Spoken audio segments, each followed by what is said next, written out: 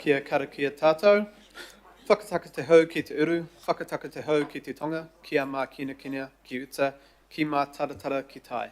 E hi aki ana, te atakura, he atul, he huka, he hauhu, te hei mauri ora. Morena everyone, we have a very large committee ahead. I might actually say that once we have people online. So we'll just go straight to the apologies. We've got absence from Mayor Wayne Brown for a family reasons, sorry. So he can't be here today at all. We have lateness from Councillor Shane Henderson on council business. Sorry, yes. Yeah, cool. And early departure, no one yet. Could I please have a mover for those? Deputy Chair. Seconder, Councillor Fletcher. All those in favour? Any opposed? Nope. We have attendance by electronic link. We have Councillor Ferry, who's still recovering from her accident. For Standing Order 3.3.3, Councillor Foley for is the same Standing Order 3.3.3a.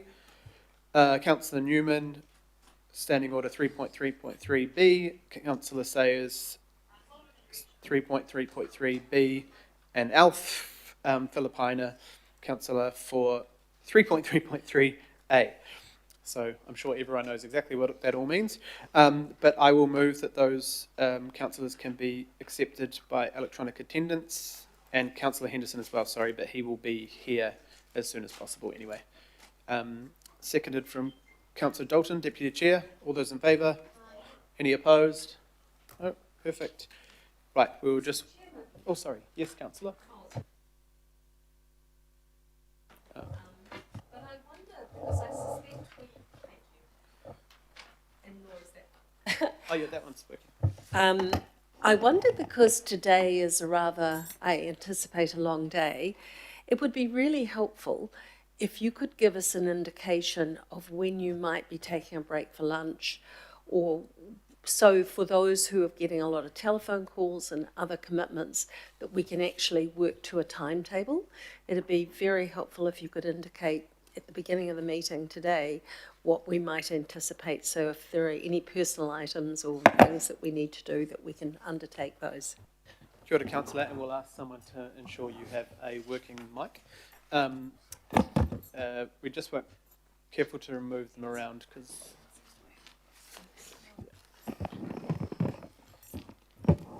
we'll just get you to leave that one there, Megan, just because, oh, we can swap them out. Councillor Fletcher, yes, I did have a timetable involved. Obviously, it's up to us and how long we take on each item and questions and comment, but we do have mana whenua reps coming in for a 1 p.m, the Shoreline adaptation plan. So what I would like to do is aim for 12:30 for lunch. Then at 1 p.m, we would have the Shoreline adaptation plans and those iwi representatives come in, so we don't have them sitting here for long periods through debate. So the aim is to get to lunch at 12:30, have a break, and start that item 12, but that will mean that we have all our local board input, public input, and those item 11 all before then. We could be much faster than that and would have to move other items up the train, but that's the aim. That's very acceptable. Cool. Kia ora, thank you. Right, I think people are able to come in online now. Thank you. If you are online, and I can only see Councillor Foley and Izzy so far, but please know driving or anything that is dangerous, please, if you are asking questions or speaking, have your mics, your videos on. And as Councillor Fletcher has pointed out, we have a very long, full agenda, and we will try and do it all before it gets dark. Right, are there any declarations? No, don't believe so.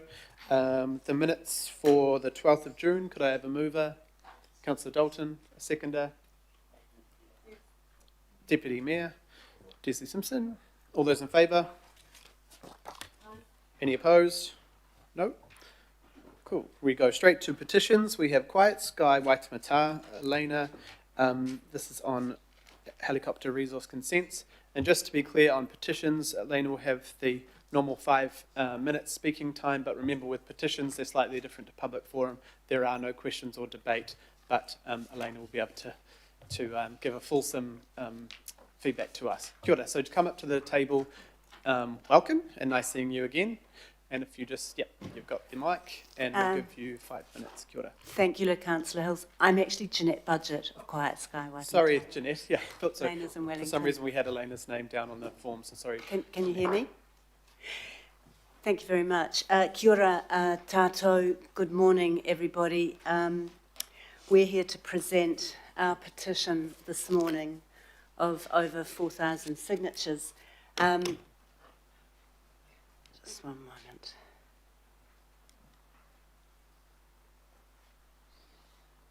Point it to the, there we go. We petition Auckland Council to decline all private helicopter resource consent applications in residential areas. And we're here today to support Mike Lee's notice of motion to declare private helicopter movements a prohibited activity in residential zones, noticeably. Our petition covers makes a number of points, and I don't propose to go through all of those today. I hope you will have the chance to read them. Apologies if you haven't already received them. We make a number of very important points about this petition, but I'd like to just speak very briefly to a couple of other additional points. Here today. This is just one small part of Auckland's council's territory seen on the screen above. The watery bit over which many helicopters fly. Auckland Council have not anticipated the appetites of the very wealthy for private helicopters. Now a crafty lawyer has argued they should be regarded as no different to a car and allowed to come and go from tiny waterfront coastal properties where they can take off over the water to avoid flying over neighbours. This is nothing more than privatisation of the foreshore. While councillors here may think this is a problem for waterfront wards only, Auckland has about 3,500 miles of coastal foreshore. Once above 1,000 feet, helicopters can and do go where they like. So this is not just an issue for waterfront wards by any means.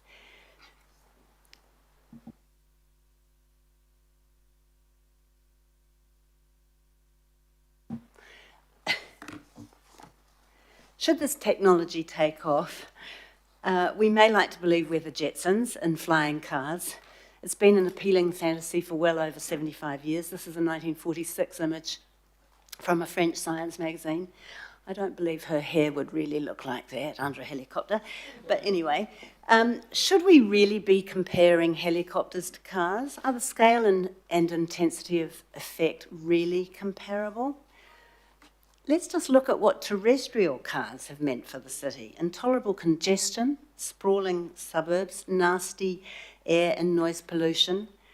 Personal helicopters under a more permissive consenting regime, and that is what the latest consent in Westmere would mean, will only perpetuate these problems. Door-to-door flying Ubers will follow. Currently, Auckland is well served by 7 heliports across the isthmus. This drawing here shows 15-minute driving circles from each of them. A proliferation of personal helipads would depend on the establishment of robust regulatory frameworks, vastly improved quieter technology, and importantly, etiquette and good behaviour. Sao Paulo is the only city in the world with an exclusive air traffic control department for its team of 500 helicopters and 260 helipads. Interestingly, that's only 5 times the size of the number of Waiheke's helicopters. Sao Paulo has a population of 23 million. I'm not sure what Waiheke's population is. We are not there yet. And is this where we want to go? The Council today has an opportunity to think about a future-focused vision for the city that is based on public modes of transport Flying by helicopter is not a collective urban vision like a shared street space. The Westmere helipad prompts the question, what sort of city do we want? This isn't just a waterfront or a NIMBY issue. Aerial traffic will be an issue for decades to come in every city of the world. Councillors over the last few weeks and months have received a number of emails, petitions and submissions. Almost 4,200 petitions, in fact. They all tell Council there is no public mandate to permit personal helicopters. We, the undersigned, urge Auckland Council to take urgent action to implement its own policies, prevent helicopters from establishing in residential areas, and support Mike Lee's notice of motion today to make helicopters, private helicopters, a prohibited activity in residential zones. Thank you very much, all. Thank you, Jeanette. I'll come and collect it. Oh. Thank you. I'll just come and collect the petition from you. Sorry, just wait 1 second.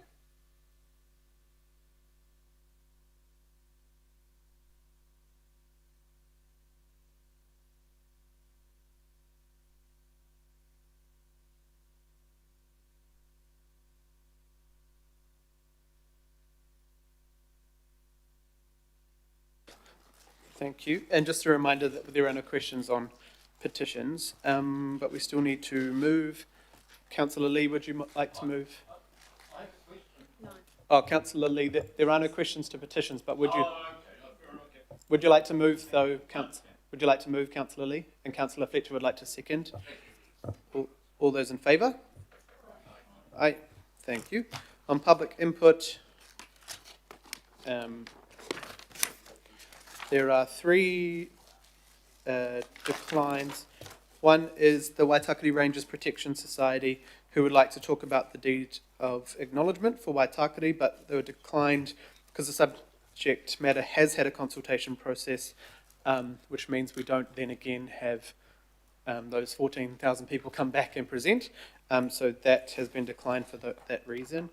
Friends of Regional Park, Bronwyn Turner, details the request for endorsement of track reopening, request appropriate branch of council investigate and report back on budgets for those track upgrades. The reason for declines, Standing Order 7.7.3, C and D, one for time but also for relevance and speaking to the Parks Committee, but we've contacted Bronwyn Turner, myself, the Deputy Chair, Rachel Callagher, Scott and Councillor Turner as Chair of Parks will meet at a different time to discuss these details because they're largely for the annual plan or long-term plan, but we think there's some work that can be done short-term. So we will, I'm not sure if we've heard back from Bronwyn yet, but we will be meeting soon on that. And then the last decline was proposed changes to the local government powers and the changes to the RMA and around the four well-beings. The reason for declining is public input time to deal with the business on the agenda. We have local boards and a lot of public input, and if we will be well over time if we have this much public input today. Mr. Chairman, I just make a comment. I emailed you and I haven't read your email yet because of all the helicopter emails. Thank you very much. But this does highlight that problem with where my park subcommittee to yourself doesn't have budget making decisions, and so it's important that we understand that some of those submitters do their best to extract the different things for the different places. Yeah. Thanks, Councillor. And yeah, technically this committee doesn't have those budget outcomes either, but we will meet with Bronwyn, see if we can work a way forward. If that's not the case, then we'll have it come back to a future meeting. Good, thank you. The accepted request now, we move to Herne Bay Residents Association, Dirk and Don.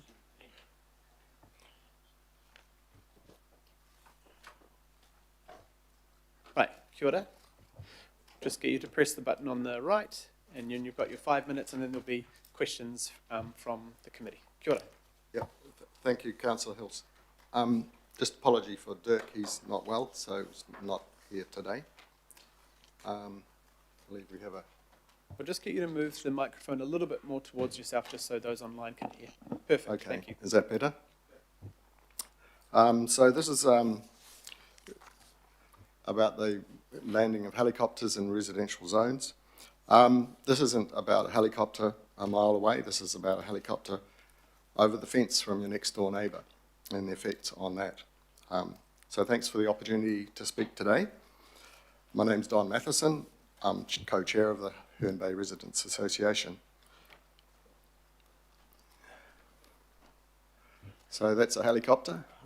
That's one of the ones similar to the ones that are all landing in most of the helipads around our areas on Waiheke Island in Auckland. So I'm here on behalf of many residents of Herne Bay and elsewhere who are increasingly disturbed by the use of helicopters very near to our houses and recreation areas and the permissive council policies on the issue of new consents in residential areas, particularly near residences. Prior to the Auckland Unitary Plan, residential helipads were a restricted discretionary activity subject only to noise restrictions.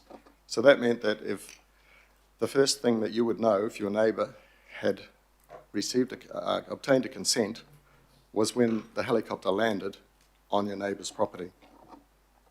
After the implementation of the Auckland Unitary Plan, Auckland Council experts, who we have consulted with regularly, including Ian Smallburn, the General Manager of Resource Consents, and Craig Hobbs, the Director of Regulatory Services, all assured us and were working with us regarding resource consent applications and compliance on the basis that with the new Auckland Unitary Plan non-compliant designation, scrutiny of any application would be much more rigorous, including effects on neighbours. So that's the difference between restricted discretionary and non-compliant. Restricted discretionary only really takes into account the noise. A recent decision by Council for 38 Rawene Ave, Westmere consent application contradicts all the Council experts' views and categorises private landing pads as restricted discretionary with only noise effects on neighbours considered. Additionally, in this case, the Auckland Unitary Plan noise limits were exceeded. However, this was disregarded on the basis that apparently very few people could notice the near doubling of noise levels, the extra 2 decibels difference made. I have to point out 2 decibels doesn't sound very much, but it's actually a logarithmic scale, so 3 decibels increase in sound is actually a doubling of the sound. So what we're experiencing here is more than a minor inconvenience. It's a growing threat to residents' quality of life, safety, and the wider environment. So let me begin with the most obvious impact, the noise. The sound of helicopters taking off and landing is relentless, deep, pounding, and inescapable. It invades our homes, disrupts sleep, startles children, and interferes with daily life. This is not the occasional buzz of a plane overhead. It's a sustained, aggressive noise that doesn't belong in a residential neighbourhood.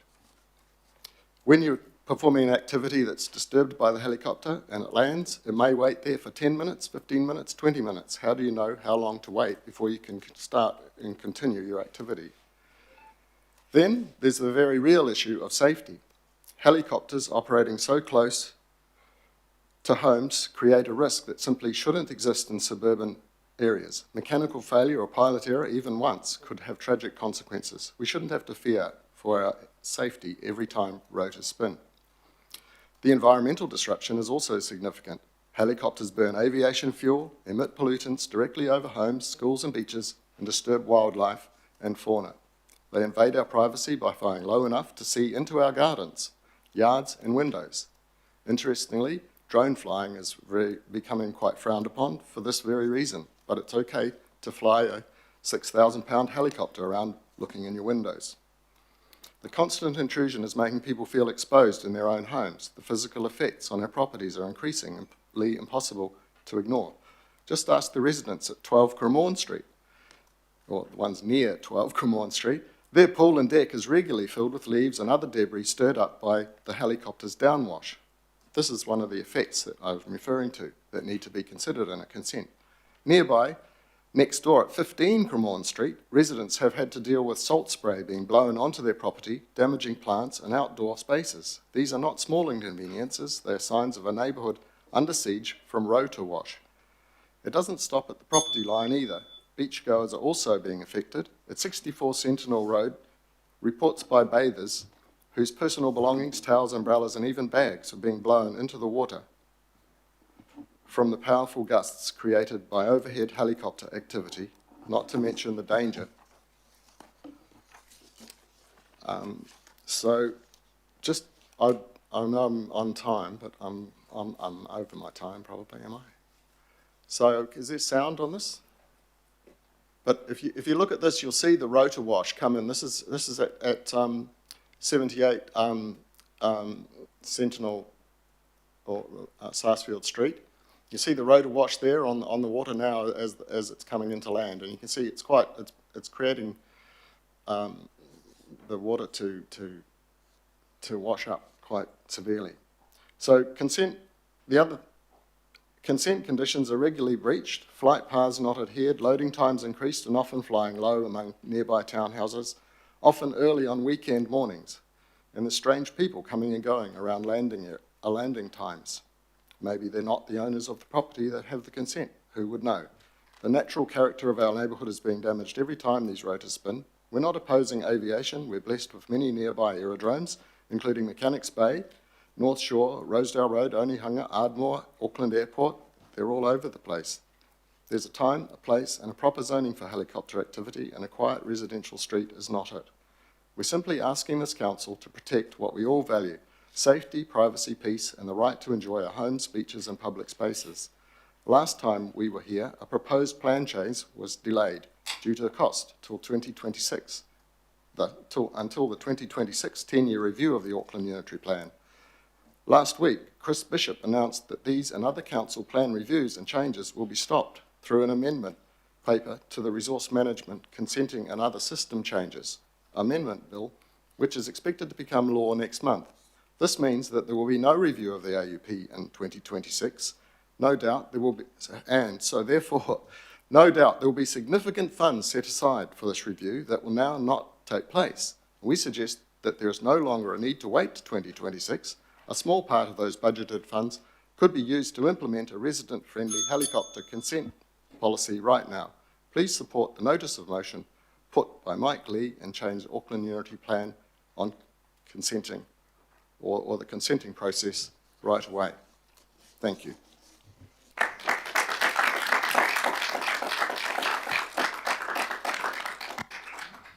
Thank you very much, Don. Give our best wishes to Dirk. Sorry, he's unwell. And thank you for your work on this. And I know that, well, I can assure you that nearly everyone here that I've spoken to agrees that the permitted, the choosing to go against council's determination on the reasons for decline is a large concern to all of us, which is why we have that item 11 paper as well. Do we have some questions? I don't have any yet, I'm assuming. Councillor Darby. Thanks, Don. Really appreciate that. Just coincidence, that particular piece of video, that helicopter did not land. It actually came in and departed, did it? I was focusing on you and the video. Yeah, that helicopter was part of a test that they did at 78 Sarsfield Street when Rod Duke, that's Rod Duke's boat shed there. Okay, that was a test. Okay. Yeah, that was a test flight to determine the noise and the downwash effects of it, yeah, whether it could land. So in that situation, we're going to be careful that we don't refer to a matter that's under appeal now, but I'll navigate that one carefully. So the effects on recreation, if somebody's out there in their kayak, teaching their kid how to kayak, or whatever, or you're fishing, or you're swimming, or you're sunbathing, that would not be taken into account. Or the effect on, I don't know, shags that are in the Purakawa tree, that would not be taken into effect. Is that what you're saying? The limitation has been on the noise envelope as opposed to broader environmental envelopes? Yes, that's correct. I think that under restricted discretionary, it's only really the noise that's taken into effect. And even then, if the noise is exceeded, it's at the discretion of the commissioners at the hearing, if there's a hearing, and if there is a hearing, or the planners, to exceed it if they feel that it's not significant. Okay. Whereas if it's otherwise, if it's non-compliant, then they do have to make sure they take into all the effects of the helicopter landing, not just the noise. So Yeah, and that's what you're releasing seeking. your pool. Yeah. So just in terms of, you know, the possibility of moving to an activity status of prohibited, it's a very high bar, right? And there's not many activities in that category. That's my understanding. So in arriving at that, that's your preference, which is what Councillor Lee's notice of motion is steering us towards supporting. Have you read the report at item 11 on our agenda today? I'm not familiar with that, no. Okay, that's okay, and I'm not saying you should or anything like that. Just in terms of arriving at your decision, your Residents Association decision to support a prohibited activity status, have you taken any sort of planning or legal inputs on that? You know, how achievable it is, what the bars, what the hurdles are, or otherwise what the implications are, what the risks are? Have you looked at that in any way? And Don, don't get me wrong here. Don't feel like I'm, you know, having a crack at you. No, I think you've been quite reasonable and fair about that, because prohibited is a very it's a very cut and dried sort of thing, and I don't think we believe that it's necessarily that they would be prohibited, but they'd be prohibited in a place where they are affecting residences. So prohibited could mean, say, prohibited within a certain distance of a residence. So that wouldn't be, if you know what I mean. I don't know whether it would still be then called prohibited, but there would be rules around how close you could be to a residential premises. Okay, thank you. I believe overseas they have rules along those lines, where, say, within 200 metres of the nearest residence, for instance. So well outside any sound of noise effects. Okay, so what I'm hearing from you is once if we agree to progress a plan change, then the subsequent reports might uncover a nuance on the prohibited status. Yes, that's what we understand that would be necessary, because prohibited is very difficult. We understand that. Thank you, Don. Thank you, Councillor. Councillor Lee. Thank you, Mr. Matheson. You mentioned the existing operating helipads in the Herne Bay area. Coming from Waiheke, I always think that Waiheke is much smaller than Waitemata, but actually, geographically, it's not. Obviously, a lot more people live in Waitemata, and currently if the council's decision regarding Rawiri Avenue is upheld, then we have 4. But there was another case that the council approved,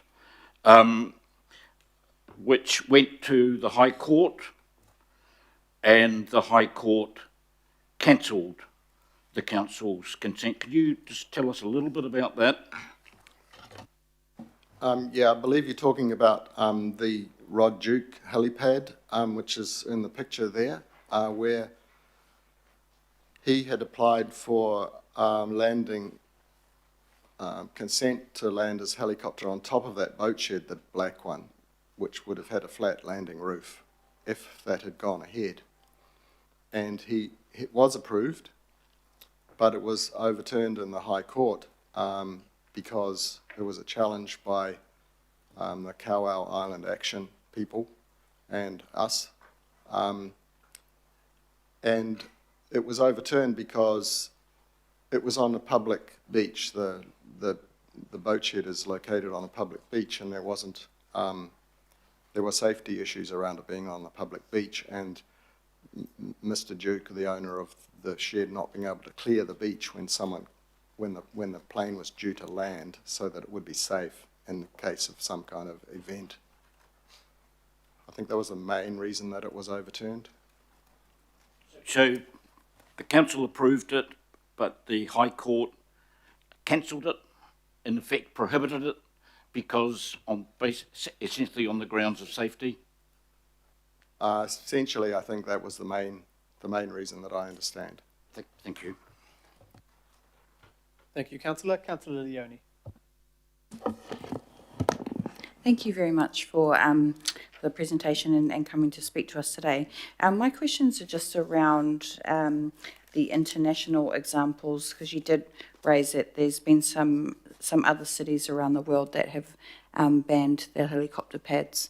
Can you just talk to us about some of that information or anything that you're aware of that came to the run-up of them making that decision? The decision of the overseas cities. I believe that they were banned in Melbourne because, I forget his first name, but Mr. Ansett, started Ansett Airlines, had started flying in and out of his property, and I think that the city saw what could happen, so they banned it in Melbourne. It was many years ago. I believe it's banned in Sydney and in New York, I think.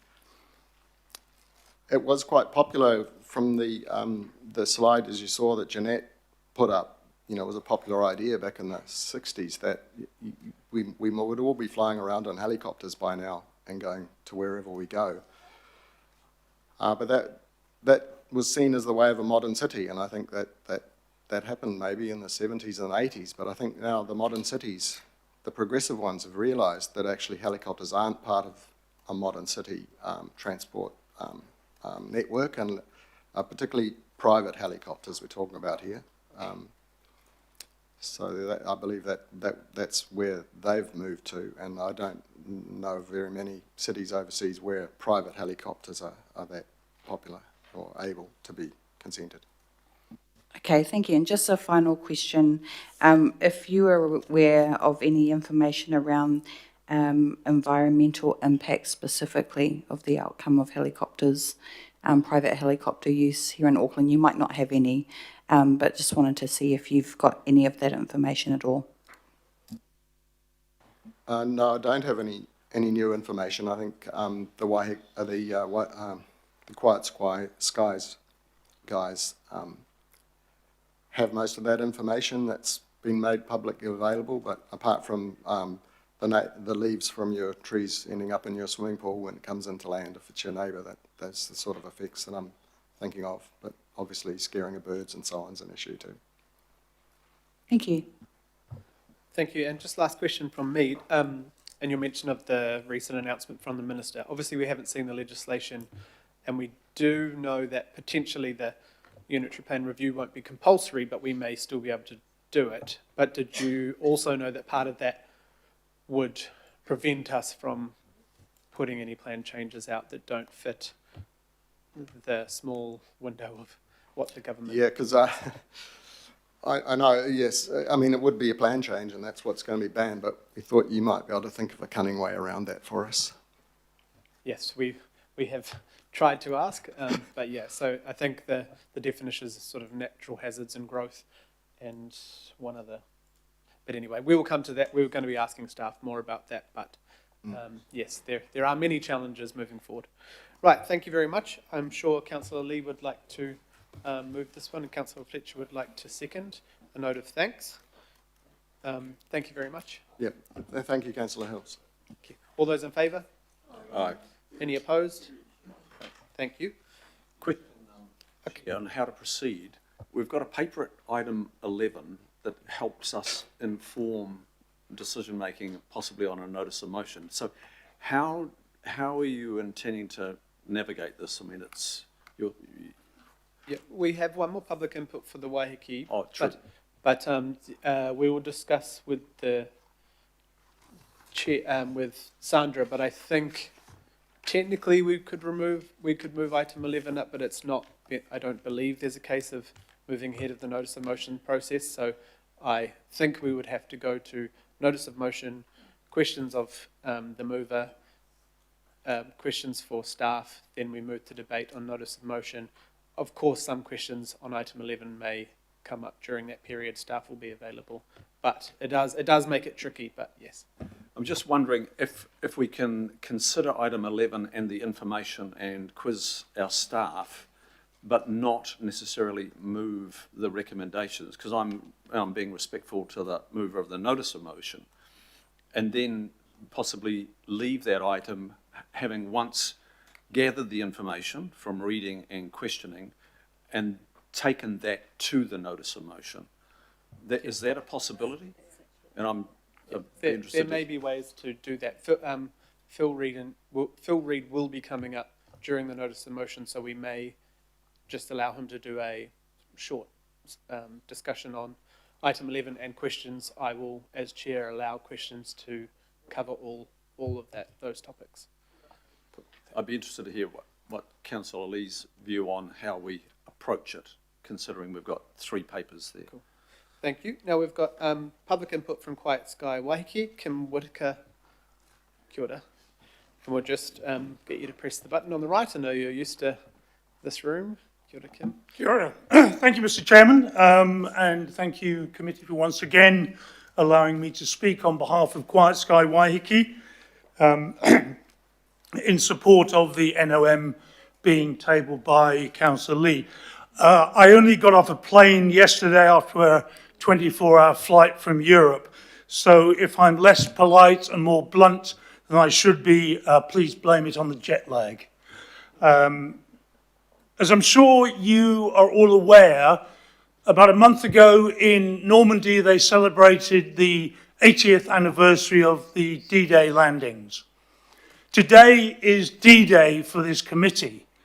Is it either going to be decision day or once again do nothing day? It's also D-Day because I think it's about democracy. It's a day that you can demonstrate that this committee is made up of people who believe in democratic principles and are not just going to enable, once again, a minority of small people to literally fly roughshod over the majority of people. The wishes of the majority are very clear. In August 21, Quiet Sky Waiheke presented a petition to this committee calling for something to be done about the proliferation of helipad consents on Waiheke. For that petition, we collected 1,400 names in less than a week. And sadly, those calls for changes have effectively been ignored, and we have even more helipads on Waiheke now than we had then. We just heard again, the 4,000 people have signed up for the petition from Waitemata. People are pissed off. It's crystal clear. The vast majority of people do not want helipads for non-essential use being consented in their neighbourhood. And they don't want the peace and quiet ruined by helicopters constantly flying overhead. In the case of the Gulf Islands, we don't even have the possibility of formally objecting to the possibility of a consent for a helipad. It's not hard to understand why people are feeling aggrieved and they feel this is a totally undemocratic process. It would also nice, instead of getting tied up in a lot of qualitative and definitive planning jargon and obscure rules, if we just apply some common sense. I'm sure all of you have been near a helicopter when it's landed. You all know, you don't need to be an expert on acoustics. You don't need to know whether it's 80 decibels or 50 decibels. We all know it's an unbelievably intrusive noise.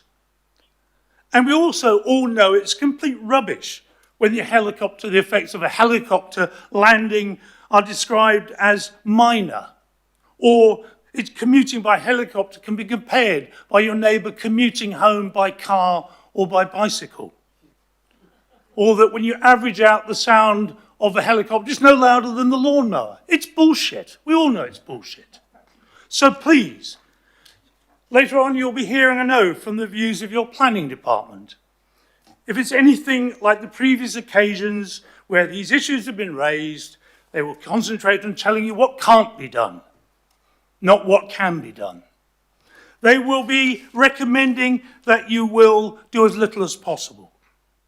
If you've had time to look at the post that's up on the Quiet Sky, put up on the Quiet Sky website that I sent you all a link to yesterday, and I apologise if you've all been inundated in your email inboxes, but in that you will find a very clear timeline and summary of how the planners' approach of delay, deferral and deference to the helicopter lobby has resulted in a rocketing number of helipads on Waiheke. We now have nearly 70, and there are more in the pipeline. More helicopters mean more complaints. The council's own figures show that on a per capita basis, there have been 88 times as many complaints, so on a per capita basis, about helicopters from Waiheke residents as there are from the whole of the rest of Auckland. Following the decision over Ruini Avenue, unless you support the NOM today, you'll be in the same position. You will be having a landslide of helipad applications and a landslide of complaints. You'll be wasting more time. So, there's also the impact, of course, on the natural environment, especially on the precious and endangered species of the Hauraki Gulf and around the Auckland foreshore. As we've seen from the recent hearing and from the suggested changes to the Hauraki Island District Plan, the impact on wildlife are just not being considered.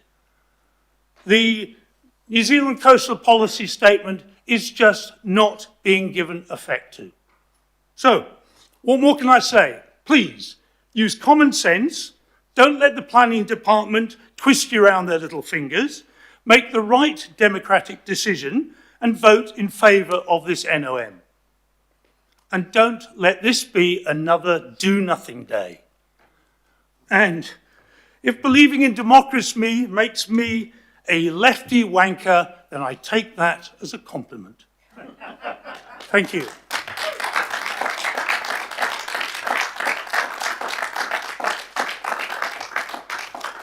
Thank you very much. And just no one around this table would call you that, or definitely I wouldn't, but just if we can... Has been rumoured that it has been said by somebody sits around this table. But yeah, just to maybe to start the day, because we have seen these meetings sometimes turn, if we could just keep the language, you know, I understand the passion. Apologies to jet lag, Mr. Chairman. I'm more talking to those around the table. It might be an allergic reaction, so we just need to make sure. Kia ora, so are there questions? Councillor Fletcher. It appears your jet lag has energised you, so thank Well, you. we hope so. I might fall asleep in a moment. There are some who have said to me that this is all about the politics of jealousy. And I have been dismayed by that attitude because as someone who has had sand in my eye and caused me to have surgery, I do know the impact that helicopters can have in terms of disturbance. So when I try and anticipate how that might have an impact on ecology within our beautiful Hauraki Gulf, it makes me feel that there's probably more to it. What evidence do you have on Waiheke of, is there any work that DOC has undertaken to the impact that this has actually had on landings and takeoffs? Is there any more information that you might have? If you're referring to the impact on wildlife, I presented a number, I think the last time I came, we had a report done by an environmental expert, which was a review of all of the research that was done around the world about the impact of helicopter movements on wildlife. It's conclusive. One of the things is they can't even tell just how much impact it has, but there is not any evidence to show that it doesn't have any impact. And again, apply common sense. I've been lucky enough to be out on a kayak around Waiheke and watched the reaction of birds when helicopter comes in. Again, we have to apply common sense. You could see on the video the amount of downdraft. We can tell what impact that would have on a kid on a sailing boat or on a small bird trying to take off. Well, as I say, I can speak with personal experience on a sand particle in my eye. Of course. My second question to you relates to how frustrated do you feel the community is in having to continue to keep participating in these processes? On the Richter scale, I'd say it's about a 10. People are fed up on Waiheke. We just don't see, we've tried, I've been here, it's the third time I've been here, and talking to people on that, they keep saying, well, why has nothing changed? People are unbelievably frustrated. Every time a helicopter goes over, people are annoyed. And it's not just about them landing. It is a constant flow of helicopters. When you're enjoying a quiet afternoon in the garden. So, yeah, people are incredibly annoyed and frustrated.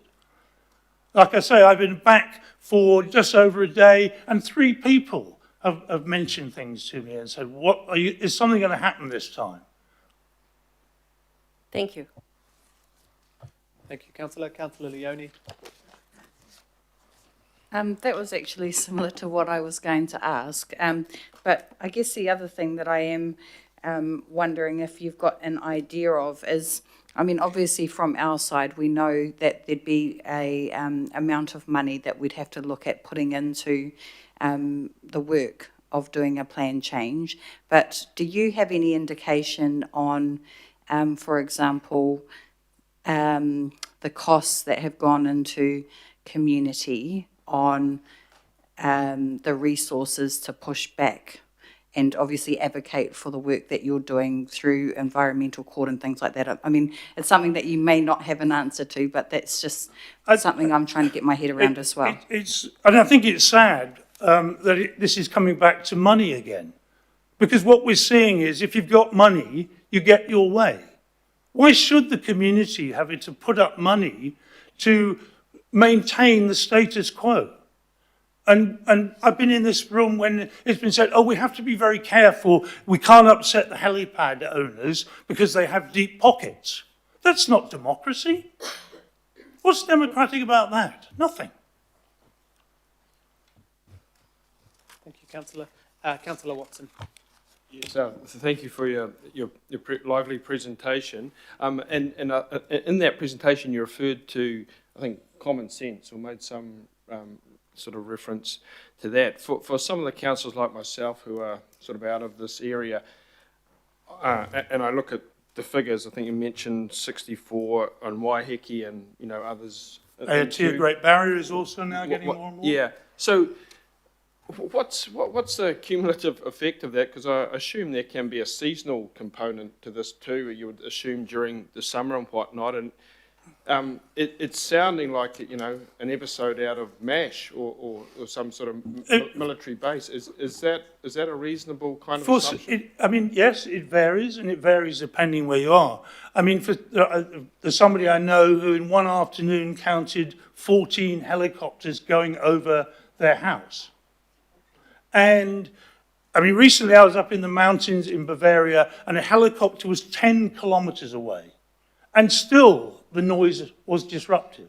Now, the reason, and one of the things that's very important to understand, is about the acoustic environment. If you're in a place that you expect to be quiet and peaceful, such as the mountains, even the sound of a helicopter 10 kilometres ago is disruptive.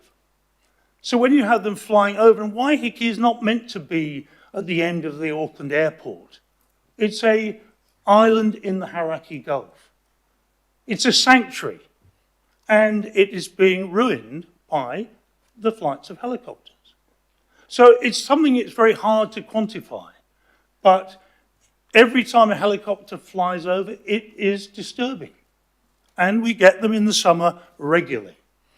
And I'm not even very close to a consented habitat. we get all of the ones flying into the vineyards come within a kilometre of my house. I can hear very clearly every helicopter. Thank you. Councillor Lee.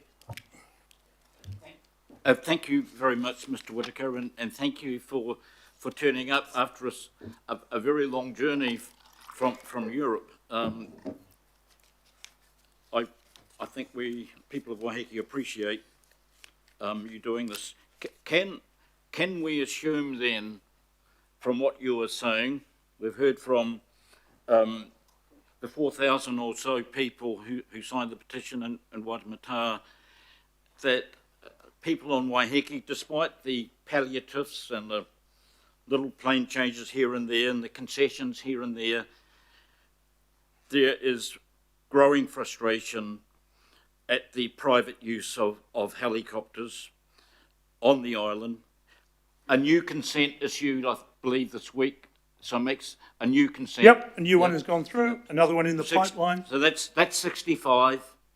So frustration at the intrusive effects of helicopters, but also frustration, cynicism, some anger, though a lot of it internalised, some depression in the community about the failure of the council and government, local government as an entity to deal with the problem. The local board is doing its best. The councillor is doing his best, but actually the machine is not responsive. Could I interpret your remarks in the tone of them as expressing frustration in the I don't think you can put it better, the word frustration. We held a meeting, we've gone to the CAA, we had the head of CAA in my living room discussing these issues. It got us nowhere. We've gone through the local board has fought on our behalf and with us, people like yourself, and the people are totally frustrated.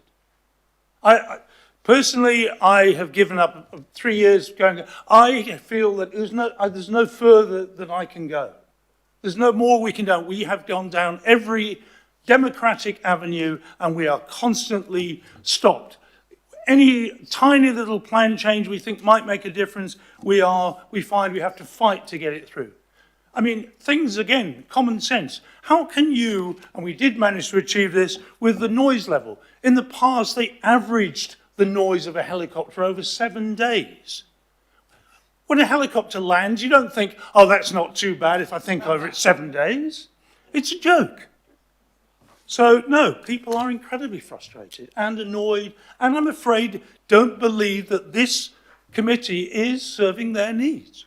I'm sorry to say that, Chairman, but that's how people feel. Thank you. And yes, agree on the 7 days. That's why this committee changed that rule. But it's still average over 24 hours. A helicopter doesn't take 24 hours to land. It still doesn't make any sense. Thank you. Councillor Bartley. Oh, thank you. I just wanted to ask, I think the issue seems to be how we get there, because I don't think anybody wants a helicopter landing right next door to them. I'm sure you don't. Yeah, for sure. But yeah, how we get there. And in item 11, it does have some options of how we get there. And it seems like the notice of motion being a high bar to reach for prohibited activity may not be a sustainable, achievable solution. So do you have any thoughts on how we can get there to make it a proper solution that sticks rather than a Band-Aid that's going to be undone later down the track? I mean, I should point out that we are supporting the notice of motion, particularly on behalf of the people of Auckland, because very few of our helipads are in urban areas. We're not an urban area. So we have different rules applied to us because we're the hierarchy different district plan. I'm not a planner. And I'm sure, like myself, we get incredibly confused by all the jargon and the terminology. And what most people want, that's why I said common sense, is we want the common sense to prevail and for helipads not to be consented in urban areas, in urban or in the rural areas of Waiheke. We don't want the endangered species that are, we know the Hauraki Gulf wildlife is in danger. And we don't want yet more things doing to diminish that population. yeah. And I do understand, yes, it's complicated, but you have to find somehow a route through it. When we hear from the plan, we always find it's deferred, it's deferred. It was in 2017, they said, oh yes, it will be reviewed when the Hauraki Gulf Island District Plan gets incorporated into the Auckland Unity Plan. What has that meant? It's meant that we have had 8 years and another, however many it is, a doubling of helipads on Waiheke. You can understand our frustration. Yeah, 100% understand, 100%. Yeah, for non-essential in a residential area, understand. I also support the police with their, helicopter use. Cool, I get that, but I know where you're coming from. I'm just trying to seek some guidance from you of how we get there. And your Well, thoughts on at the item very one. least, we would like the opportunity for the general public to be notified when a helipad consent was being applied for on Waiheke. That would be a start. And it doesn't just affect the neighbours, it affects everybody because the helicopters don't just magically appear at the helipad, they fly over my house. Yeah, far out. Okay, cool, thank you. Thank you. Thank you very much Thanks, for Mr. coming again, and appreciate all the work that you're all doing Yeah. on this issue. And I'll apologise for my impoliteness, Mr. Chair. it wasn't impolite, it was passionate, but I'm just warning the committee that some of those words were... Right, I think... Do we already have a mover and a second? Councillor Lee and Councillor Fletcher. All those in favour? That's 3 now, Mr. Chairman. I feel I'm on a roll. Yes. Let's keep it going. Yeah. Well, the next one I think is also likely to be moved by you.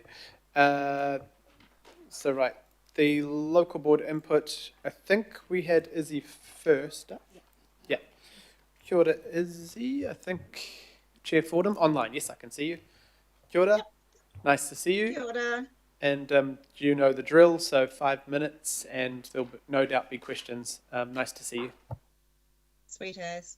Morena Chair and members, thank you for the opportunity once again to speak with you today. I'm here on behalf of the Aotearoa Great Barrier Local Board and the island community to support the notices of motion as presented to you by our ward councillor Mike Lee and seconded by Councillor Leone. In particular, I'm speaking for Aotearoa Great Barrier and the Hauraki Gulf Islands. Over the years, I have addressed not only this committee, but previous planning committees regarding the permitting of private recreational helipads in settlement and residential areas. I find myself here yet again asking the question, why is it that this is allowed to continue?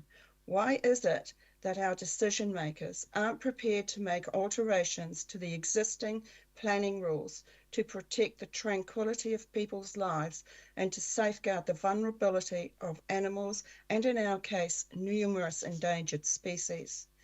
With the recent decision in Westmere under the Auckland Unitary Plan, we are now more concerned than ever. We had hoped that as the Hauraki Gulf Islands shift into the Auckland Unitary Plan, we would be on safer grounds to make private recreational helipads a prohibited activity. We are now not so sure that is going to be the case. The Auckland Unitary Plan has been found wanting, it has been tested, and it has failed. Heaven forbids that you end up in a situation similar to ours, where we have private recreational helipads in adjacent properties, 5 along Greenside Road, 4 along Grey Road, remembering please that one of those properties has 2 pads. Not one application has ever been declined, and there is nothing as a community that we can do because it is a restricted discretionary activity that doesn't go out for consultation. We are at the mercy of planners who consider the individual effect and not the accumulative effect of multiple private recreational helipads in close proximity. If there is no strong direction in the governing plans, then there is nothing anyone can do. That is why the rules need to be tightened up and tightened up now. We have procrastinated for far too long. To remind you that a helicopter is a type of aircraft which derives both lift and propulsion from one or more sets of horizontally revolving overhead rotors. It is capable of moving vertically and horizontally, the direction of motion being controlled by the pitch of the rotor blades. The point being, it is a type of aircraft, not a type of car, not a type of bus, not a type of truck, not a type of motorcycle, and definitely not a type of bicycle. It is classified as a type of aircraft, and we are allowing aircraft to be used as a mode of transport in settlement and residential areas. Like it or not, this does impact on the quality of life of others. That is why I'm here today to support our ward councillor in his call requesting council staff to progress a plan modification to the Auckland District Plan Hauraki Gulf Island section, making private helipads in residential areas on Aotearoa Great Barrier Island a prohibited activity. Also adding our support to Councillor Lee's other notice of motion, requesting council staff to initiate a plan change to the Auckland Unitary Plan to make private helipads in residential areas a prohibited activity. We urge you to be bold and brave and make the call. Support Councillor Lee's notices of motion before it is too late. Thank you for your time, Chair. Thank you, Chair.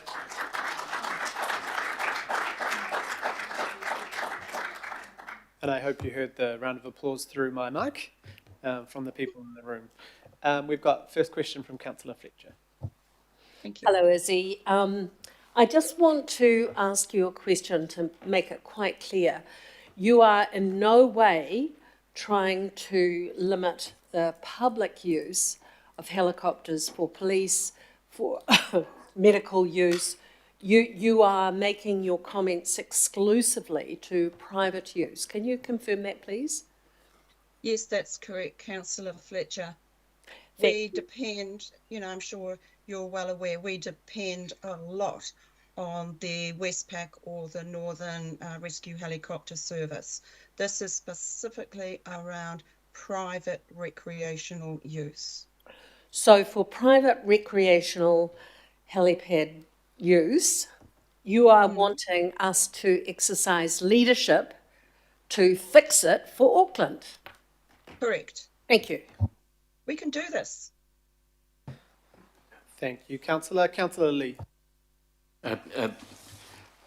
Good morning, Izzy. Thank you for the presentation. Can I note that I believe the Aotearoa Great Barrier Board, when this issue first became of public concern, maybe 5 or 6 years ago in the Gulf Islands, the local board asked for a moratorium on these consents, which were coming off like a production line in rather small villages, the settlement areas. You asked for the council for a moratorium, and the council said, under the law, we cannot. So then you asked for prohibited activity, which under the law you can if you want, if the council wants. And part of your original resolution from the board also noted the concerns and the full support of the tangata whenua, Ngāti Rehua, Ngāti Wai ki Aotearoa.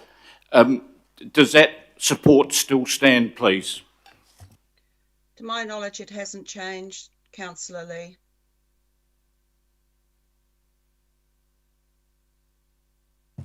Thank you, Councillor. Councillor Turner. No, I found the answer in the words, thank you. Thank you. There looks like there are no more questions, so I will... Oh, Councillor Williamson.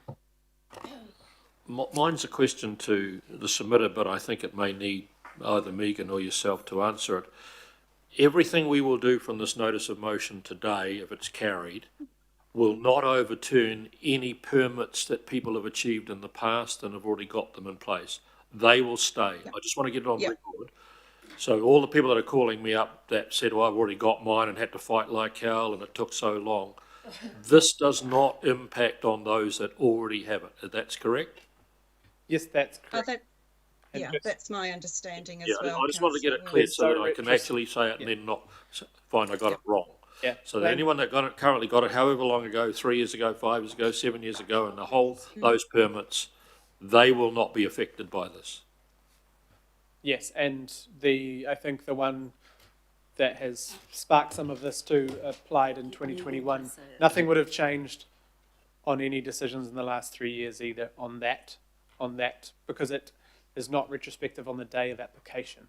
So we do need to think about So now the next question I was going to ask is, what about those that are in train at present?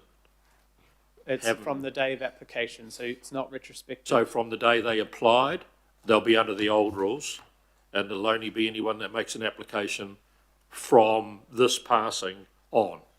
Well, if there are if there are any plan changes that get over the line through the minister and then independent commissioners at the point of approving, it will only apply to those applying going ahead. So we will have Phil Reid or others to give some of that advice. I just think we're really good to get a little roadmap of I think we've established the ones already in existence, and I think we've established that anyone after a certain point won't, but there'll be those in transit that are trying to work through the process and where they are and what would be the ability for those to be stopped as well. I just would like to know that well.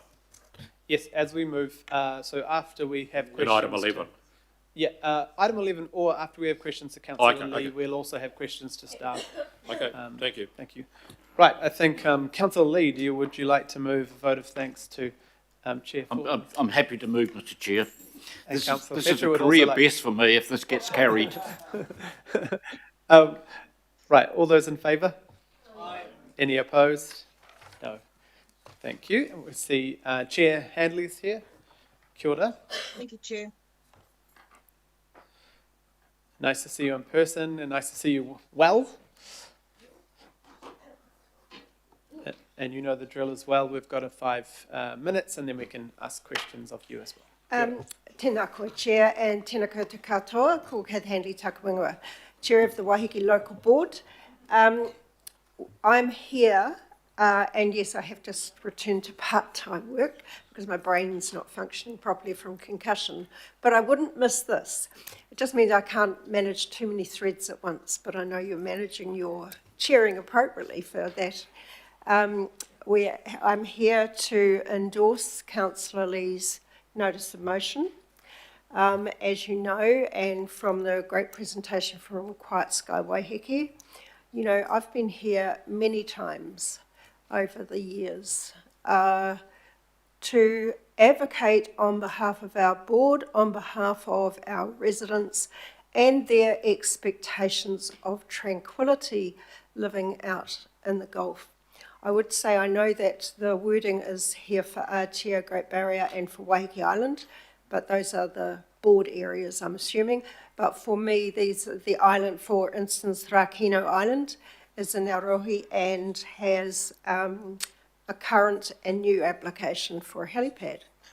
So, nothing has, if you like, there was a period when the tide was stemmed somewhat, when MPS 15 was introduced to the Hauraki Gulf Islands District Plan. That's the noise regulation, noise and vibration standard, which came about through our advocacy. And then we advocated for the New Zealand Coastal Policy Statement to be a consideration. But moving this forward to where it needs to be, residential covers, I think probably one of our 60-odd helipads that would not have been, should never have been consented, but was, and all the rest should have been notified, which is what we have always asked, is that every helipad be notified, and that's our bottom line, which would be, can be put into a regulation if the Hauraki Gulf Islands standard is to become that of the unitary plan for Auckland Unitary Plan for non-residential helipad permits. So it's impossible for me to pretend to be an advocate for wildlife and the Hauraki Gulf and to be permissive with helipad, coastal helipad applications. So far, we are still in that permissive environment. It's taken forever to get a consultation out for the NZCPS, but 1 or 2 applications are now including it. But because they're not notified, no external, I was going to say avian, not aviation, right, expert opinion on bird wildlife is able to be incorporated or represented other than what the planner seeks behind closed doors, right? This is not a transparent process. And I'm going to take you to one I've just received. In the last few days, this is another consented helipad in a coastal place. And just give me half a sec. It's good because in terms this is the planner's signed consent for this helipad, which is right on a coastal edge at Woodside Bay. It says, in terms of positive effects, the proposal provides for an alternative mode of transport for the applicant and the visitors to the property. Wow, well that's good because, you know, if that's our job, and that is somewhere which is not far from a consented heliport, which is our airfield. But the other one, if we look at the wildlife, and I am an advocate on behalf of Waiheke for the wildlife of the Hauraki Gulf. This consent acknowledges, if I can find the page, I've highlighted it, here we go. There are several SEAs, so sensitive environmental areas, within the surrounding area, which won't be directly impacted by increased noise levels. One at-risk species, the pied shag, was observed to be feeding and roosting in the area below the flight path. As an at-risk species, any adverse effects must be avoided. The noise effects from helicopter movements to and from the subject site are not considered to result in adverse effects to this species because of the infrequency of flights, the short duration of increased noise levels, and the abundance of alternative roosting trees available to pied shags within Woodside Bay. So if you're a pied shag and you happen to have your nest in a tree, please just take it to an alternative tree in Woodside Bay. So the needs of these people to have private access has superseded the interests of an at-risk Indigenous species, the pied shag. Thank you. So the bottom line for us is everything should be notified because this should never, ever, ever have happened. So expert opinion should have informed, expert opinion on the pied shag should have informed this decision.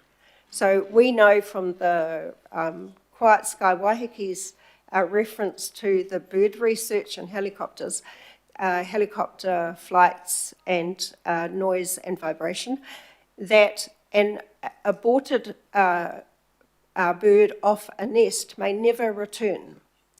It's one instance. Doesn't matter whether you're taking your helicopter in 43 times or 56. The answer is it's in the moment when one bird of an endangered or at-risk species gets displaced because the private interests of these people take precedence. Thank you.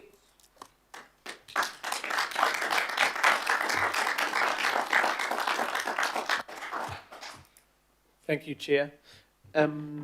We have 2 questions so far. Councillor Sayers. Online. Yeah, thank you, Richard.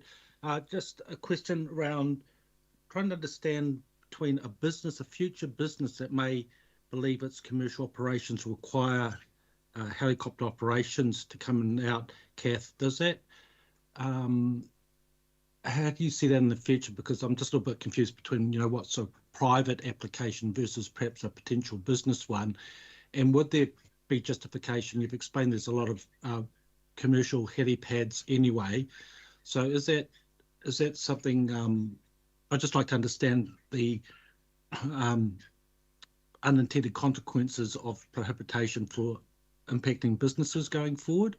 And the other thing, Kath, is just your local board's position on, obviously you're advocating for the island, but in terms of its implications across, inner city Auckland as well. Just any comment you were able to make there would be helpful. Thank you, Councillor Sayers. I guess with respect to the second one, it's for the rest of the city. Welcome to our world. If the AUP doesn't shore itself up through the work of this committee, then you will get a proliferation of helipads now, although they might wait for the Environment Court hearing after the Herne Bay one. So that to me would be, we just saw and see waves which respond to interest taken by this committee. We get waves of applications in wake of decisions, or we see them slow down. So with respect to commercial businesses, they do need to consent that as part of their resource consent anyway, but they would have to go through a similar process. However, I can't think of a business application that has been put in since this first arose, which was a response to a helipad being proposed for the Obsidian Vineyard, which is in a kind of residential valley of Waiheke. And that really is where Quiet Skies petition what was an outcome of that commercial application. Interestingly, the vineyard sold, and the owners, who are very socially responsible and environmentally, didn't pursue, they withdrew the application for a helipad. So there are people who have, who run businesses extremely successfully without helipads. There are others where helipads come in for one course at one vineyard and fly the people to the next vineyard, and then they have them dinner, and then they fly them to the next one for dessert. So that is the nature of living on Waiheke. That is the behaviour that we're living with. Thanks. Sure. Thank you. Thanks, Councillor. Deputy Chair, Councillor Dalton. Thank you, Chair. Hi, Kath. Thank you for your presentation. I just wondered if you had any advice on the current plan change that is in for Haurekia Gulf Islands. If the second NOM specific to HDI went through, that plan change would have to be withdrawn, the existing one, that is quite a way down the track.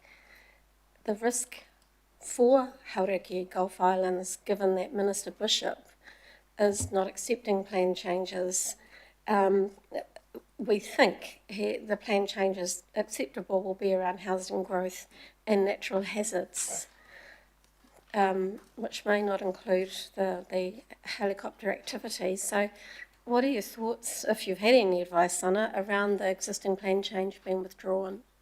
Firstly, I had no idea. And I think what you're saying is that if this decision was taken by this committee, then the NZC, all the work that's gone into the NZCPS, I'm not sure why. Is it because it would become superfluous over time? Is there not an argument that the NZCPS being in the Haurekia Gulf Islands District Plan is a good thing anyway, and should be included in considerations so that it would be incorporated as a consideration going forward. So I do see it why if this didn't hold a provision like that, and I don't know if that's possible because you just sprung it on me and you're the experts, or you've got experts, that one is a real dilemma if all that work looking after, to get NZCPS as a consideration for our fragile ecosystems might have to be put to one side, and then the government, let's say no to this plan change. I guess you need to be the ones who marshal that. I personally would go for both, but I don't know if that's possible. So I'm sorry. I think what we'll do is we'll tease it out with Phil Reid during item 11, just Thank to you. get some really good advice. Thank you. Thank you, Councillor. Councillor Leone. Yeah, kia ora, Kath, and thank you again for coming in today. And I know, obviously, you've been in to see us a number of times. Look, I just wanted to follow on from Councillor Dalton's question there around the plan change and knowing that there may be pushback from Minister Bishop. Do you think that, as a council, though, that I think you've just mentioned it, that we should still try and push ahead with it regardless? Or, I mean, is it about trying to get additional information first?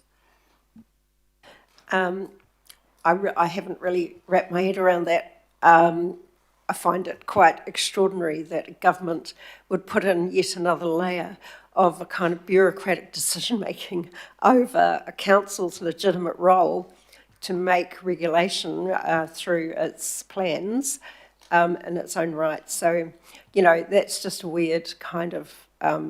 I suggest that you would put the case strongly if this, and that you would have the mana to ensure that whatever your decisions were would not be blocked at a national government level. But, you know, we're in weird times, aren't we?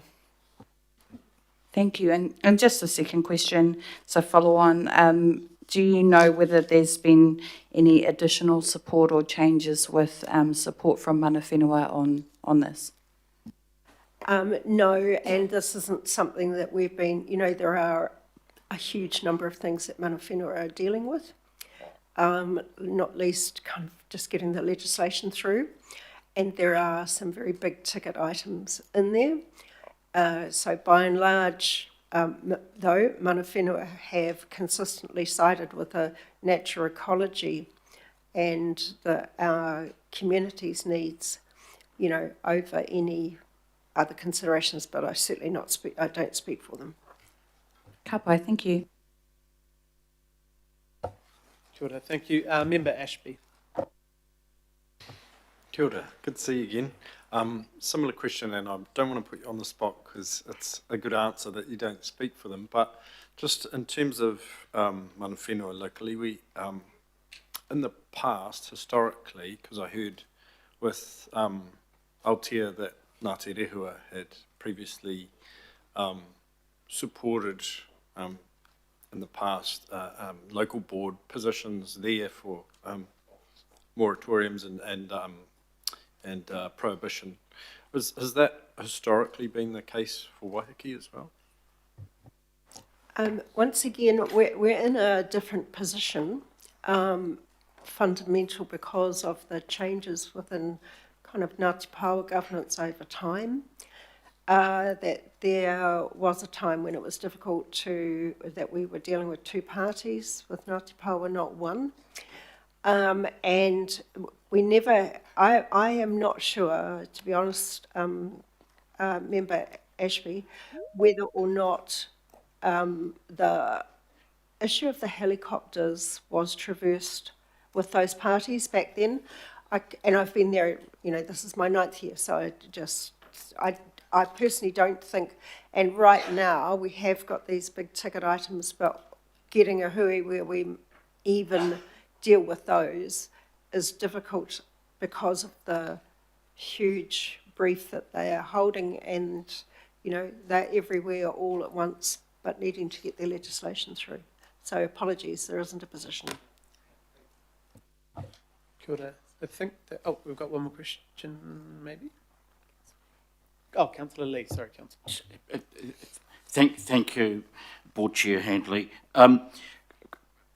We heard from Mr. Matheson of the Herne Bay Residents Association that prior to the Auckland Unitary Plan, the activity class for private helipads in residential areas in the Auckland City, the old Auckland City, the Western Bays, was restricted discretionary. Now, in a rather astonishing decision a couple of weeks ago, the council's independent commissioners decided or treated the application in 38 Rawini Street as restricted discretionary, actually permissible, but then because it breached the noise standards, they treated it as restricted discretionary, and on that basis they signed it off. And there was shock, if you like, and some anger, outrage. It was all over the news. And yet on Waiheke Island and on Aotea Great Barrier, in residential areas and settlement areas, it's restricted discretionary for the island people. Do you think that's equitable? It's not equitable, no.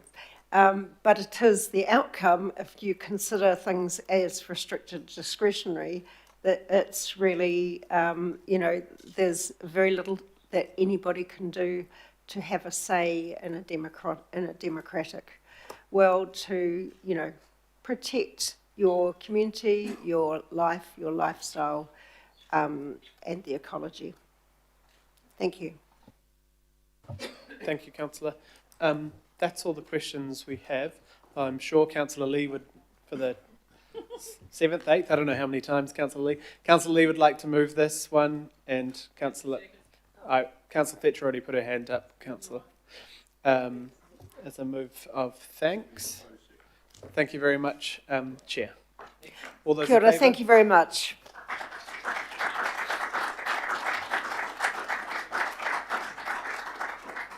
All those in favour? Aye. Any opposed? Of course not. Thank you. Right, well, we'll move to, did we want to have a 5-minute stretch? Yes, we'll have a 5-minute stretch. Oh, there's no extraordinary business, and then before we move to the notice of motion, have a 5 minutes. Well, can we address the query I had sorry. before about how we inform Councillor, ourselves with item 11? Sorry, committee members. Oh, we'll just discuss that. Okay. Yeah. So 5-minute break.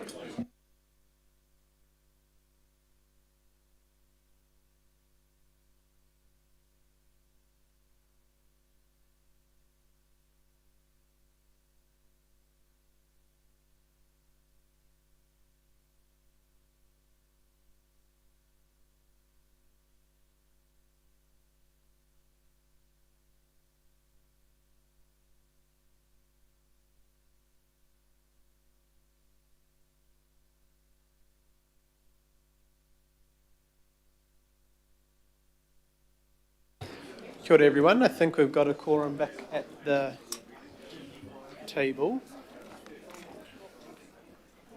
So, to Councillor Darby's question, in the run-through we did traverse this, and yes, it has been asked if item 11 could be taken ahead of the notice of motions.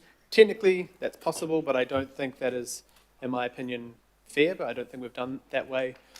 So I think it's appropriate for the notice of motions to come first and then the item, and not switch that around.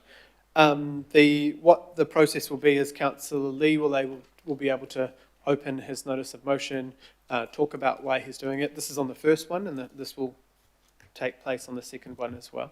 And then the committee will be able to ask questions of clarification of Councillor Lee, and then I will ask officers to come up to speak to the memo and answer questions of clarification from committee members. So just for clarification, when the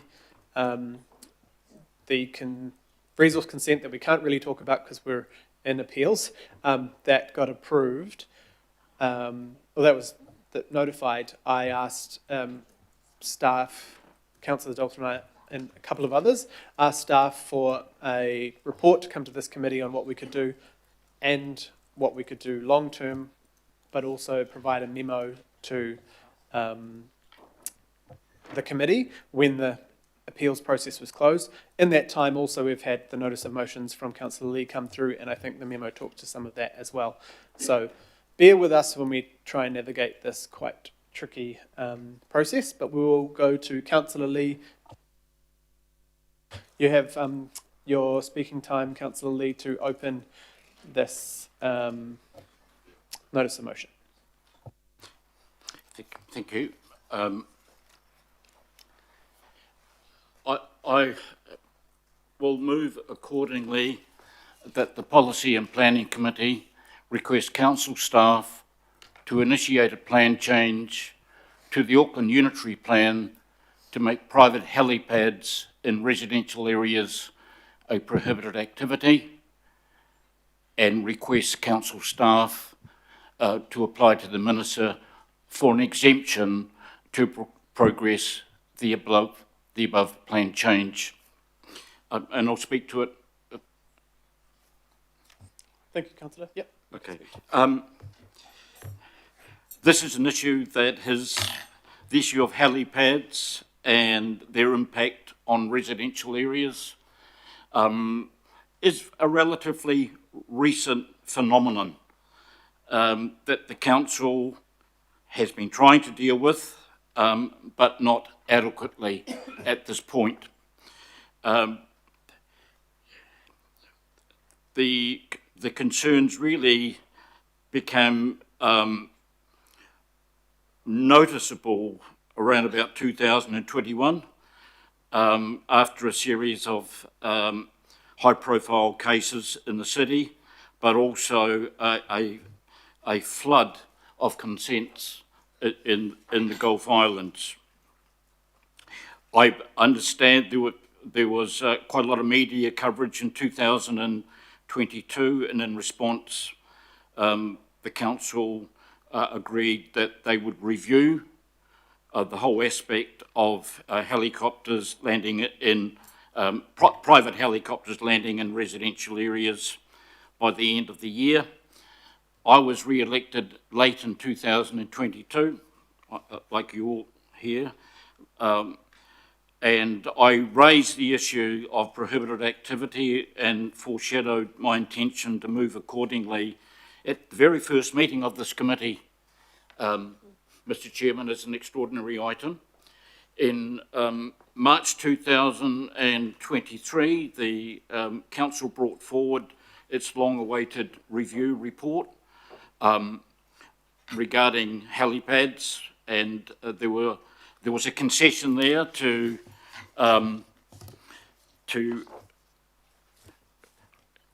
use a new noise standard for the Hauraki Gulf Islands. But essentially, the only change was an amendment that I managed to have carried,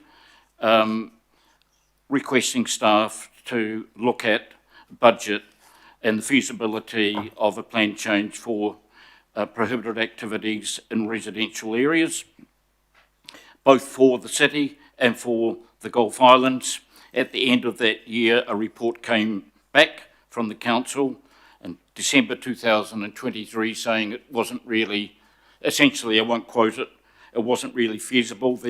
Interestingly enough, the key expert that was quoted was John Stiles of the Stiles Group, who said, accordingly, we reached the conclusion that it would be difficult or impossible to establish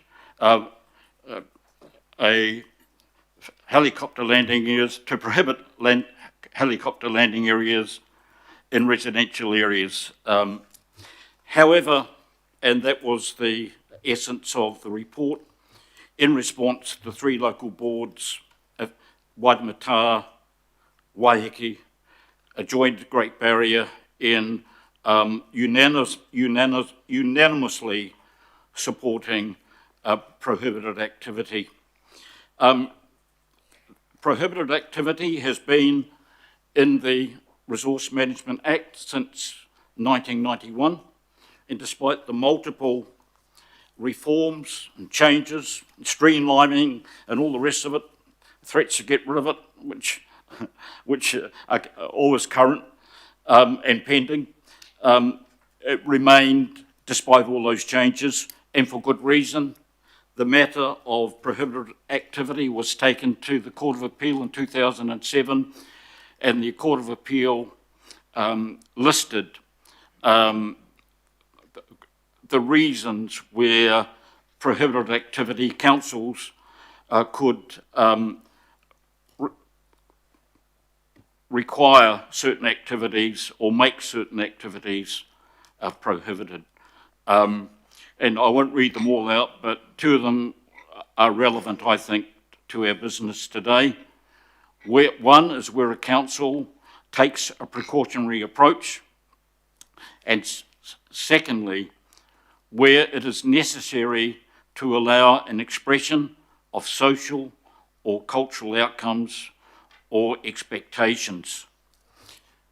Now, in the current Auckland Unitary Plan, there's numerous prohibited activities. They relate to subdivision in the Waitakere Ranges Heritage Area, the minimum size of subdivision lots in the urban area. It is in terms of modifying or destroying a wāhi tapu, prohibited. Discharging toxic substances into a water body, prohibited. Constructing landfills in high-risk erosion-prone areas, prohibited. Demolition of Category 1 heritage buildings, prohibited. And so it goes on. The release of GMOs into the environment, prohibited, and so on. So it is not the norm to prohibit activities, but it is a legal instrument that the council has every right to apply, and apply under terms of the principles and purposes of RMA, which talks about the central role under Section 5 of peoples and communities, and we've heard from peoples and communities this morning, and we've heard from them for quite a long time now. And also under the Local Government Act, which we swear to uphold when we all take office at the start of our terms. Purpose of local government: to enable democratic local decision-making and action on behalf of communities, to promote the social, economic, environmental and cultural well-being of communities. So not only do we have every right to prohibit an activity that is offensive to large numbers of people in the community, we're required to listen. And I think that's the key message today. in terms of, I know there's a lot of resistance in the system to this, but not in the community. And the system, the council, really, its mandate must come from the community. Its validity, its standing must come from the approval of Aucklanders. And so in terms of prohibiting activities, this one in particular, the fact of the matter is, over most of Auckland, landing helicopters in residential areas is prohibited. That's in because most of the urban area is controlled airspace by the Civil Aviation Authority. The bit that's not is along the coastal edge, and that's where the problem is, and that's why the problem seems to be largely, but not entirely, it could be coming to a ward near you, but in my ward I've joked about how all the people submitting this morning, and it's the custom for the local councillor to move the motion of thanks and so on. I made a joke about that, but this is a community under stress. This is a community, whether it's along the Western Bays, whether it's on Waiheke Island or Aotea Great Barrier, all maritime areas of this maritime city.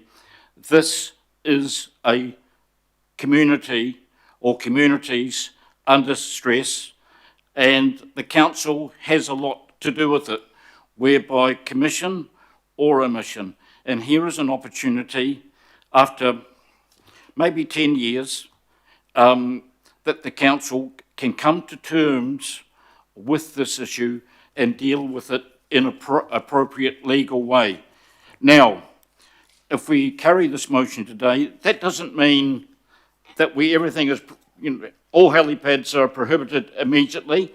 It just means a start of an open, legal, lawful process where everyone will have a say, everyone can make a challenge, and as the custom appears to be nowadays, this will be decided by independent commissioners. So what we're authorising today is a lawful process, an open process, a democratic process, and we're sending a signal that the council is listening to its community as it should, and in fact, as it must. And so what we're asking for today is generosity.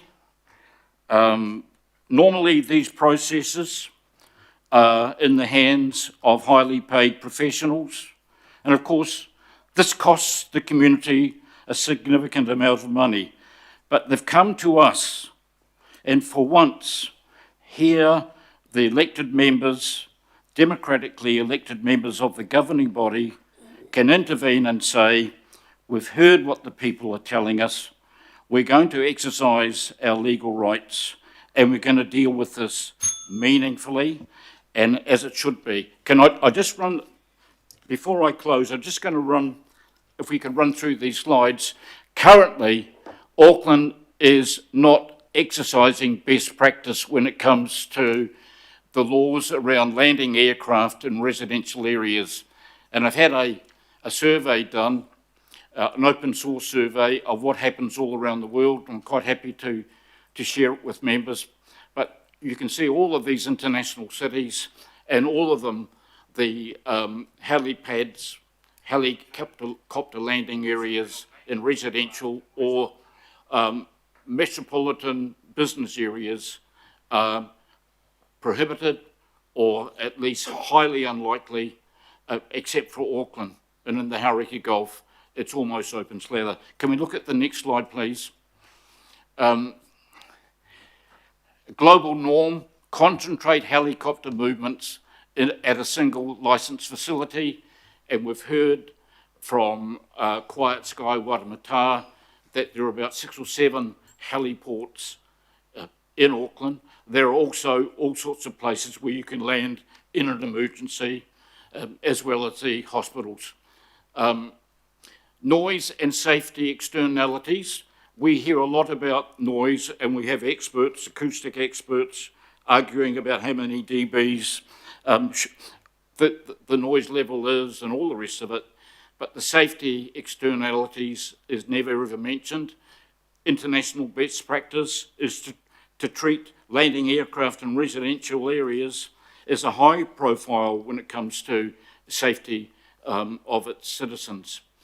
There is a legal precedent for this all around the world, and the unitary plan is the best way that we can deal with it.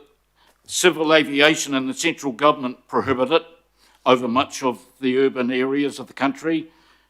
We have a problem in the areas that are not controlled, and I think we need to take responsible action. Next slide, please. Okay, international case study, Sydney, New South Wales. The nearest city, really, we have to Auckland, and in many ways, our parent city. It was established by bureaucrats, officials who were sent by the government of New South Wales to set up Auckland. In many ways, not just through geography, Auckland in many ways mirrors Sydney, but obviously on a smaller scale. So what do they do there in the Sydney Local Environmental Plan, LEP 2012, the land use table? Land use zones in which a helipad is prohibited, general residential prohibited, neighbourhood prohibited, commercial core prohibited, business park prohibited, general industrial prohibited, enterprise corridor prohibited, Councillor Lee, and everywhere else it seems to be okay. Councillor Lee, I'll just get Thank you you. to get to the next slide. I will close now, Mr Chairman, and ask my colleagues for their support. Thank you. Kia ora. Thank you, Councillor Lee.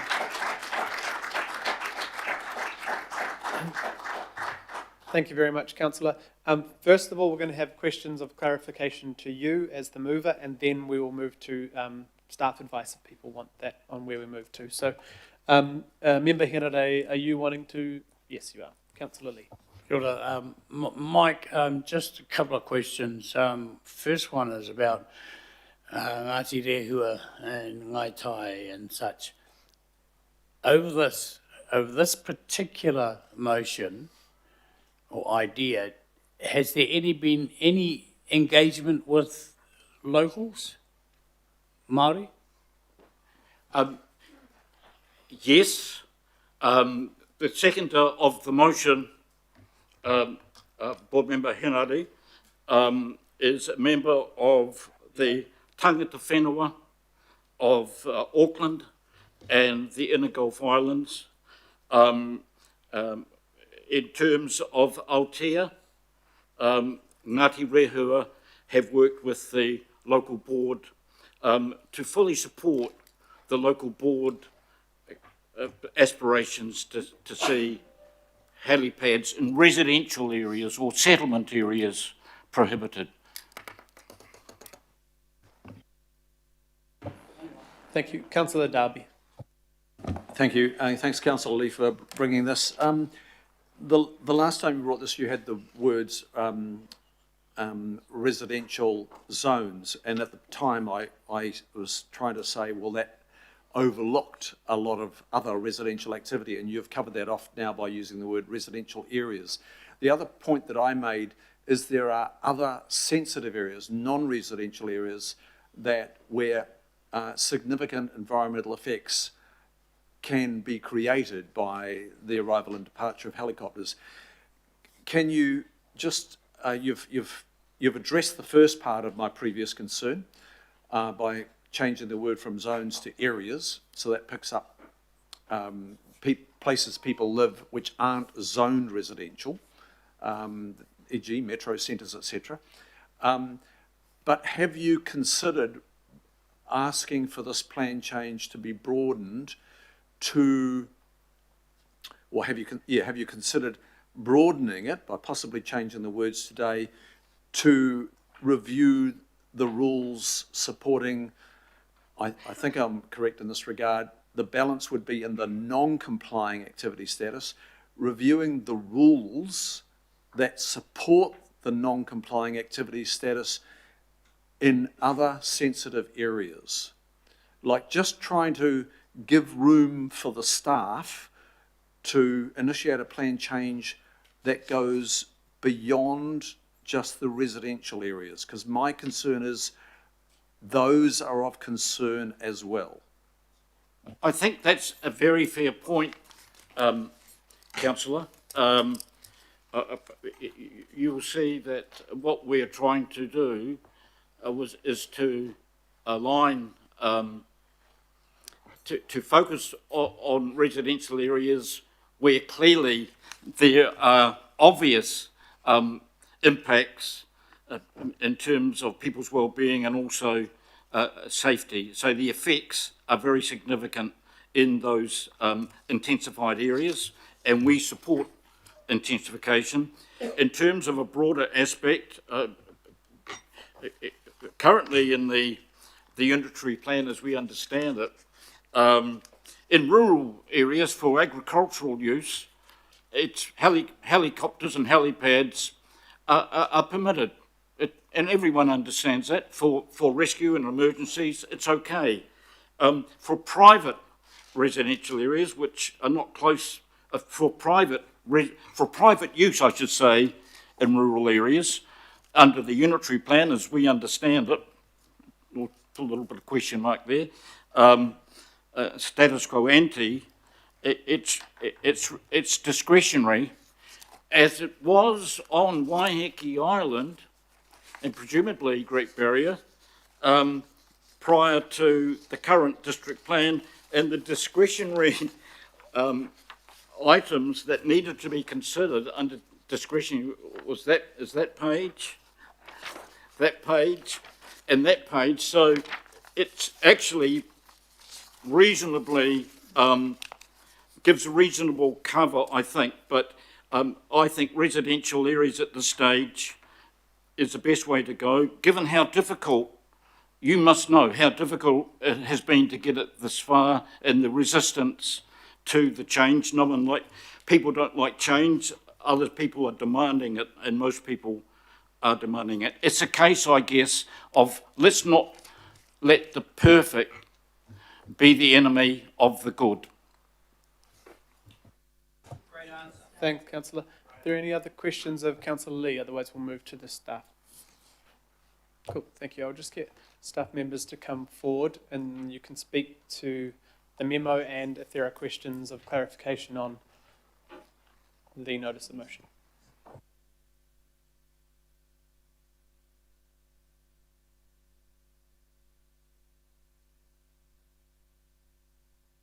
We have Phil and Karina and Peter.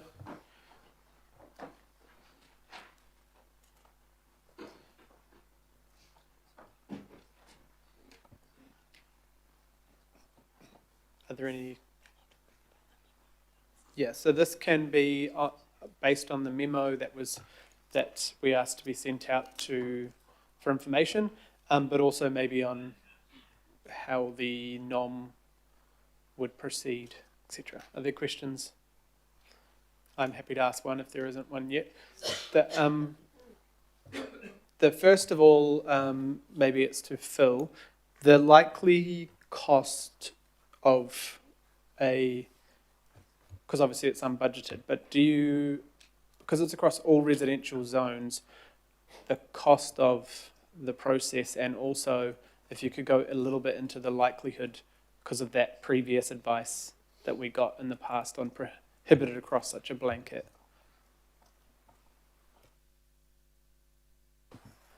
Right. Kia ora koutou, everybody.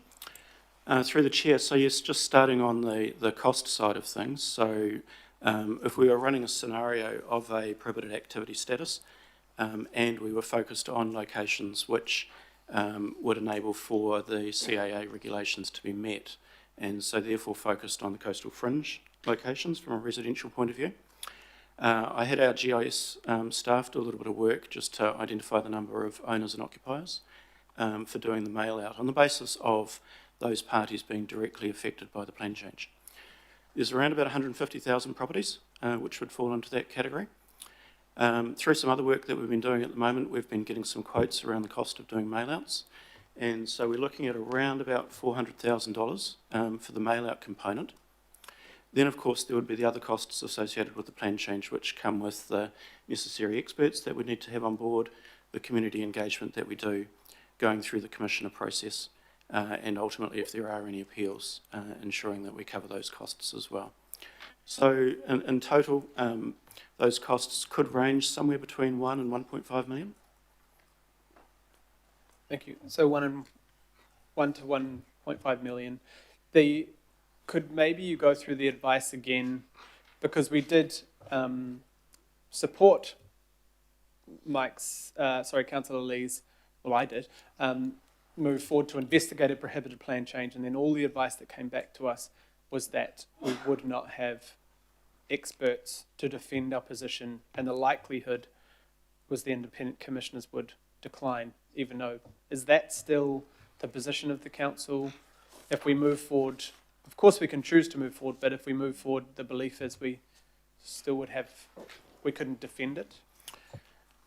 Through the Chair, yes, that's correct. So a blanket approach to a prohibited activity status across all residential zones is not something which I could recommend from an expert perspective. And there's a number of factors to that, so I might just go through what some of those things are. We probably do need to actually start with what is the current way in which the activity of helicopter flights for residential purposes occurs. And that includes the way in which our planning documents and consents in recent times have considered those. And so if we turn to the consent side of things first, which creates a little bit of a thread through to the Legacy Isthmus Plan, which was mentioned earlier as well. At a property in the Rise in St Heliers in 1990, there was approval given as a clifftop property for a helicopter landing pad. That resulted in a non-complying activity status that sat within the Isthmus Plan. It's not restricted discretionary, it's non-complying. Also at the same time, there was the second review of the Takapuna district scheme that was going on. And within that district scheme, it identified as a conditional use, which in modern day terms under the RMA is a discretionary activity, private helicopter landing pads on any residential site. That was appealed by Helitrans, which are a helicopter operator on the North Shore, who sought it to be a permitted activity. That was rejected by the Environment Court, although provision was made for their site by the treatment ponds to have special provision. Going further forward in time, there has been a resource consent that was given in 2018 on 74 Paratai Drive in Airaki, which was for a temporary activity, utilisation of a helicopter landing pad, in order to be able to test manoeuvrability. That was approved as a discretionary activity, as the plan was at the time. And I'll just clarify that after that point, it was identified that it would be non-complying on the basis that it's not an activity provided for within the residential zones. Probably the next thing to then consider is the expert evidence itself. And so from a noise expert perspective, you're going to need to find a noise expert who's willing to provide evidence that on a blanket approach, that in no instances could an approval be given that could be conditioned in such a way to enable the effects to no longer be an adverse effect.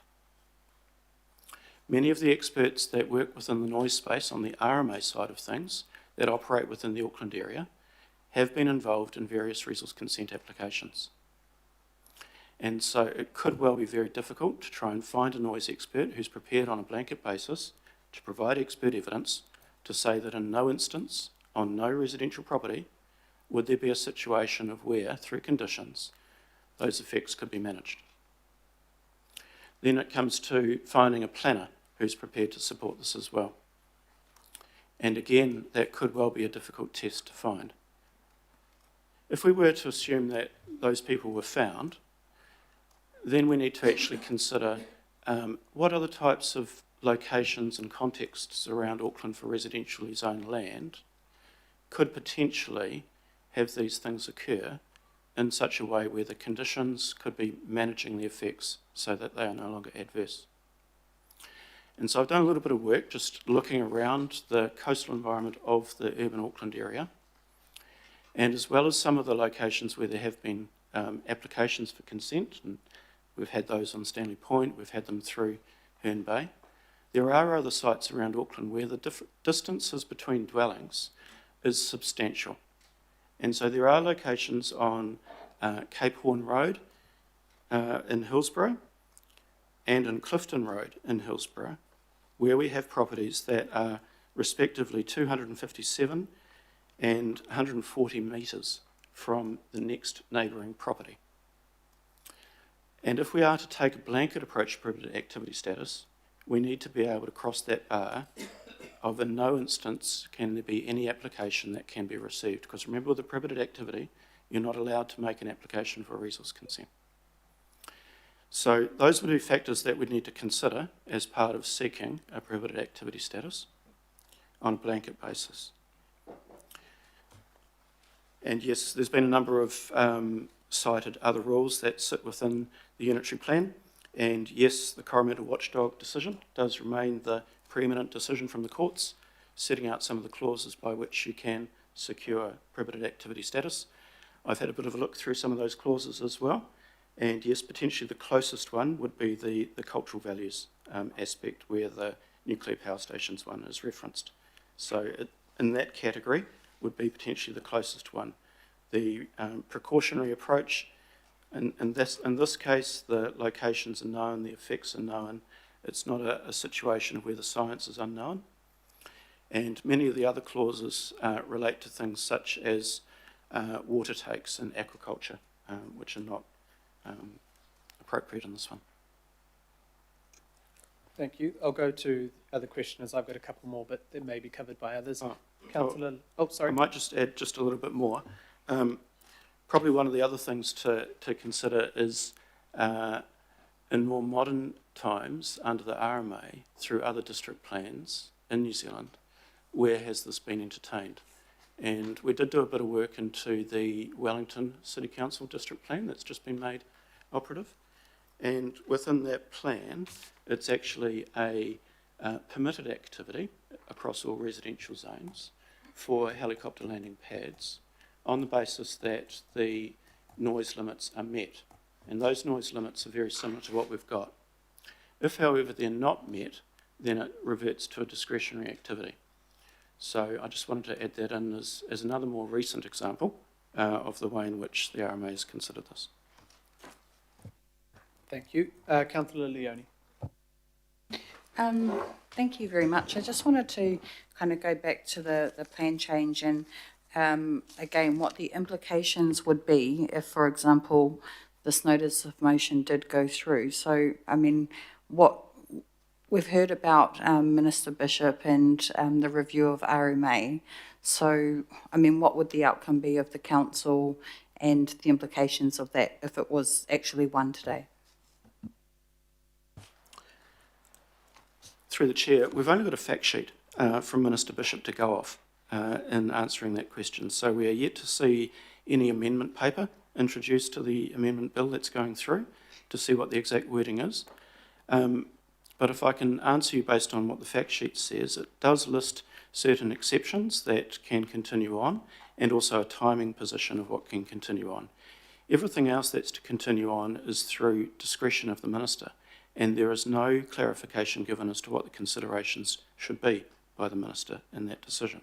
So we can only really look at then what the exceptions are, which are provided for things to continue, and they tend to be focused on things which are either enabling of housing, continuing on a planning process, which is one which is a stipulated Schedule 1 process, being a streamlined planning process, implementing agreed terms of treaty settlement, or a natural hazard-based plan change. So from those exceptions, I'm not sure how noise would be able to sit. I suspect it would actually fall under the general exception clause of where the discretion sits with the minister. And yeah, beyond that, I'd be speculating as to how it's considered. So just maybe I'll get Megan to maybe clarify. whatever we decide today, I'll just get Megan to clarify, would be implemented by staff. They're just warning us that we may not have experts' advice, but whatever decision is made will be taken. And the other one is, Megan, if you want to talk about, you've tried to get advice from Ministry for the Environment and around, there's likely to be a triaging in our assumptions around that, such as evidence provided, but we don't know. Thanks. Through the chair, I just wanted to make it really clear, and happy to talk about this at any point, but we want to make it really clear that while we were providing advice, and we have, we will always implement a decision of the council. So, notwithstanding our advice to say that we do not support prohibited activity status, if a decision is made to request us to do a plan change, we will do so. We might struggle, and there might be a time where we come back to you and say, look, we've tried and we can't, or there are certain elements that we're not sure we can do. But nonetheless, we will absolutely implement it, okay? So please don't hear any set of recommendations or advice from us to say that therefore we will not be doing something that you might decide that you want us to do. The second element, as the chair has said, I have spoken with officials from the Ministry of the Environment around the minister's press release. Look, there is no process yet, but it is likely that there'll be some kind of requests like, what is your plan change? What are you intending to do? Why is it important for Auckland, or why is it important to the community? What are other options? I can imagine it'll be those kind of questions, but we don't know yet. Thank you. Can I just get two more questions? The second question, and you may not be able to answer this, but I thought I'd just raise it anyway, was around what it does cost us as a council every time, in terms of the legal side of things, every time we have to go to environmental court. I mean, is there a figure that we are aware of that does, is kind of like the average cost? Yeah, through the chair, and it does relate to item 11 within the agenda rather than the memo, but there's a table which sits within there, and the first row of that relates to the cost associated with the different options, and there's a figure in there for full involvement in an appeal of about $200,000. Now that relates to a consent. When it comes to a plan change, the costs can be more. There are often more parties that are involved. And the application of the plan change obviously is broader, and so therefore the context needs to be provided through expert evidence more fully. So yes, costs could well be north of that. Thank you, because I mean, obviously I'm just also weighing up, the future costs that it could be to council every time we go back to the environmental court when it's challenged. So obviously if it's 5 times, that's could easily be $1 million that we'd spend on that. The last question that I had, and I know has already been kind of talked about, is your understanding of the environmental implications of obviously helicopters here in Auckland. Do you have any, is there anything that you can give us in terms of the data and information on that? So, giving my professional opinion with respect to helicopter landing pads, I support the position that only in exceptional, almost unique situations within residential areas can the effects be managed to the extent of enabling them to occur. I see that the separation distances need to be substantial. I see that the impacts upon recreation, particularly where there are bathing beaches beneath, can be substantial, and I know the degree of community interest of these. So in a personal capacity, I've been involved in a notified application for a helicopter landing pad across the road from myself, and in considering all of the information that came in on that application, I took a position and was opposed to that application, and I did have a view that in particular the impact upon safety of those that are recreating directly below the flight path as it's coming in over the cliff was a reason that I got involved in that application. Thank you. Thank you. Deputy Chair, Councillor Dalton. Thank you. And I think Megan has probably answered my question to some extent. There were some questions, there were some comments about staff actually not wanting to do this. And I just wanted to get that clarified. Now, what you've said is you'll absolutely do whatever we agree to. The advice that you give us is, and I think what you just said too, is that we do not support prohibition or the prohibited activity. Perhaps just clarify that particular point. Is that, because I wasn't sure, is that a legality, or is it an RMA, or is it why is your advice not to support a prohibited activity? Through the chair, let me start and then I'll pass back to the team. So yes, that is not our recommended approach for prohibited, and the team will explain why. And it is based on, the legal context in which we work in New Zealand, and and an experience we've had. And just secondly, to confirm again, that is just our recommendation that if a decision is made against that or requiring, say, prohibited activity plan change, for example, as the NOM is requesting, then we will do that work, but we will also come back to you or be honest with you if we're struggling from a legal perspective to kind of get that over the line. But we'll work with you and we will implement that decision. Team, thanks.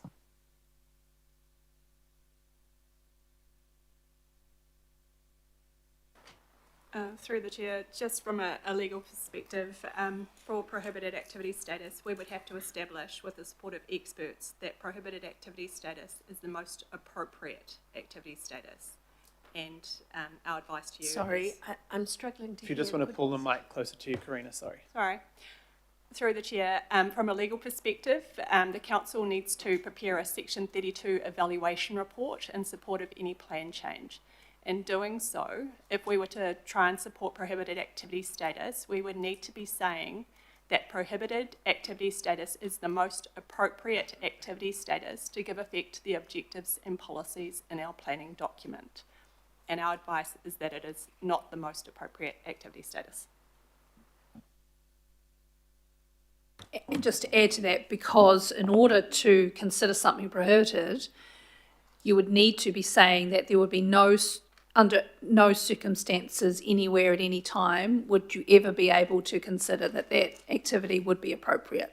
And we don't think that bar is too high. We don't think that would apply to helicopters. Again, that's we're sitting here in the legal context in which we work here.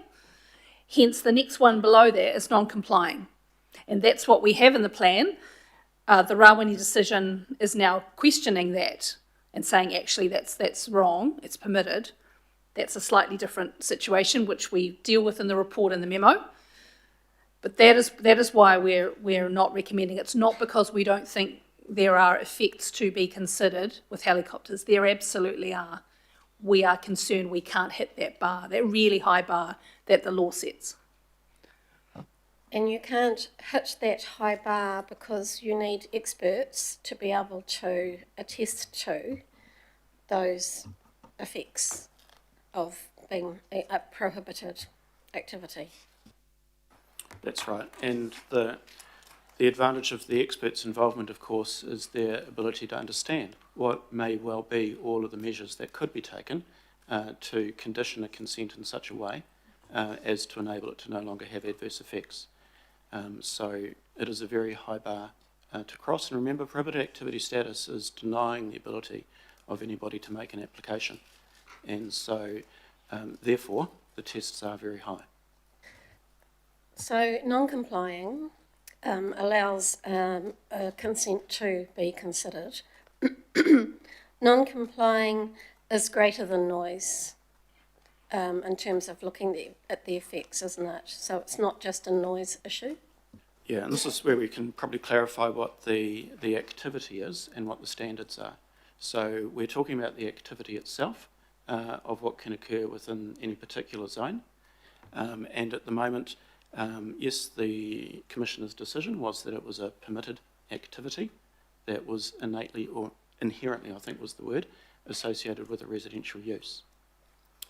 The standards themselves set up your ability to continue to actually have that activity status. And so if you've got a permitted activity within the activity table and you meet the permitted standards, you retain your overall permitted activity status.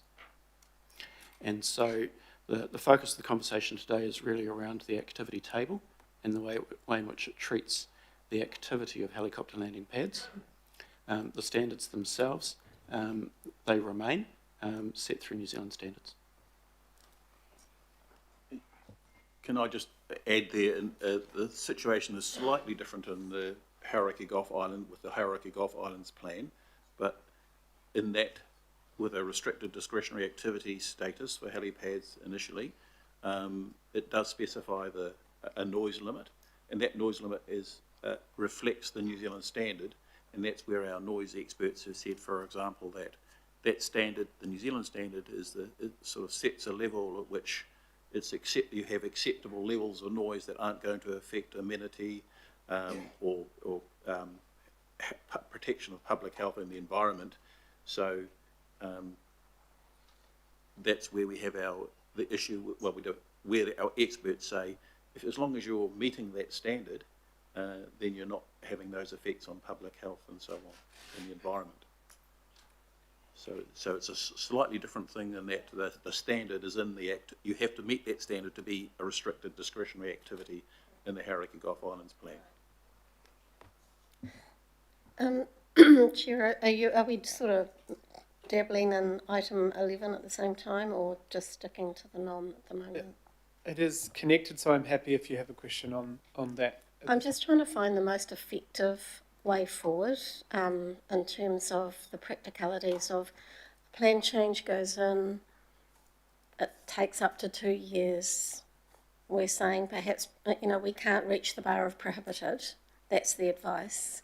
So then what? It fails, then we come back to where we are today. What is the most efficient, effective way to get the outcome that everybody is looking for? So yes, this probably does talk to item 11 within the agenda. So the recommendation from that item is that there is a dual approach which is taken. So in reflection of the officer's current interpretation of the plan being non-complying activity, that we seek from the court by declaration confirmation of that. The advantage of that aspect of the recommendation is that it provides clarity to everybody, rather than the uncertainty that could well exist at the moment for those that choose to take an interpretation of the recent decision that's been made, compared to the way in which council officers treat these applications when received. The second part was to initiate the development of a plan change, but to report back to committee at the point that a decision has been reached by the Environment Court on the declaration. The advantage of that aspect is that if the Environment Court see the plan in the same way that we as officers see it, and that it is actually non-complying activity, then we retain choice for whether we proceed with the plan change.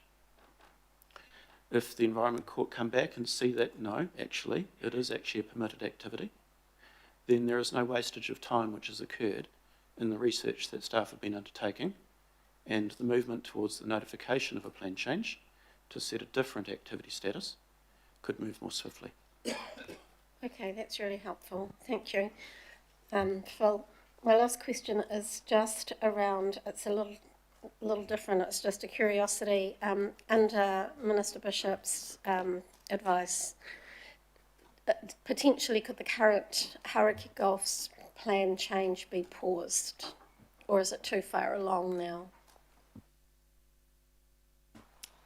Through the chair, based on the information that we have to hand, noting that it's an announcement at this stage, I would anticipate that we would need to withdraw that unless we were granted an exemption to carry on. Thanks, Karina. Thank you. Deputy Mayor. Thanks, Chair. This is all very complicated, isn't it? I'm going to try and ask my questions for the benefit of not just you, Chair, but for the people reporting this and the people in the room. So if you voted, if we vote for this notice of motion by Councillor Lee and Leone, is it true we are not guaranteeing that private helipads in residential areas will be permitted? I mean, I think what I'm trying to ask you is these people have come today, they want it prohibited, they think the notice of motion will do that. Is that true? Just a yes or no. Megan? The answer is no. Yeah. Okay, concurrently, though, if you vote against the notice of motion, that doesn't mean that there can be private helipads anywhere in any residential area in Auckland either, does it? Yes or no? Correct, it does not mean that. Right. Yep. So noting that, I'm now trying to help Aucklanders understand where we're going here and how we can achieve the best, sorry, let me just rewind. So the argument is basically legal, isn't it? It is all around the definition of prohibited. I mean, it's almost an academic argument that has to be resolved before we can get anywhere.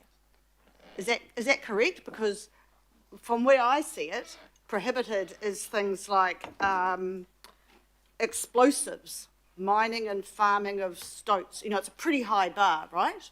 So is it true that we actually have to get more clarification or understand how difficult it would be to change that prohibited definition or seek clarity of it? That's the first thing we need to do. Would that be correct? Through the chair, and I'll just check with the team, I don't think we need any further clarification on how hard it would be. We have... So you're saying it's hard? We've advised you that we don't believe it'll be very difficult, if not impossible, to hit that mark, hit that bar of prohibited. I don't think there's anything more we can say to that. Yeah. Okay, so if it's too high to meet and you're not going to meet it, why therefore wouldn't it be better to leave the notice of motion and move to the direction that you're suggesting, potentially the D option? And I'm sorry, Chair, I'm just trying to get to the answer. Yeah, I'm just trying to get to the fastest, fastest way of achieving what we want to do here. I just want to make sure the staff aren't being brought into exactly the debate. So maybe, that's fine. But I think asking Phil to tell us to move to the next is a bit hard. But he may be able to say why item 11 is there. Yeah. So, sorry, I apologise if I've gone. I'm just trying to resolve this in the best way, to let the people of Auckland really understand what's happening here, all right? So maybe I'm happy to answer the question. So the notices of motion were brought, Councillor Lee advised them a wee while ago, and then around about the same time as the deliberate or the decision from the independent hearings panel happened on Rawene. And so the notice of motion is not, doesn't necessarily state it's relating to Rawene, but clearly that's the part of the context. We felt that if we put a report which just provided some advice to the council on what one could do about the Rawene situation, it stays within the context of the notice of motion, but it allows Councillor Lee to put his notice of motion in for you to consider that quite appropriately. Depending on what happens with that, you may or may not be subsequent decisions you might want to make. The report just enables you to do that. We also set out the memo just to enable this kind of conversation, just to provide you all the information, but we didn't want to cut across Councillor Lee's notice of motion, so that's not what we're trying to do. We are just trying to enable him for that, and for that matter to be discussed, and then should there be any subsequent decisions that you may need to make, that report allows you to do that as well, whether it's the recommendations of the staff or otherwise. But we do believe that there is, particularly in the declaration element, that option is a good option to take in the meantime, because at the meantime we still have a disagreement or a lack of clarity around the activity status of helicopters, and that can be done as well as any plan change or whatever might happen with the NOM decision. So just a question around that again. So if the NOM went through, would that mitigate or stop us doing the next item? Through the chair, the option of, say, a declaration, for example, to deal with the current situation we have is still open to you, so you can still make that decision, even if the NOM went through, as per. Some of the other things wouldn't be quite so relevant because there would now be a decision to do a prohibited plan change. But certainly the declaration would still be open to you if you felt that it was helpful to deal with the situation that we currently have in front of us around the interpretation of the unitary plan. And can I just get a clarification around the minister's role in this? Because he said no plan changes and that kind of stuff in his latest press release. So if we went ahead with this, he could still say no, couldn't he? Yeah, it would appear, so as far as we can tell, having it being a press release and a fact sheet, it sounds like we would need to ask for some kind of exemption, and Councillor Lee's recognised that. He's kind of guessing the same as we are, that it's likely to be the case. And if the Minister doesn't believe that it fits the criteria that finally goes into the Resource Management Act, then I presume, yes, the answer would be no, we can't do it. So we kind of, I was going to say the word prohibited, possibly not the right word. We would be unable to, for example, implement the plan, the NOM, should that go through. Yep. And if we left the NOM and went on to the staff suggestion, he doesn't have a say. So if in that report we recommend a declaration, for example, no, that's not a plan change, so he wouldn't have a say in that. That's entirely your decision. If we did also look to at least initiate a plan change or start the preparation of that, again, that's not his decision. It is, though, if a decision was made, to do a plan change. Yeah. Thank you. Now, there are 1, 2, 3, 4, 5, 6, 7, 8 people asking questions. I did promise everyone we would move to lunch at 12:30, and I know that some people have planned calls and different things. Councillor Darby had to leave because of that promise. We're going to do the awkward thing of going for a half-hour break. We need the staff to have a break as well. It's the right thing to do. I may just go to Councillor Fully, and then at 12:45 we will have a half-hour break to 1:15 and come back for the rest of the questions. I know that is long, but this debate is complex, and we need to make sure we do it properly. So, Councillor Fully. Kia ora, thanks, Chair. I'll keep it really quick. I just wanted to know from staff, if the NOM goes ahead, what are we talking about in terms of consultation, in terms of going out to the public? How much of an opportunity will there be for the wider community to have their say on this?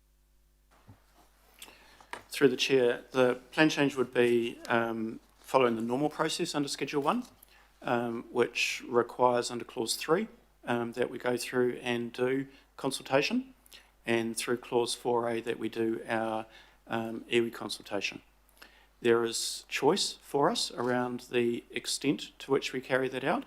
Certainly on plan changes in recent times where there have been wide-scale or significant implications on rights associated with the plan changes, then we have, in addition to stakeholder engagement and those types of engagement activities, we've released the draft version of the plan change and invited informal feedback on that, and been able to make improvements from a wide-scale involvement process, which is in a non-statutory phase before proper notification.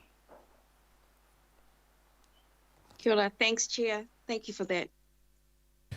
Thank you. Yes, so we will go, everyone will stay in order of questions. Councillor Ferry will be first after the break, and then we will go into questions.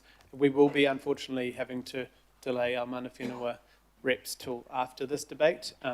So we will move to... Yes. All right. To the, oh yeah, the list after lunch? Yes, okay. And, oh, councillor Walker, you would like electronic attendance? To, okay. I will move, are you, so you're leaving now to go? Oh, right. Now, but I'll be leaving later, but Okay. almost certainly, Cool. I'll see. before this meeting concludes. Okay.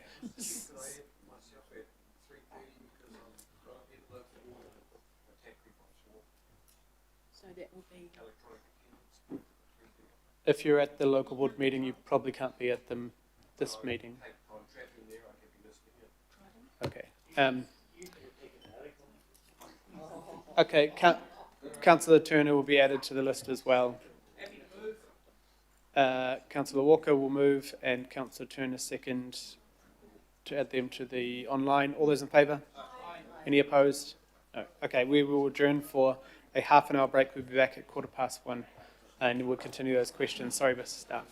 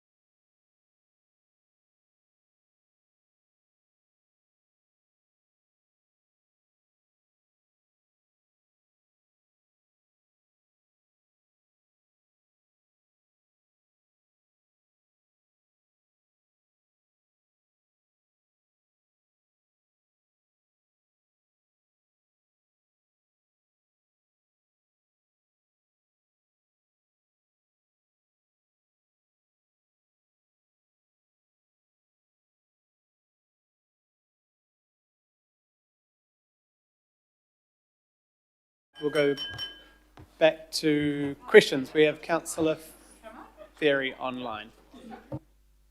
Kia ora, thank Mr. you. Chairman.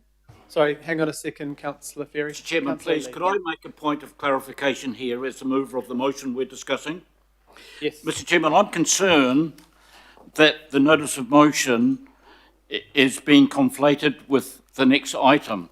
I want to point out it's very important that the notice of motion has nothing to do and will have nothing to do with the Rawene Avenue decision and what actions the council may take in regard to its own decision, which it cannot appeal itself.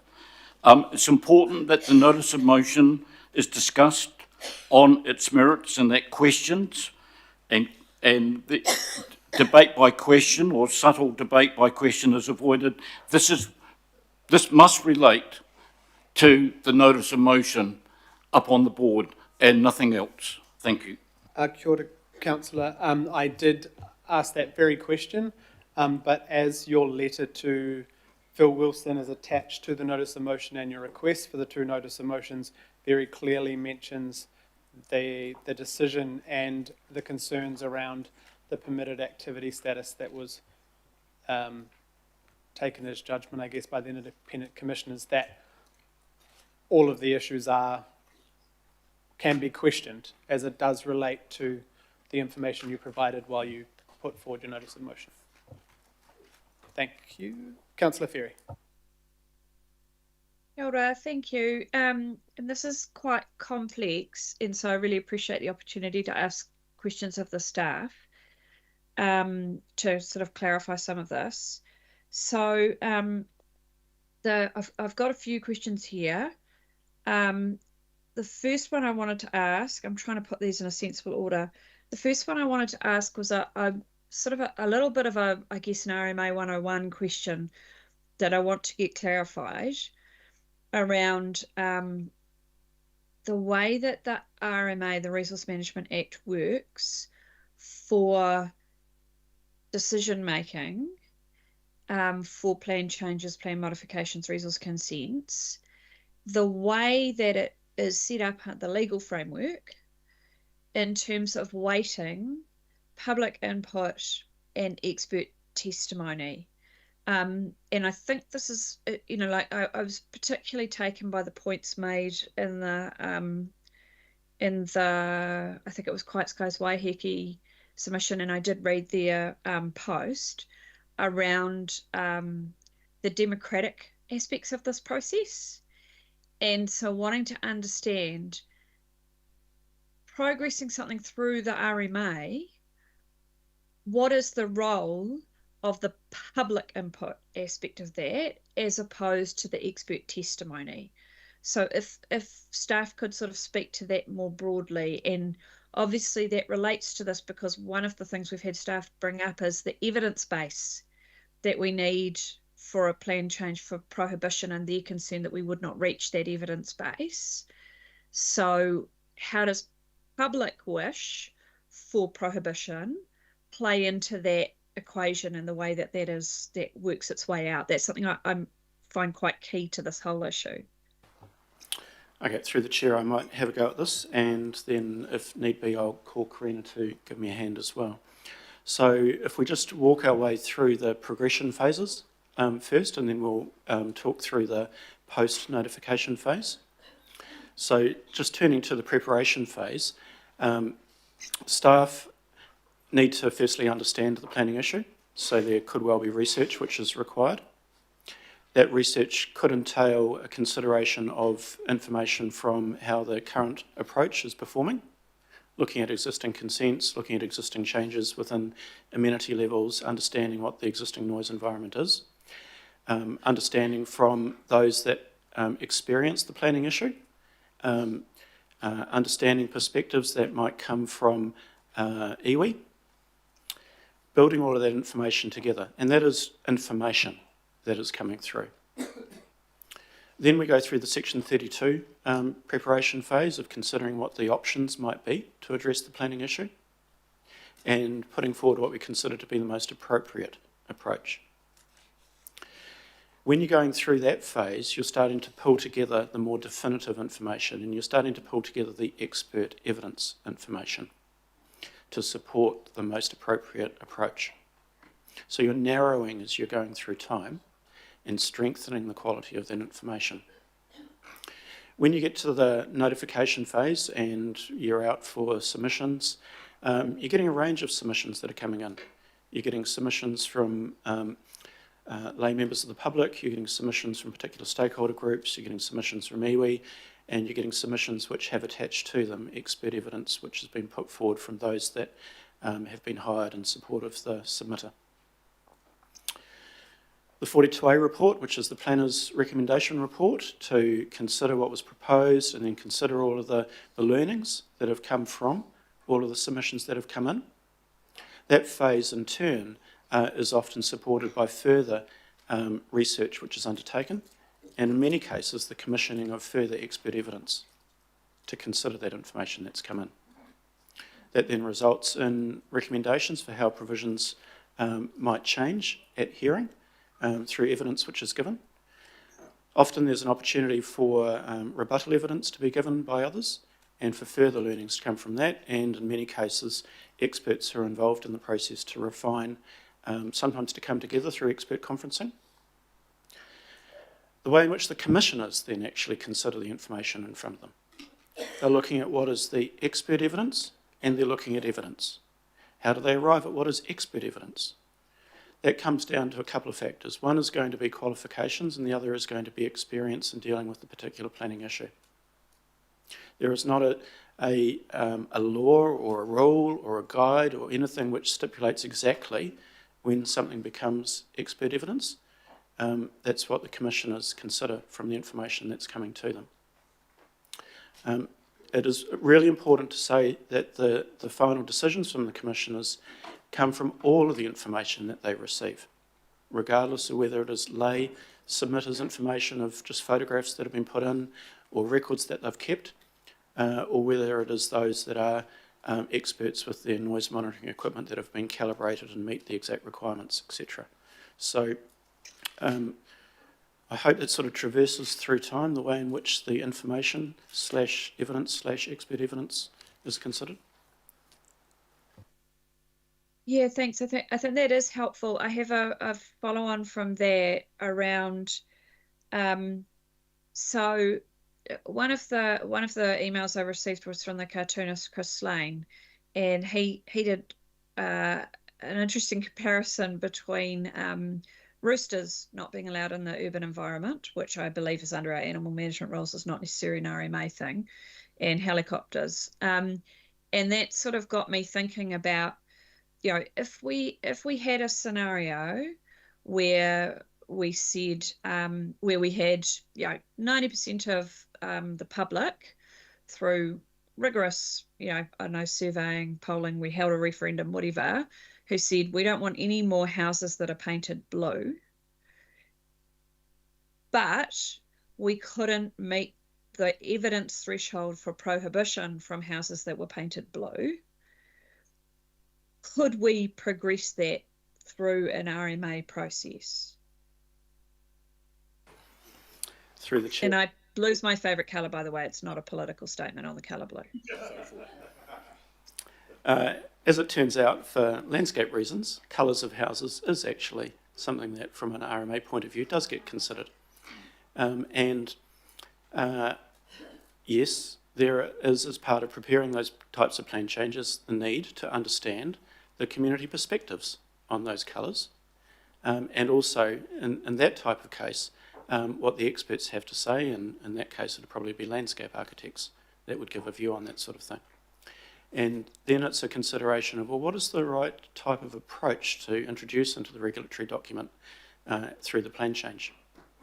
And that approach could range from prohibited activity status all the way down to permitting any colour provided it's not blue or is blue.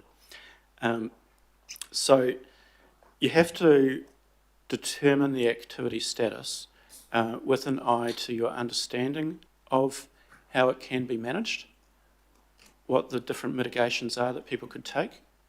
Is it a matte finish? Is it a gloss finish? What's the extent of protrusion above ridgelines? Is it a house on its own compared to alongside a number of other blue houses? So you use all of that type of information to arrive at how well it's understood, how it could be managed.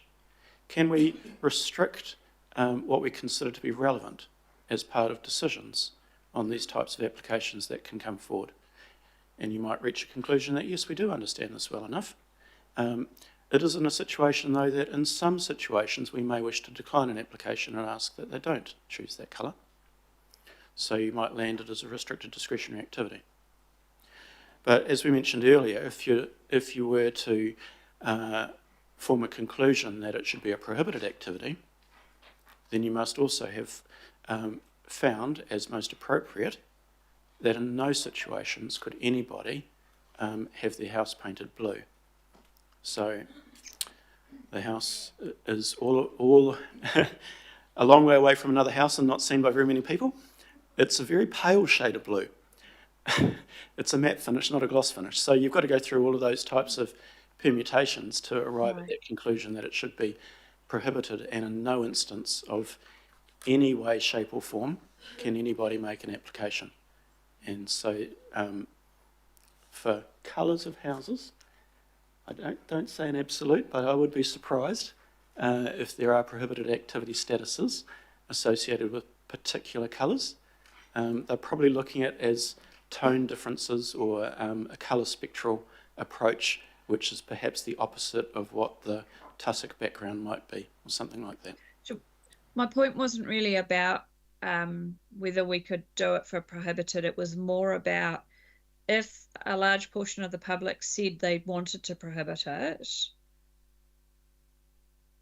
what weight would that have under the RMA for consideration of making it a prohibited activity? Because I totally get and I agree that we shouldn't have private helipads in residential areas. What I'm concerned about is whether this is the right tool to achieve that outcome, or whether we're setting ourselves up to fail. That's what I really want to understand here. And so the fact that we have a high level of public support for it to be a prohibited activity, and I think that's probably the case, that there is a high level of public support, doesn't necessarily, this is what I'm trying to understand, does that help or is that irrelevant? What part does that play in us reaching the threshold for it to be considered a prohibited activity? Does that play a part? How big compared to expert testimony? If because the staff advice is that we might not be able to get expert testimony to say that it would never be appropriate to allow a helipad. That's what I'm trying to understand. If I could turn your attention to the memo, and attached to the memo is another memo which came through to the Planning Committee, I think in December 2023. 2023, yeah. And within that there's a subsection on page 5 which deals with the case law associated with prohibited activity status, and that references that Coromandel Watchdog decision that I spoke about earlier, and lists a number of clauses there where for that particular case the judge considered that there could be grounds to be able to apply the prohibited activity status. Now, it's not necessarily to say that if you meet one of those grounds, you therefore automatically can have it, because there are considerations within that.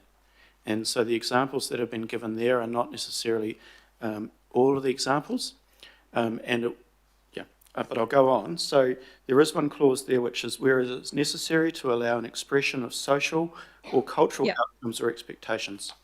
And in the judgment, it says, where it is necessary to allow an expression of social or cultural outcomes or expectations, prohibited activity status may be appropriate for an activity such as nuclear power generation, which is unacceptable given current social, political and cultural attitudes, even if it were possible that those attitudes may change during the term of the plan. And so, yes, there is a criteria there around social norms, social expectations. The example perhaps which has been given illustrates the degree of extreme nature of what those social expectations are. But you're right, it would be a factor as part of the research phase and the consultation phase and building towards what is considered most appropriate.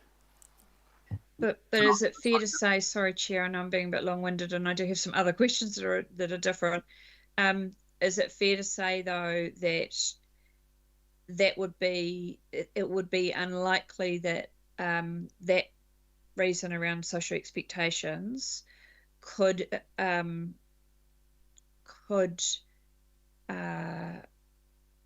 meet the threshold for prohibited on its own? Like, it's likely that you would need some other grounds, or is that, I mean, obviously nuclear power stations is a pretty extreme example. Councillor, I think maybe, to paraphrase you, are you trying to say when the independent commissioners sit down and look at a prohibited plan change so widespread, and the officers are saying we do not currently have any experts that would back us up, are you saying what's the likelihood of the independent commissioners leaning on the massive public opposition and maybe in political opposition to helipads or helicopter movements?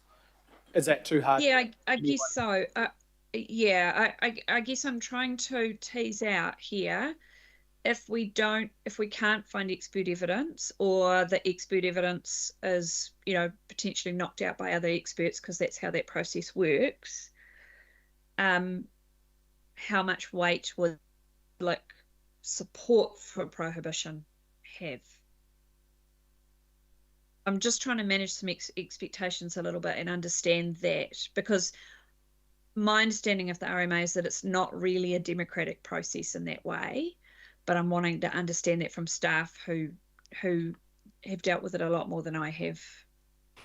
Perhaps I could mention one important factor in this particular situation is that generally there's a principle in the Resource Management Act that you have the minimum level of intervention in terms of regulation to achieve the outcome you are trying to get to.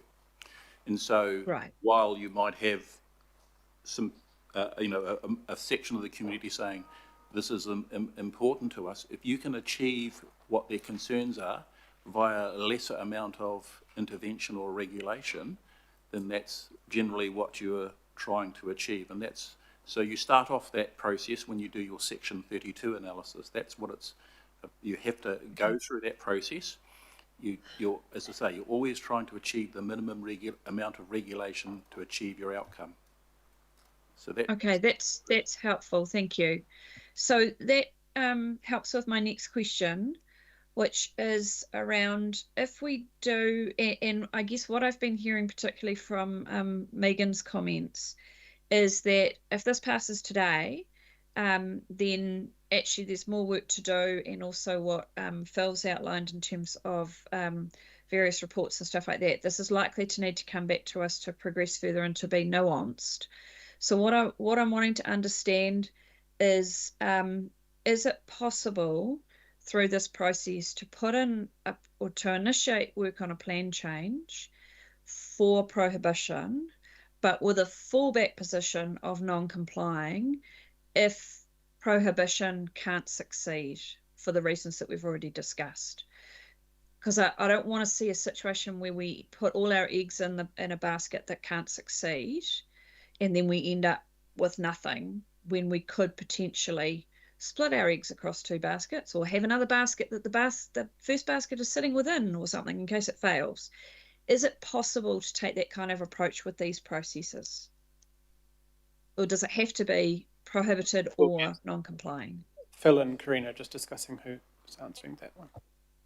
Thanks.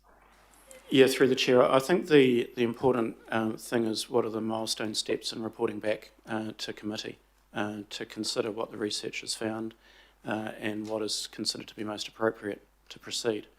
And probably one of the important milestone points would be the endorsement of a draft plan change to go out to statutory authorities for iwi engagement. At that point, there can be that consideration of whether it is a blanket prohibited activity, whether it was the fallback non-complying activity, or whether it was a blend of the two, either through standards or through mapping approach to identify where it should be split.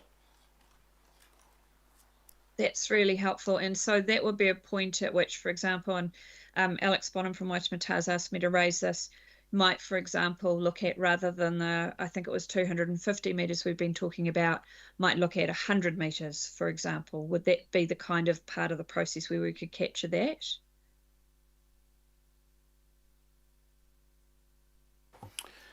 I think, yeah, there are quite a few factors that could actually go into how do you manage helicopter landing pads on private residential land. And so your separation factors would be one, perhaps noise attenuation devices which are designed on site. There could well be other things as well, and that's why it is important to actually go through that research phase, that public engagement phase, understanding from experts what their views are, in order to be able to consider the options, identify what is most appropriate, and as Peter Vari said, to actually look at what is the least interventionist approach available to still secure the outcome of the regional policy statement, the amenity values, the recreation values, etc. Okay, and supporting this notice of motion starts all of that process, yes?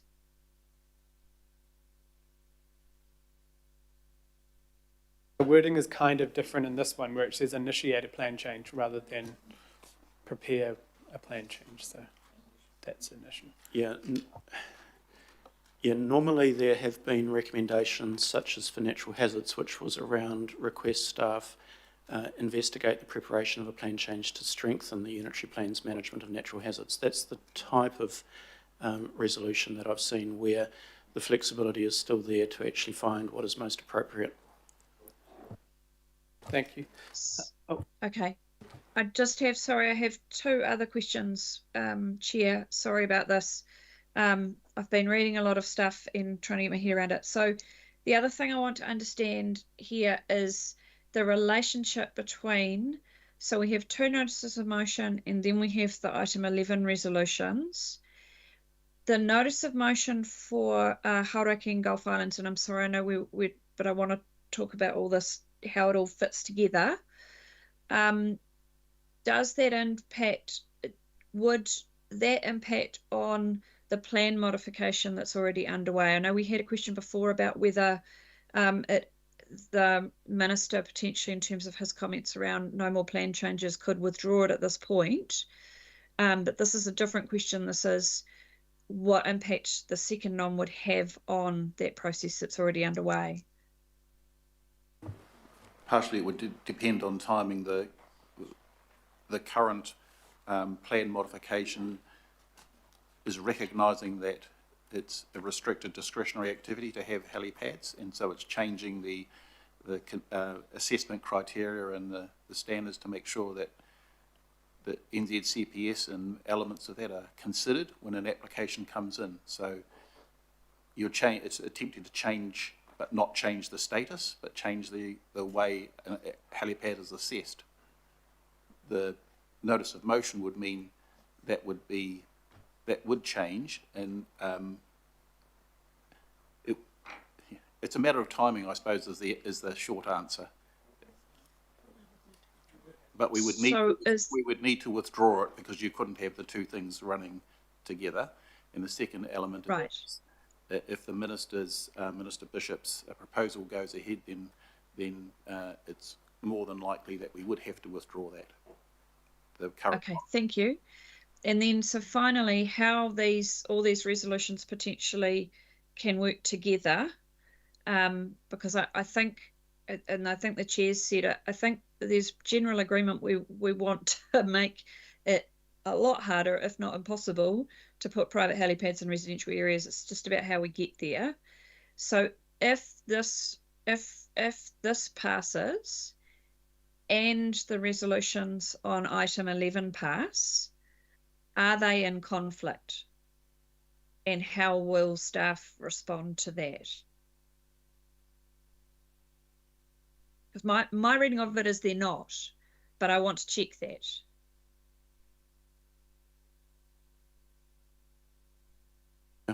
I'll draw your attention to item 11 and the recommendation that there is a report back on the outcome from the declaration proceedings.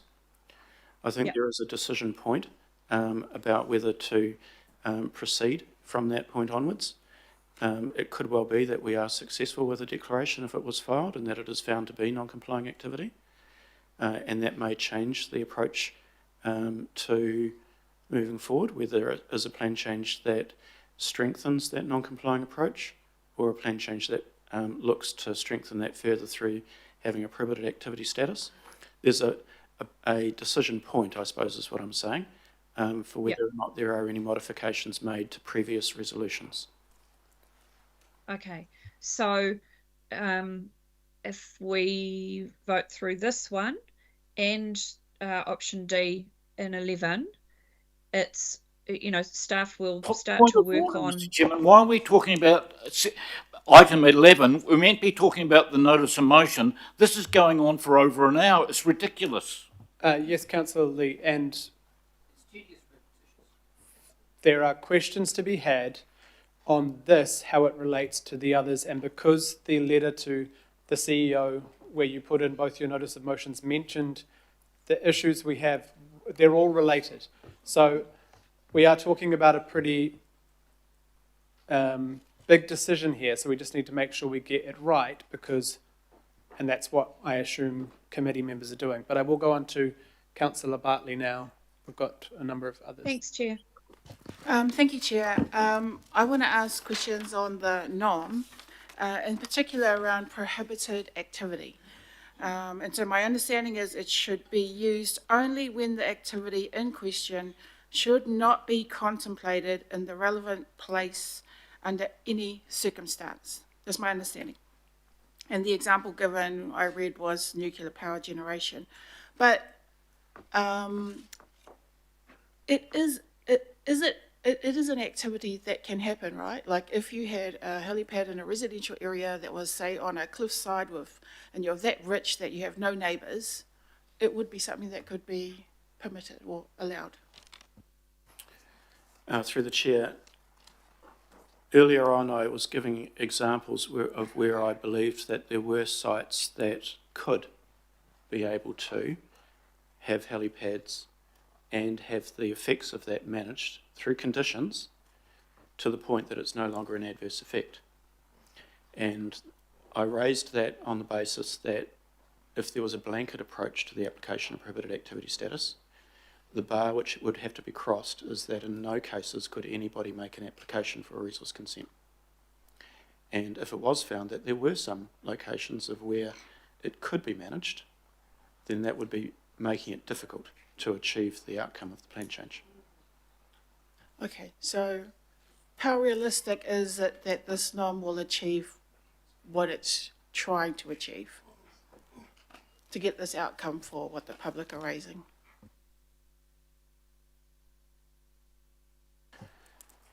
My advice is that the most appropriate approach is non-complying activity status, because it recognises that there are some instances of where it can be managed, and that if we were to progress in a prohibited activity plan change, it might be difficult when we reach that draft plan change stage to present to you a draft plan change which is, from an expert evidence point of view, supported.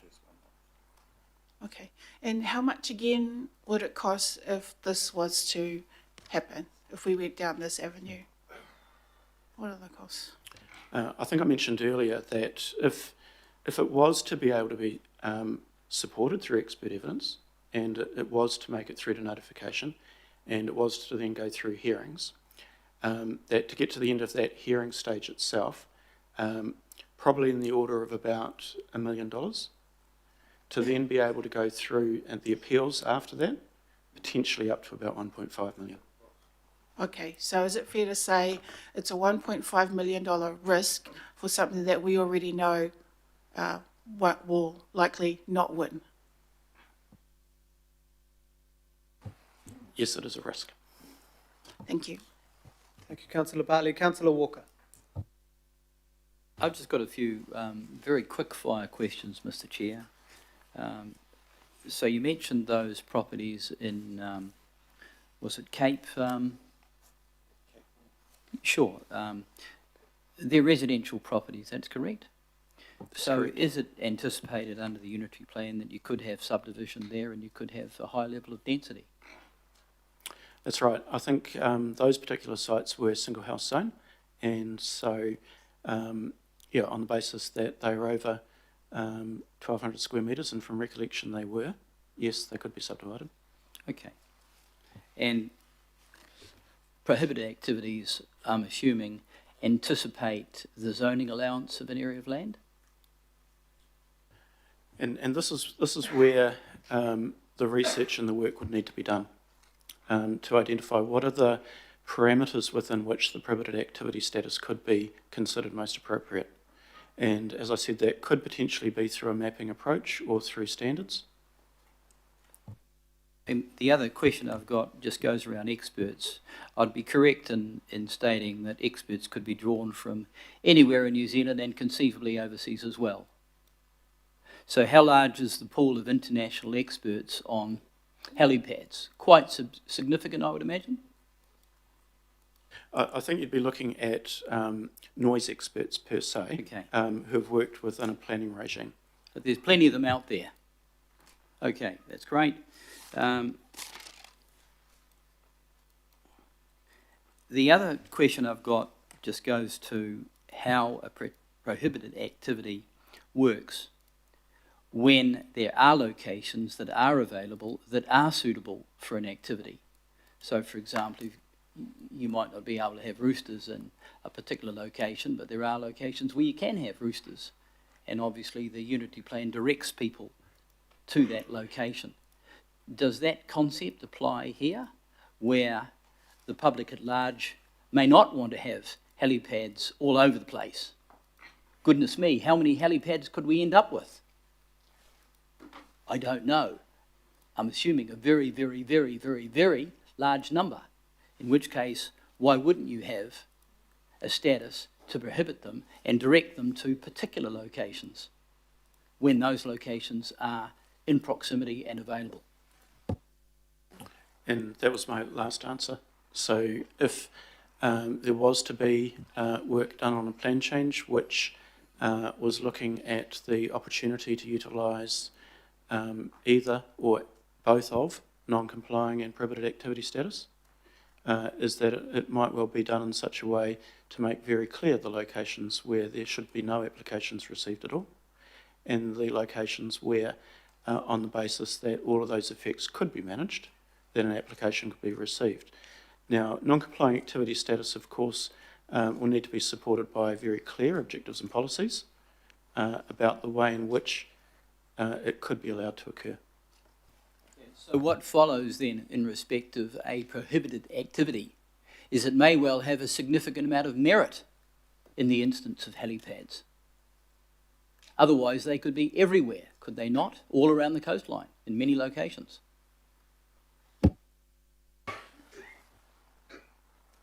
Again, we need to actually look at what is that least interventionist approach to manage the outcome, as well as ensuring that we've met those legal tests around prohibited activity. So I don't want to get drawn too much into what is the respective balance between those two activity statuses, or indeed whether they both should be utilised. My professional advice is that a non-complying activity status is the best mechanism, supported by very clear objectives and policies. Thanks, Councillor. Councillor Watson. I wasn't going to ask a question, but seeing you asked me, Mr. Chair, no, just a very quick, and it's a kind of general one. Obviously we do, and it goes to this notion of cost. We do a number of plan changes, you know, many of which are council initiated. So in terms of cost, I'm assuming, you know, they're all pretty expensive, aren't they? Generally speaking, or there are numbers that are as expensive or more expensive than what's anticipated here. Yes, plan changes by no means cheap. Okay, thank you. So it's not just this plan change, it's plan changes generally. And the second question, and it might not be your place to answer this, but obviously a significant component of it is this mail out. I think someone was mentioning 400 grand or whatever. I'm just wondering, you know, might be up to the director to answer this. given that significant cost, given that a stamp's $2.90 now, is there any process underway to make that more cost effective? We send out rates bills four times a year, for instance. Is there any work underway there? Because that has been an element that's been brought up here, Mr. Chair.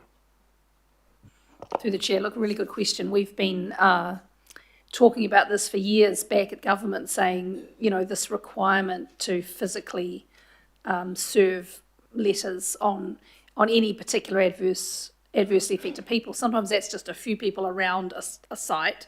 Other times, like in this situation, it could be almost everybody or the whole residential, neighbourhood. So it all depends on that.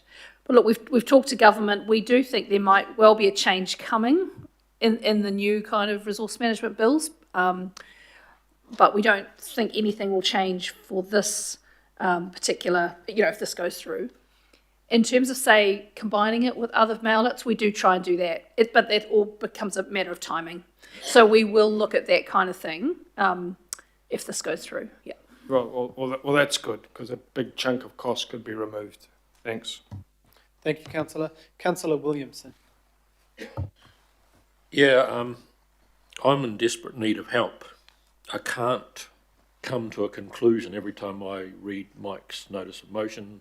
I'm in favour. Every time I read what you've put in 11, especially doing D, it seems to me that might actually achieve what Mike's notice of motion does, but do it quicker.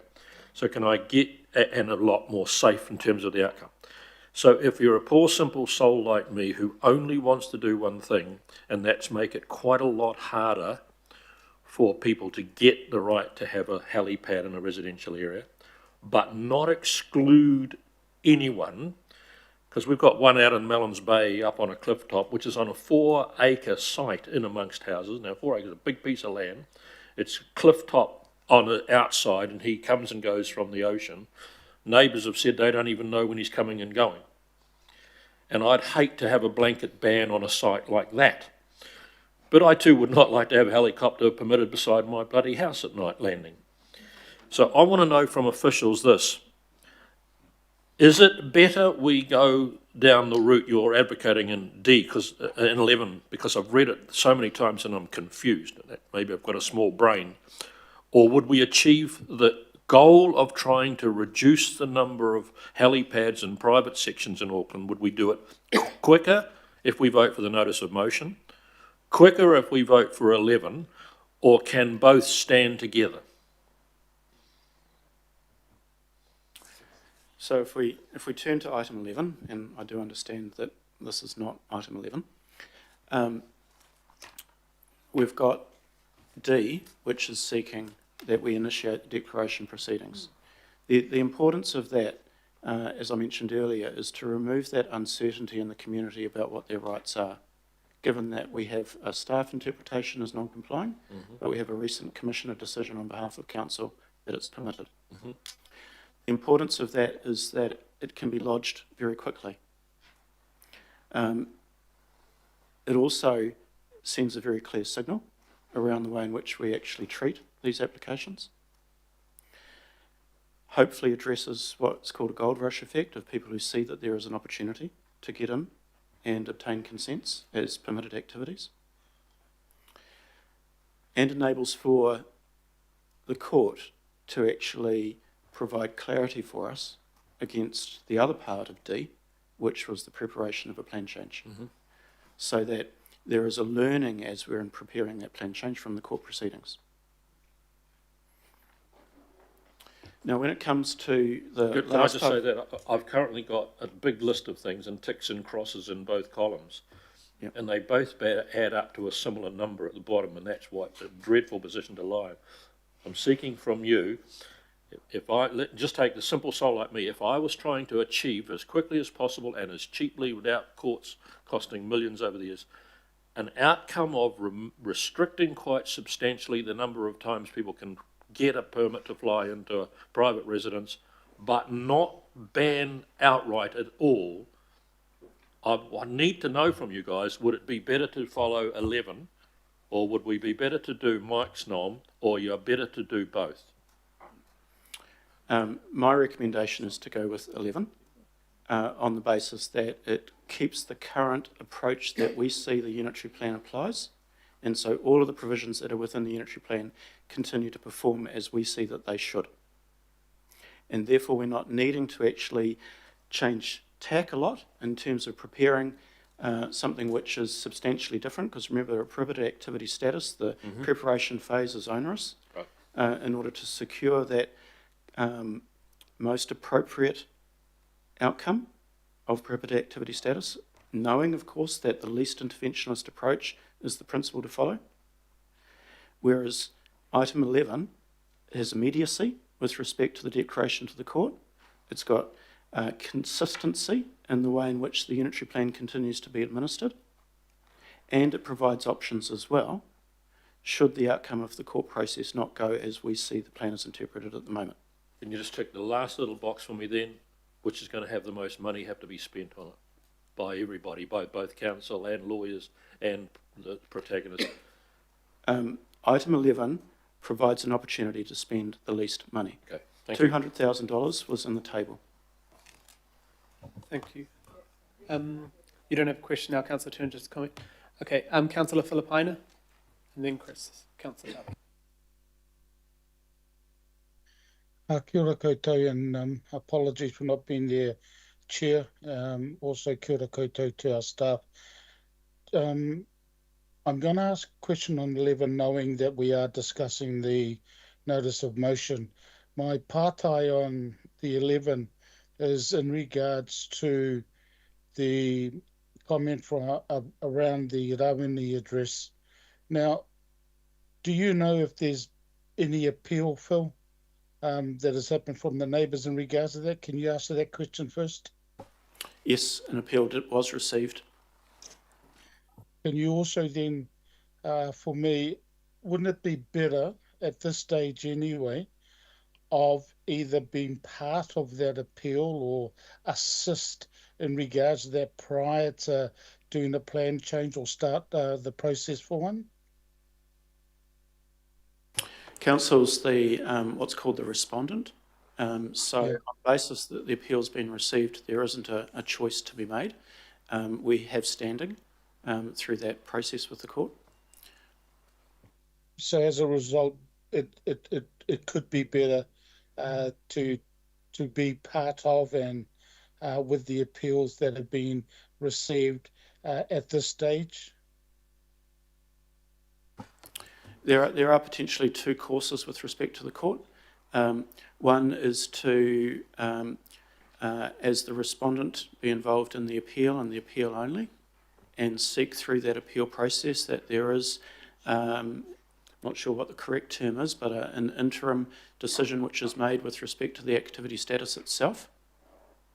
The second option is to maintain standing in that appeal process, but also serve separate proceedings in the court, being the declaration. Kia ora. Thank you, Chair. Kia ora. Thank you, Councillor. Councillor Darby. And then the last question will be Councillor Henderson. Thank you. Phil, and possibly others as well. Just in terms of the notice of motion, you've heard me talk about wanting to make sure we took a holistic view beyond the places where people live.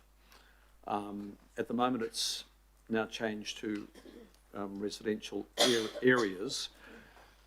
If that notice of motion went through, would you highlight, if there were, unintended consequences for other zones? You know, if there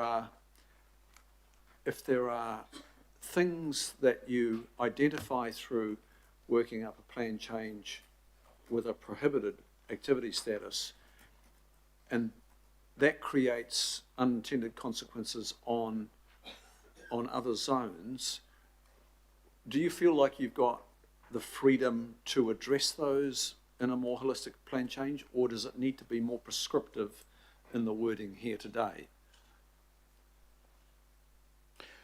If we've got a resolution which talks to a plan change relative to helicopter landings and takeoffs from residential properties. My view of that, and setting aside the activity status aspect, is that we need to understand all of the issues that are at play. Sorry, just repeat. All of the issues which are at play. And that may well be extending beyond the residentially zoned land in those instances where there are coastal marine area implications or open space implications of Esplanade Reserve areas. To guide that type of work, we of course will look to the regional policy statement itself as well, and looking at what's called the horizontal consistency across the plan, to check whether there are any of those consequential changes that we need to make. We also need to consider what the responses are to the plan change, and how people look to still be able to undertake the activity, and would they undertake the activity in different locations to a greater extent as a result of managing it more strongly in some locations. And so, yes, they're all factors that relate to managing of helicopter landings and takeoffs in residential areas. And I would see that we need to come back as part of the preparation phase to advise committee where we do see there is a need to go broader than perhaps what the resolutions say. Okay, so the way the notice of motion is worded at the moment, it's very human-centred, but I'm expressing concern about not being able to capture the natural environment effects or the cultural effects, because at the moment this is about the effect on people. That's why it's focused on residential, which is in my eyes too narrow. But you're saying that in the work you would actually you would have room to explore wider. Okay. So the other part, going back to your recommendation, and your recommendation under 11 talks not about residential areas, but it talks about in residential zones. There's a slight difference there because there are zones where people live in Auckland, particularly vertical living or denser living, which are not necessarily residential zones, the town centre zones, the metropolitan centre zones. So that we don't need to fuss over that. That's a bit like a reply to the former question. You'd pick that up. Okay, happy with that. Then we come to, we talk about activity status. It's one or other. But of course, the objectives and policies are the critical part that sit under the activity status and how they are worded. Do you want to just take us through your recommendation non-complying with really strong objectives and policies versus prohibited? My reading of it, from my experiences, you can have extremely strong objectives and policies sitting under non-complying, which take that activity of, say, helipads so close to the border of almost being prohibited. Correct? Am I correct in that regard? Yeah, that's right. And it comes down to the choice of verbs that are used. And avoid is the verb which tends to be used to manage things in the strongest way. Certainly when you've got a prohibited activity status, that would be the verb that you're using. When you've got a non-complying activity status, you're probably still using it, but setting out the circumstances in which it still might be okay to occur. And so the real test is if it was non-complying, is really focusing in on the objectives and policies and wording those up, which they are not currently worded. Airtight, watertight, cannot drive a bus through it, let alone a helicopter through it. Yeah, that's right. And let's remember the way in which our residential zones have been prepared. They have not been prepared on the basis of anticipating this particular use. So we do not have objectives and policies in our residential zones that clarify how we treat private helicopter landing pads. Thank you. Councillor Henderson. Yeah, thanks, Chair. Just a small one. Just want to clarify the projected cost of around $1 million to $1.5 million. Is that part of an existing budget somewhere, or would we have to reprioritise that from somewhere else? How would we find the money?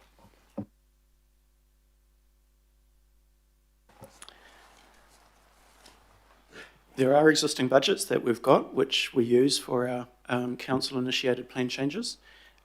We have a work program where within that we need to prioritise what we can proceed with, and that relates to both staff capacity as well as the financial ability. And so, yes, it would need to come in on that ladder of prioritisation. And presumably you wouldn't be in a position to give any advice on what might fall down the list yet, correct? And one of the issues that we face is the actual staff availability. A lot of our work does get driven from the notices of requirement and the private plan changes and the plan changes that we're required to do by central government. The number of our plan changes that we initiate at our own making is very small. Thanks, I appreciate that. Thanks, Chair. Thank you. Last question, Councillor Fletcher. Well, thank you. And I think mine probably flows on a little bit from the question that we've just had, because we all agree that planning is complex, and I can't help but feel today's Groundhog Day. It could be back to 2023, we're having the same discussion around the same issues, and it's caused some reputational damage to Auckland Council. That is the reality of this situation, that I think a majority of people are really unhappy about the lack of clarity around this policy. So my question to you is, would we have had agenda number 11 on the agenda today if it weren't for Mike Lee's notice of motion? I think the recent resource consent decision raises a really important issue in its own right in terms of the interpretation of the plan and what other applications come from it. And so the staff interpretation of the plan, as I've said, has been non-complying and has been non-complying right the way through. To have this decision that sees it as permitted is a very different activity status to non-complying. And the signals that sends with respect to others that may seek to come forward and do helicopter landing pads on private residential sites are things which create a planning issue, which in my mind would have still generated a report coming to committee. But as we've just heard, I mean, lack of resources, lack of staff time, lack of all of these things can often mean that good things don't happen. I want something to happen today, and I've listened very closely to what you've told us about costs, expert evidence, planning issues. I've heard from Megan Tyler saying she's not going to thwart democracy. If it's the will of this committee to get this done today, that officers will work constructively. So my question is, by supporting this notice of motion, will it provide some impetus? Will it provide some of the releasing of the resources required to get something done so we're not sitting here again in 3 years' time having another Groundhog Day? Because nothing seems to have moved quickly on this. And I can well understand the frustrations that our community are feeling with council looking to be ineffective. Through the chair, Phil, did you want, Megan was about to answer the last question and part of Sorry, I was actually directing it to Phil, but They're all good, not at all. Look, just wanted to clarify, just to your previous question, Councillor Fletcher, on the day that we heard about the release of the independent hearing panel decision on Rawene, the chair called me about, so, you know, we've got a policy and planning committee coming up, what do we need to do? So we started that conversation on that day. So as against to the NOM itself. Look, and just in terms of budgets and action, as you say, Phil is right. Of course, this comes on top of a bunch of everything else that we've got on our plate, but clearly this, whichever way it goes, is going to be a priority for this committee. You are effectively telling us it is. So we will get on and do it. It might be, though, that other things, well, it will be that some other things will slow down, will stop. As a result, this is clearly going to be a priority for you. Did Phil want to add further to that? No, I was going to reiterate exactly what Megan Tyler said, that as a planning issue, it is a significant planning issue for us to address. Where it sits on the priority against other changes that are looking to make incremental gains, this is a pretty significant issue to be able to be making sure we're clear to the community on. I guess it does come back to leadership and trying to use our votes in order to see progress.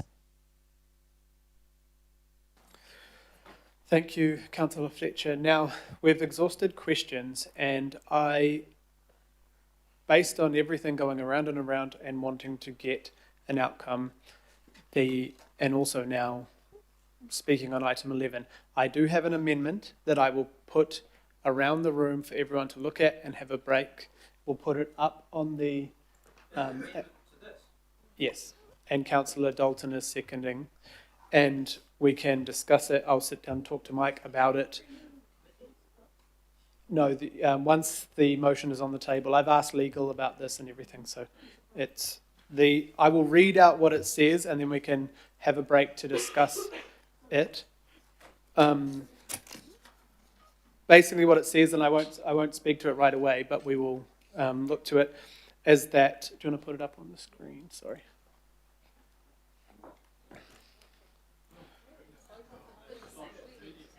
Yes, no, we are sending it around in hard copy and everyone can take a break.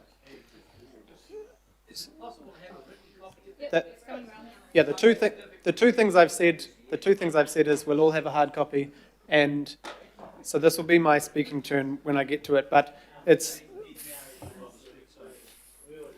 for the public. It is note there have been recent government announcements suggesting council-initiated plan changes will be limited. Note the advice from independent experts presented in December 2023 that it would be difficult or impossible to establish the helicopter landing areas in all residential areas. C, request staff seek a determination from the Environment Court through the resource consent appeal process or a declaration from the Environment Court on the activity status of private helipads, as referred to in item 11, that deals with the current consent that is being repealed right now. And then it goes into, this is trying my best to align with Mike's nomination, notice of motion, but get something done, which is a non-complying activities in general with targeted use of prohibited activity status in sensitive areas. I will remove such as coastal properties based on advice from staff, but that would enable a far greater ability to use prohibited status without it being blanket. And then E. So we'll go for a 5-minute break and everyone can read what is on the... Can you just assure us before we break that this is not a direct negative to the original notice of motion? Yeah, my understanding is that if it's an amendment by replacement, it's not a direct negative. It doesn't say do not do prohibited. It gives options to do with prohibited within.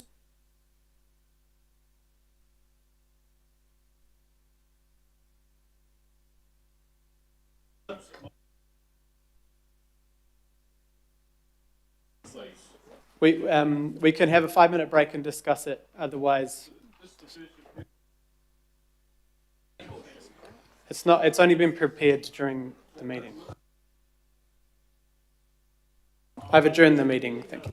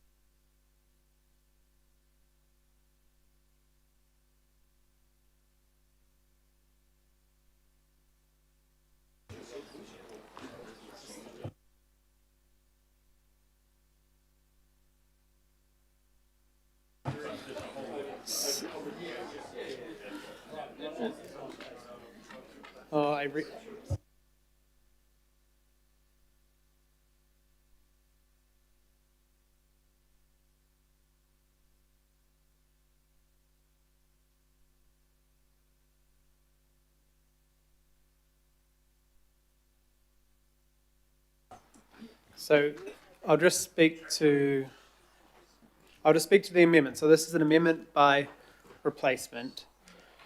Trying to get everyone's views in through this. If this was a vote, if we had the right, which we probably should have, the right to change our plan by a vote, I would be voting to ban helicopters in residential zones. To me, I've never been on a helicopter.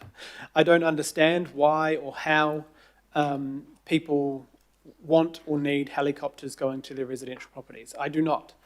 I think we were all extremely surprised, and I know it's an appeal, so I won't go into the details, about the decision. Probably if it was a decision that was approved through the non-complying route, we would probably not really be having this conversation, but I know that the council, because our position, and also the views of the unitary plan and how it's applied, everyone was shocked that essentially we now have on the table helicopter activity as a permitted status, which we all know is the most ridiculous thing you could ever expect. It is not something that we would expect in our plans to be a permitted activity.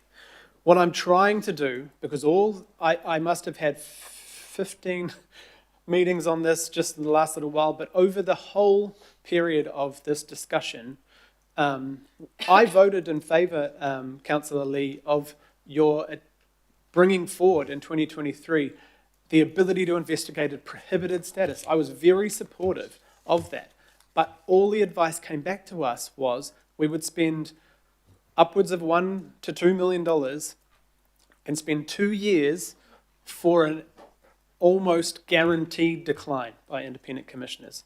If it was our decision, you would definitely have a majority of us backing it and it would be over. But now we also have the really, really messed up, and I disagree with the government's changes. If they had said, we will not force you to do plan changes anymore, I would have accepted that. What they've done is said, we will decide what plan changes you do, which I think is completely anti-democratic and it makes no sense to me.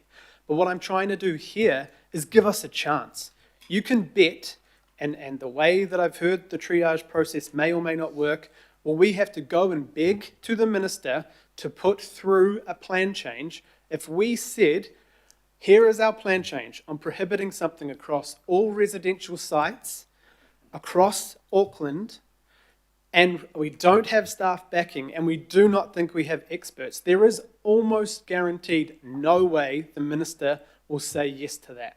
What this does is give us a little spark or a light, because I've added in there that we'll ensure that we have non-complying, that's explicit, but also the ability to put prohibited activity status in sensitive areas. And that would help what Councillor Darby's saying, where there's environmental outcomes needed. It'll help in very tight residential sites, which we have seen applications come to. It will give the staff the ability to come back to us and hopefully put prohibited status on residential properties where it makes sense across the city. But if we do blanket, we know quality planning, every bit of evidence and everything I've looked at in New Zealand law and Auckland it's actually the first time I've spoken all day, Councillor Walker. But the thing is, I don't think we would get past the first gate, which is the minister, and then we have to somehow prove that we have experts that will back us up. The other issue is, if we don't hit this, and this is why I asked the staff what we could do on the current consent once I realised we couldn't appeal it, and I know that I met with Quiet Skies and others to try and address that, and I'm glad there's an appeal in process in time. It gives us time. But this Environment Court determination would also mean that we will not have a gold rush of permitted helicopter activity applications, which may or may not happen. Not many people have a helicopter, but we do have an issue. That needs to be put in law right now or as soon as possible to make sure that we don't have this gold rush of permitted activities. I think that is extremely concerning if we have have those sorts of applications coming in. My issue is, though, if that determination does not come in our favour, we will have the election period, we will have a new council, we will have people being having to be sworn in. All during that period, we only have the backstop of the prohibited activity thing going through. Then we have potentially 2 years of permitted helicopter activity applications coming through. And then, because we've been told it's almost certainly going to be declined, we'll have another 2 years. If we, in my opinion, voted for the NOM as it was written, we could have a 4-year period of permitted helicopter activity. And on my conscience, even though I support exactly what you're saying, Councillor Lee, I could not, in my conscience, lock up a 4-year process that could allow helicopter activity, permitted activity for that long. So what this will do is it will ensure that we get the fastest, quickest action possible on the current consent. It'll also give us certainty whether it's non-complying on the, which we thought it was, on the unit on the Auckland mainland. And then if we get an outcome that is not in our favour, the work will be done on a non-complying plan change that has parts that the staff think, and the staff have said there are plenty of parts of Auckland that they believe could be prohibited, not the whole of. And that work will continue during the election campaign, during the time between any elected members being sworn in, and even if there doesn't get to be a report back to a committee, whatever the committees are, whoever the councillors are in that time. All that work continues at the fastest pace possible to ensure we do not have a future where we have a couple hundred permitted helicopter activity applications coming in at the same time. So this is not anything against anyone around this table. This was only, and staff can vouch, created during this meeting with many of my questions coming through this morning. I just want the best possible outcome that doesn't waste money and doesn't waste time, and an outcome that will, I think, could lead us to 4 years of permitted helicopter activities. So right now we can go to questions of me or the staff on this, and then we can go back into the debate. Thanks. Councillor Fletcher first. Sorry. Oh, thank you.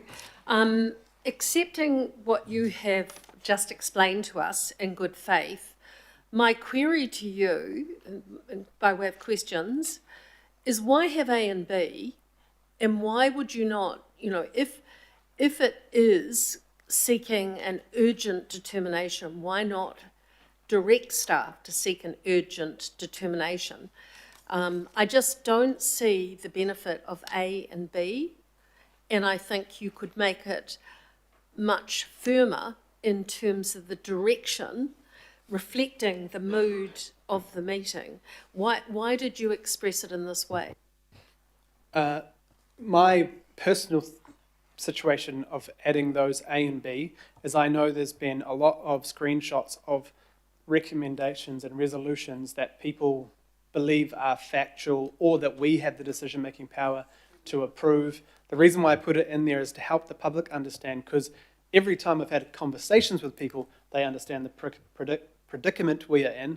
But if they are just seeing one Facebook post or just one email or just one, but I understand what you're saying, Councillor Fletcher, but my issue was to try and let the public know that, one, we have the challenge of going through the government, which is extremely strange, in my opinion. B, we also have the issue that the independent advice, not the staff advice was this direction anyway, but then when we got independent advice, they also said they cannot see a way through a broad blanket prohibited. So I'm trying to give the context, because I think most people out there, including myself, would assume that as an elected member we can just tomorrow ban helipad activity. So that's why I put it in there. But I'm happy to definitely change C to direct. I'm sure, Megan, is that okay to say direct instead of request? And staff? Urgent, because there needs to be a sense of urgency to this. I would just ask that you reflect on whether or not, the purpose of this is not just for public relations. The purpose of this is actually to direct staff in a governance sense what we are doing today is to give staff a sense of direction on what we want to achieve. So my advice to you would be to delete A and B and strengthen C. I'm not that keen to delete A and B just because it gives people an understanding of why this is the most difficult process we get stuck in, even before the government got involved. But I'm definitely keen there's direct and urgent determination, if that helps. Questions, Councillor Wayne Walker and then Councillor Lee. Also, I agree with the questions that Councillor Fletcher has just raised, and I'd suggest by way of question that the statement difficult or impossible goes some way to weakening our case. But in respect of C and D, I'm confused. Or I would suggest the wording here is confusing. So it states a declaration from the Environment Court on the activity status of private helipads. What does that mean? What is the activity status, and what are you suggesting in terms of prohibited or non-complying? Because as it reads, it's not a directive, frankly.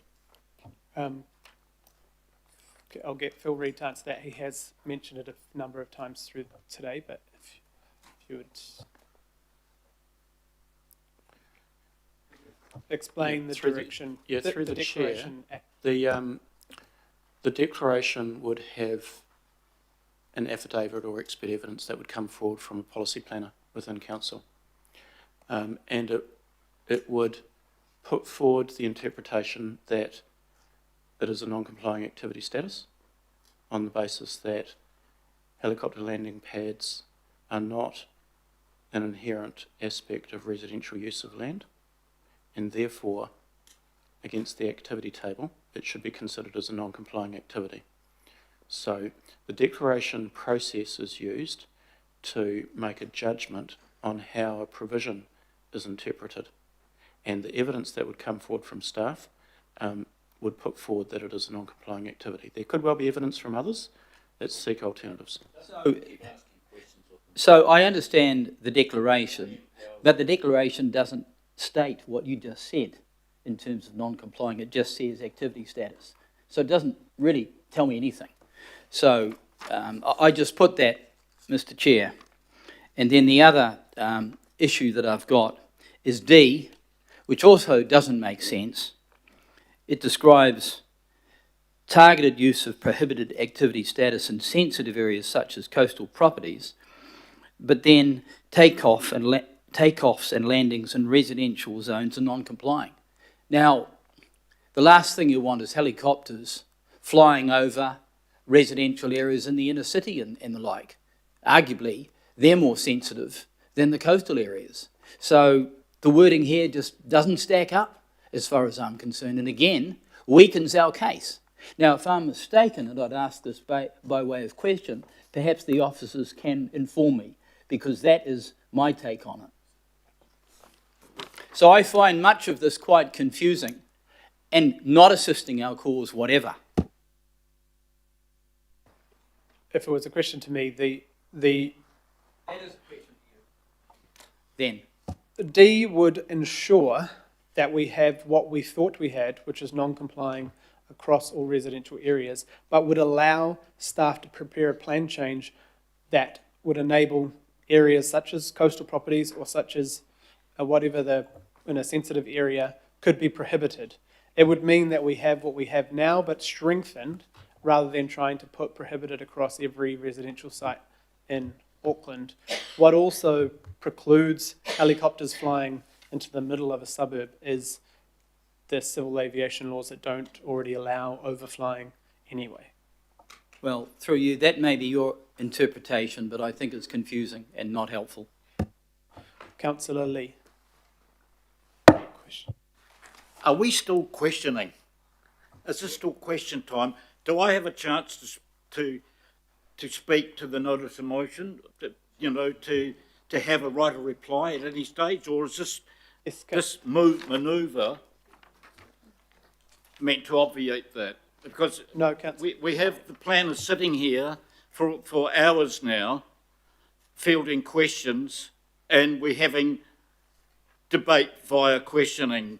So is this going to continue on? Because I would actually like to speak to this ambush motion at the appropriate time, but I don't want to ask questions of the officers because, frankly, their minds are made up, and I can talk about exactly how later on in the meeting.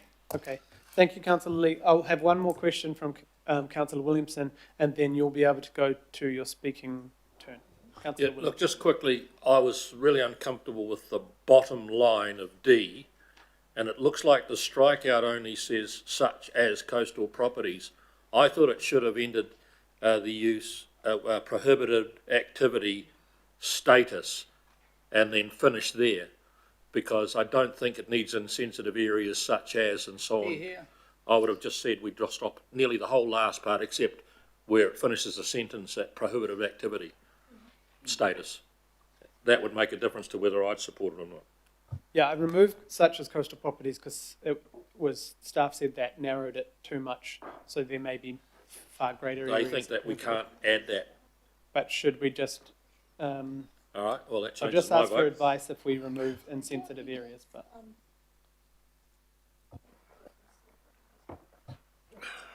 Yeah, so staff have said that they would work on a plan change that put prohibited status in areas that... We don't know yet. We understand your intention if that's where it goes, and it would obviously always be some kind of target because we still don't think there's blanket ability, so it would have to be targeted. We understand your intention. Okay, well, I'll now get officers to move back, and then we'll debate the... has got merit. Just admitted that. In certain Mate, cases. sorry, speak to the amendment. Notice of motion. Councillor Lee, you would like to speak to the amendment. Yes, stand back. I presume I meant to speak to this red thing, right? It's been moved and seconded?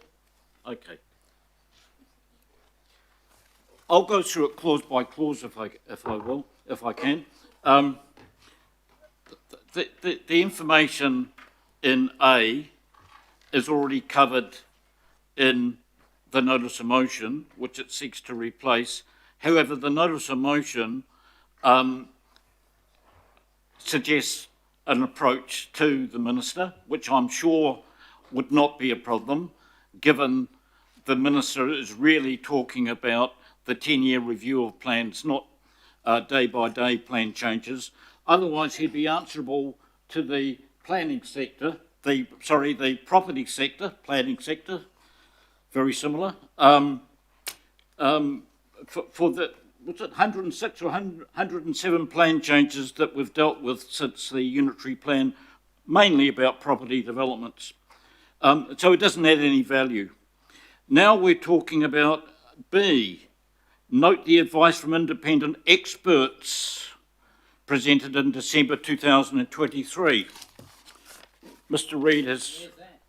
Reid has actually included the advice from experts, and it's from Styles Group is the experts, and what Styles Group has to say in December 2023, conclusion on prohibited status. Accordingly, we reached a view that it would be difficult or impossible to establish that helicopter landing areas in residential or settlement areas should be prohibited. Now, ladies and gentlemen, this was not the opinion of a retired judge or retired judges or Queen's councillors or King's councillors or even expert planners. It was by John Styles, an acoustics expert, not a planner, not a lawyer, a consultant, a kind of semi-permanent consultant of the council. Now, I'm not going to tell you how much he got paid for this opinion. It sounds like a bench of judges, not an acoustics boffin. I won't tell you how much he got paid for it, but, you know, I looked it up. I looked it up, and this guy, this this guy's on the payroll. So that's the opinions you're basing this amendment on. Not the Court of Appeal, not Justice O'Regan, Justice Glazebrook and Justice Arnold, who set out a number of reasons why prohibited activity is not impossible at all. And I actually read them out earlier in the meeting, quite a long time ago. Now, even though we're meant to be dealing with item 9, we actually jumped ahead to item 11, and that's all been by design, I'm afraid to say. Clearly, this is something of a stitch-up, and in terms of process, the notice of motion, Councillor Leone and my notice of motion was given to staff 2 weeks ago. There was ample time to discuss it. I've had no feedback whatsoever from the staff about it. I did have a meeting with the senior planner over another matter and found out how entrenched the opposition is to making helipads in residential areas a prohibited activity. I have long experience in local and regional government, but I have to say I was more than taken aback by the vehemence of the opposition. So, we're dealing with item 11 when we're meant to be dealing with item 9. We haven't even dealt with the Haurekia golf issue, which is a separate notice of motion. Now, we're meant to support and appeal. This is in light of the disastrous decision by the council-appointed commissioners led by Kit Littlejohn, who is a developer lawyer, who's driven a truck bomb through the Auckland Unitary Plan. Whether his decision is right or wrong, clearly I believe it's wrong. However, he seems to have seized upon a technicality which suggests that our expert planners don't even understand the intricacies of the Auckland Unitary Plan. However, a declaration is to be sought from the Environment Court on the activity status of private helipads in residential areas. Now, in the next,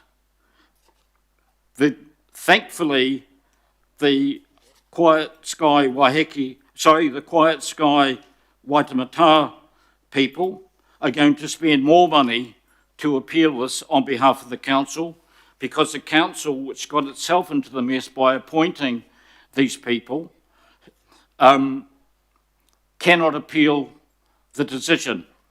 Clearly, the planners would prefer that the activity is non-complying in the city. And it seems to me that even though, what's the difference between non-complying and prohibited is essentially, if it's prohibited, the lawyers and the planners have no opportunity, no commercial opportunity, whereas non-complying, the whole circus can go on right up to the Court of Appeal and so on. I move an extension of time. Yes. Understanding orders, councillors can only speak to a limited time. That doesn't apply to the officers, but I would like my time extended, please. I'm only up to clause D. I move an extension of time. So I've just, we've already had 2 minutes additional. Happy for another 2 minutes. We don't need to vote. So now we're going to go, when we've asked for a plan change in the past, staff have always talked about the cost. It's a significant cost and we're not budgeted and so on. Now we're talking about a plan change, over $1 million it seems, to go back to what we thought was the status quo. The status quo is not acceptable to the community. That's the problem. Otherwise we wouldn't be here today. So, and then we move on to targeted use of prohibited activity. But who's going to be doing the targeted? And if where helipads are enabled right now is already targeted in the airspace which is non-controlled, which is along the coastal fringe. And so now we're going to have targeted use of prohibited activity in sensitive areas such as coastal properties, all extremely vague and not clear at all, and also too much wriggle room in there. What we were asking for is a simple prohibited activity in residential areas where currently civil aviation does allow helipads, helicopter movements. Finally, staff will report back to, I'm just reading this, there's been ample breaks in this meeting today, and this obviously just didn't fall out of the air, and I would have appreciated the courtesy of some consultation. Note that staff will report back to the committee once the Environment Court has made a determination on activity status through the resource consent appeal. Yes, so the people who have presented a petition today, we are relying on them to do the heavy work. The people who have paying huge amounts of rates are going to have to spend their money to go to the Environment Court to actually appeal this rogue resource consent that the council is actually responsible for. And so, Mr. Chair, it would be a lot more simpler to deal with the notice of motion, which is clearer, because what is needed now is clarity for the future. This cannot relate to, it seemed to be implied during the long question and answer session, to the Rawene Avenue consent. It doesn't relate to that. It cannot relate to existing use. It cannot relate to applications and process. It's for the future, to give clarity for the future, which what we have now is utter confusion, and the council itself and its planning staff who appointed these people, who've outsourced the administration of the law onto private persons who are, some of them I believe are conflicted. The council has brought this on itself, and today this outcome by ambush approach with no forewarning whatsoever is not going to help the reputation of the council, and I'll leave it at that. Thank you, Councillor Lee. Councillor Dalton. Thank you, Chair. I'd like to speak in support of the amendment by replacement. I think it's important in the recommendations that you have stated the context in A and B. Many times I've seen recommendations taken out of context after meetings and councillors being abused because of the context wasn't there. In this case, it is really important. Those 2 points are there for the public to see.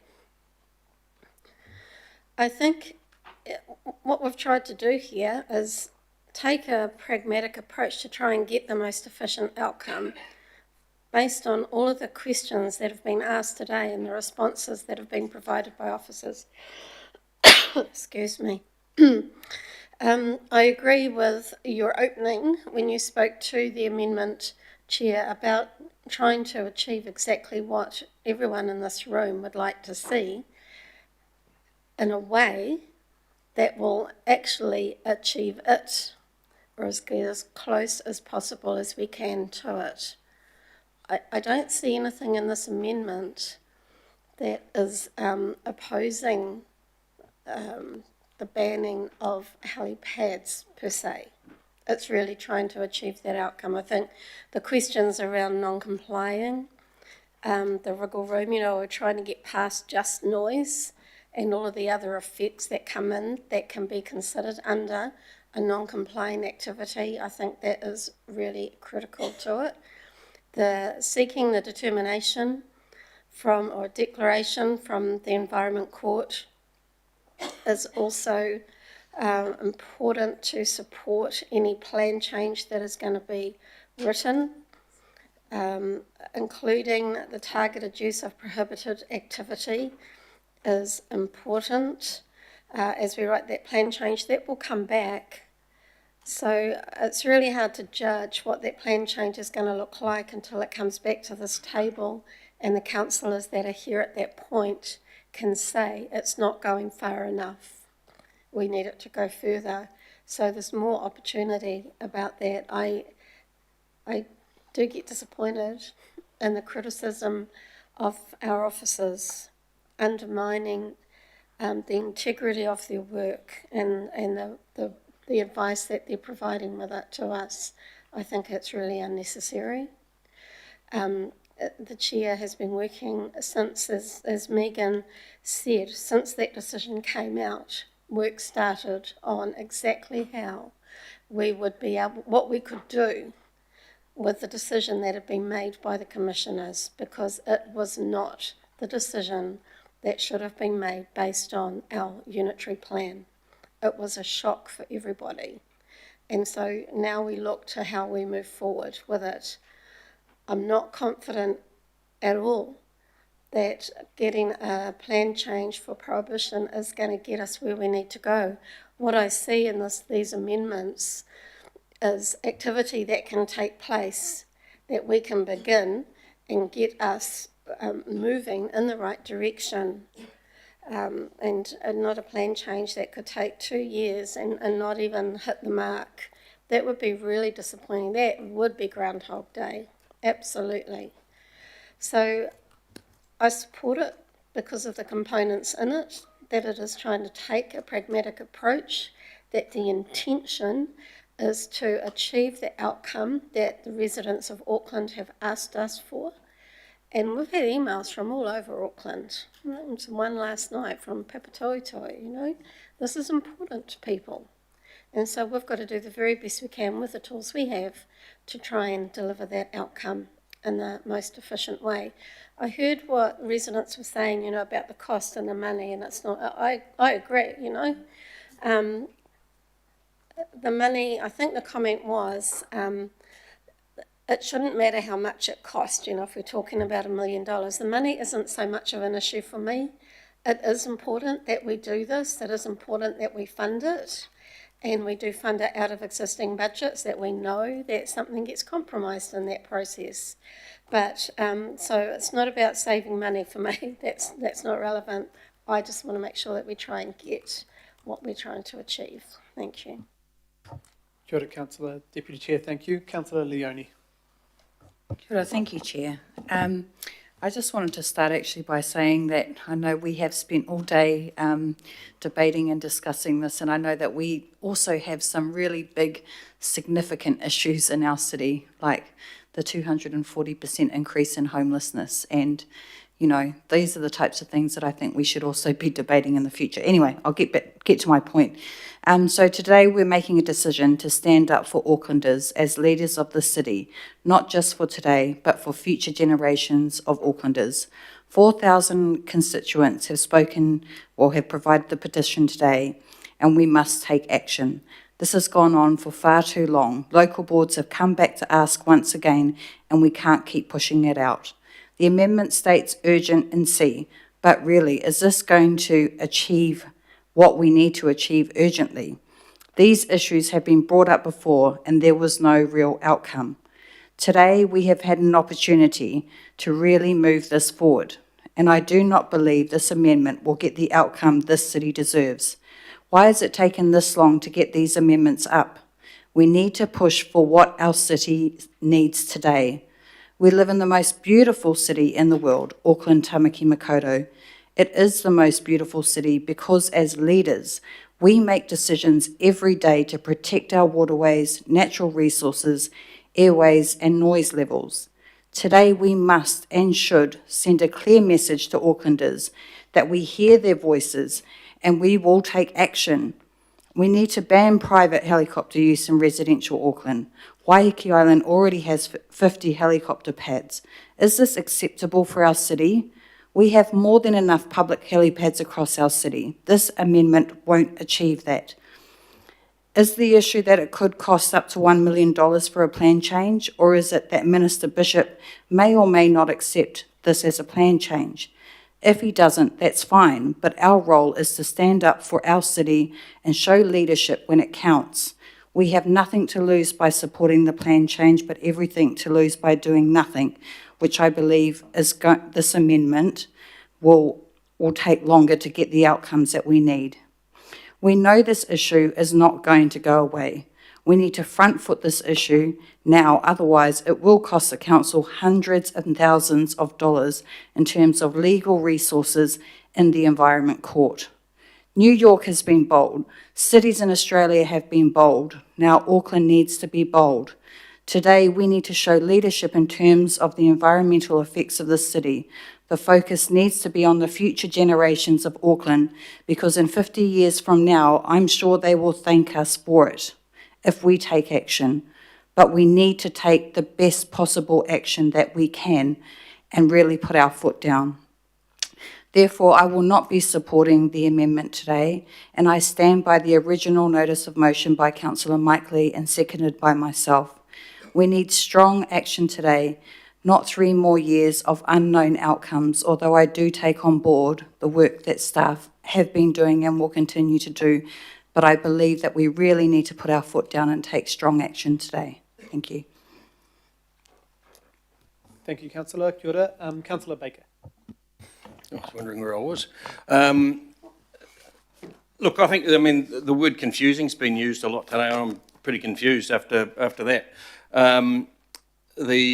We have heard, and I know it's really easy to attack the staff when they're not here to defend themselves, but we have heard today the risks involved in terms of supporting the notice of motion. The notice of motion seems to have been put up as the golden bullet, that it is going to provide the urgent relief that people have spoken to us about. And I don't think anyone here, as Richard has talked about, that anyone here denies.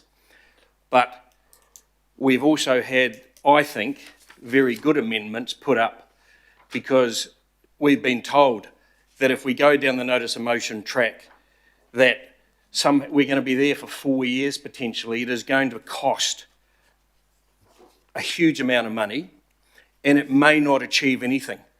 And I say, and I say to the people that we go into the next notice of motion and we talk about the Hauraki Golf District Plan, and I say to the people there, are we willing to risk actually stopping what is going on there now? I say no. I don't think there's too much risk, and I applaud this amendment because I think it is a pragmatic solution.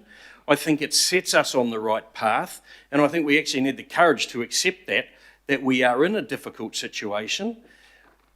The commissioners at wherever it is in Herne Bay have created a problem. They have taken an interpretation of our unitary plan that needs and deserves challenge.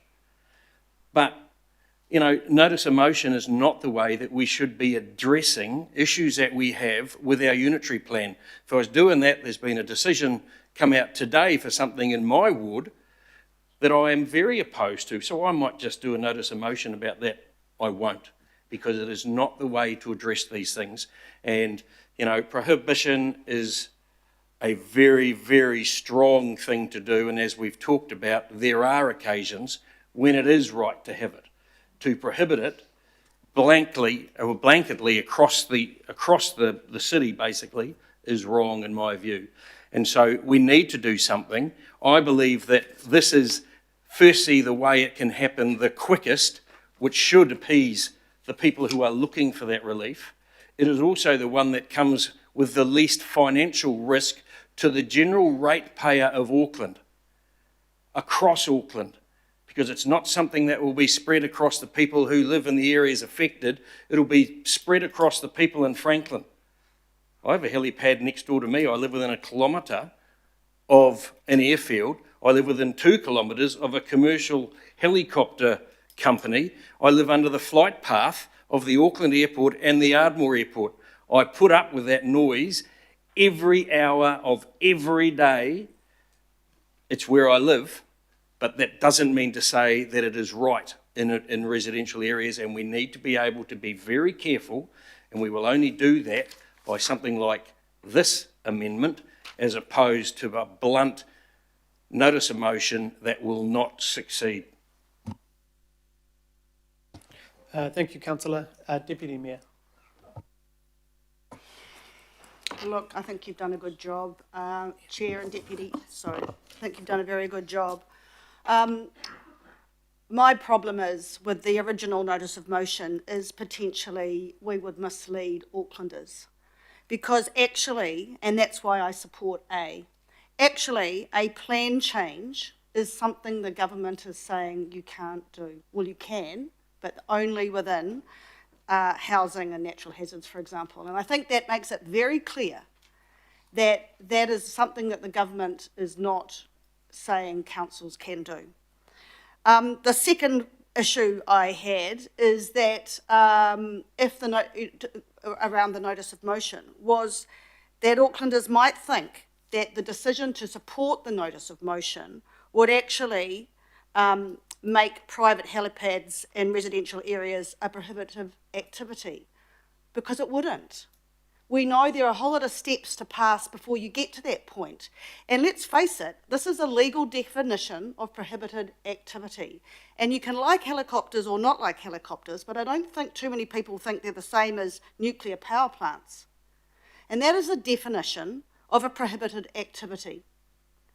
So it's a mountain too high to fly over, in my opinion.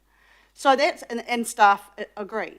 So I do support keeping A and B, but I also support Councillor Fletcher on the urgency of the determination for the Environment Court. We must know where that sits. That is really important, because that, I think, is one of the big cruxes, one of the big issues that we have to face. So I absolutely support C. On D, I think because that mountain was too high on prohibitive, we get into the non-complying. And I think that, that is a mountain we can fly over, non-complying. And so I do support you. I would have been quite happy to be right up to activity status stop. But if you want sensitive areas, I suppose, I still believe in the essence of the clause. And I think if I don't vote for that clause, I'm actually saying that Sorry, I was supposed to remove, I had asked earlier to remove it would finish at use of prohibited activity. So then the staff would come back with. Good. All right. And then finally, I believe in E, because I think we need to make the decision. So often we sit around this table and say Wellington shouldn't decide for us. By supporting this amendment, it is our decision. We are not relying on anybody else. And I think that's what everybody in the room is. But most importantly, I wanted to be really clear, Chair, that I didn't want Aucklanders to think that if we voted against the notice of motion, we were saying that private helicopters in residential areas would be prohibitive, because that mountain is too high to fly over. This is a compromise. You've done well. I hadn't seen it till about 3 seconds before you gave it to me, but I think you've landed in a good place, and I'll be supporting it. Thank you. Kia ora, Deputy Mayor. Thank you. Councillor Walker. Sure. So I stand by my view that these amendments are confusing, they're muddled, and I question their accuracy. And I commend Councillor Lee for raising the notice of motion, because that is prompting urgency, and it's putting the item on the table, and it's a directive stance, which is absolutely the role of this governing body, to direct. The officers have admitted, and they admitted it under questioning, that prohibited status does have merit, at least in some circumstances, and no doubt many. So why wouldn't you apply that? We all know that non-complying opens the door to multiple challenges, particularly given the money that is behind these applications. And there is immense money to employ any number of experts, a number of whom are hired guns, frankly, to allow things to happen. We know that. That is the reality of the RMA. So frankly, this is an ambush on Councillor Lee. The wording doesn't stack up. We still don't know what the declaration is about. That is not obvious. It mentions experts, and Councillor Lee has already raised issues around the nature of those experts, and it's not experts, it's expert, singular, and certainly not experts in a legal context, which is the context that we're talking about here. It's an acoustical engineer. So frankly, that should have been made obvious so that all of us here know what we're up against. So I see a relatively simple path forward. That's to put the notice of motion of Councillor Lee. Sends a very clear directive. There's a further opportunity in the later motion, particularly item 11, if you want to visit something around non-complying. That option still exists. They are not mutually exclusive. But clearly, if we're strong on this and we want to send a signal, then we would advocate for prohibited status. And absolutely, I would suggest that almost every New Zealander, not just Aucklanders, would be supportive of that, and I would suggest that the government would know that. Otherwise, we could have these things happening everywhere around our coastline, in many locations. And do we want that? The clear answer is no. And what achieves that? A prohibited status. Thank you. Thank you, Councillor. Councillor Ferry. Sorry. Whew. Right. So the reason I was asking all those questions before, which I know incited a bit of complaint from the mover of the original motion, but I was trying to work my way through this, and I'd note that similar questions from male councillors didn't get shouted at. However, looking at this amendment, I can see what we're trying to achieve here, and I think this amendment is on the whole excellent. I think we're actually pretty much all agreed that we don't want helipads in residential areas. What we're struggling with as a group is how best to achieve that outcome successfully. We have advice from staff that says that going straight to prohibited status is highly likely to fail. And I take that very seriously. I also weigh it up alongside the hundreds of emails I've had, the many conversations I've had with people, including on social media, where people genuinely don't want this activity to be even non-complying. They want it to be prohibited. And that's why I was trying to get to the bottom before of how the RMA approaches the public's wishes on an activity. That's why I wanted to understand that better. I think that in balancing those two things, we have an RMA system that actually doesn't really enable us to make decisions either through our vote today or through the way that a plan change would be processed that can give full effect to what we're hearing from our community on this matter. So it's how do we find the best way forward? So I want to be really clear about that. I think the democratic concerns about this process are the result of the way that the RMA was set up. And let's not forget, yes, there is a current attempt to reform it underway, but actually the previous government was trying to reform it too. So it's long acknowledged that actually it's quite an old piece of legislation.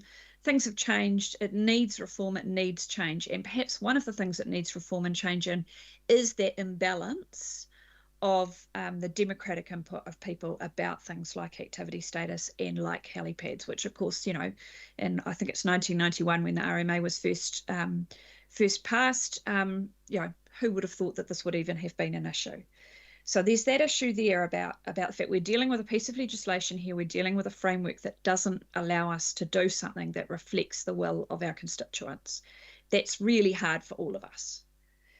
I wanted to note that as soon as the Rawene decision came through, and I think was probably the case for many councillors, I went to the chair of the committee, asked him, what can we do? How can we support an appeal? What's the appropriate way? And staff have come back to us on that, and we'll address that further in item 11. But I do appreciate that it is picked up here. I think having A and B in there, I've had a lot of screenshots shared at me of the March 2024 vote that didn't recognise that there were two separate votes taken, and that the second vote, which included improving the complaints process, which staff have diligently done, to address helicopter noise, was actually passed almost unanimously. It also enabled the Haureiki Gulf Island plan modification that's underway, and it secured funding for that process as well, which was previously unfunded. So actually we did do some stuff in that March 2024 vote, but I've only seen one of the screenshots of one of the votes shared. So I think it's really important that we create something that tells the whole story. All of that said, and I know I'm probably running up against time, I have an issue with D, and it's way too late for me to be suggesting that it be changed further, and I'm not suggesting that. I'm explaining my thinking here. My issue with D is I think we've got it around the wrong way for what the community wants us to do here. I think what we should be looking at is prohibited in general and targeted use of non-complying. And so for that reason, I'm still thinking about D in particular, and I'm thinking about what I'm going to do. So I haven't totally made up my mind yet, and I look forward to the rest of the debate. Thank you. Kia ora, Councillor. Thank you. Councillor Watson. A little while ago, Councillor Fletcher referred to feeling like it was a bit like Groundhog Day, and I agree with his an awful sense of deja vu. It's 15 months on since we had that last meeting to do with the subject, and if you're looking for people to check out the vote, just go to the minutes and you see basically a repetition of what's happening here today. Councillor Lee and Councillor Leone put up their motion calling on prohibition in Waiheke, the Great Barrier and residential areas, and a division was called for, and people voted accordingly. Some of the same people here today who are saying that they support Councillor Lee and Councillor Leone, well, they didn't then, and it doesn't sound as if they're doing it again today. So that's really disappointing. Some of the other councillors have referred to this 200-odd word amendment that has manifested itself out of the ether here. But if you look at that 5 clauses, 3 of them are merely noting clauses, some of them with questionable assertions. So they just note stuff. One of them is a request, and that leaves the last one, D. That's the only ones there. And if you look at D there, it's written with qualifiers and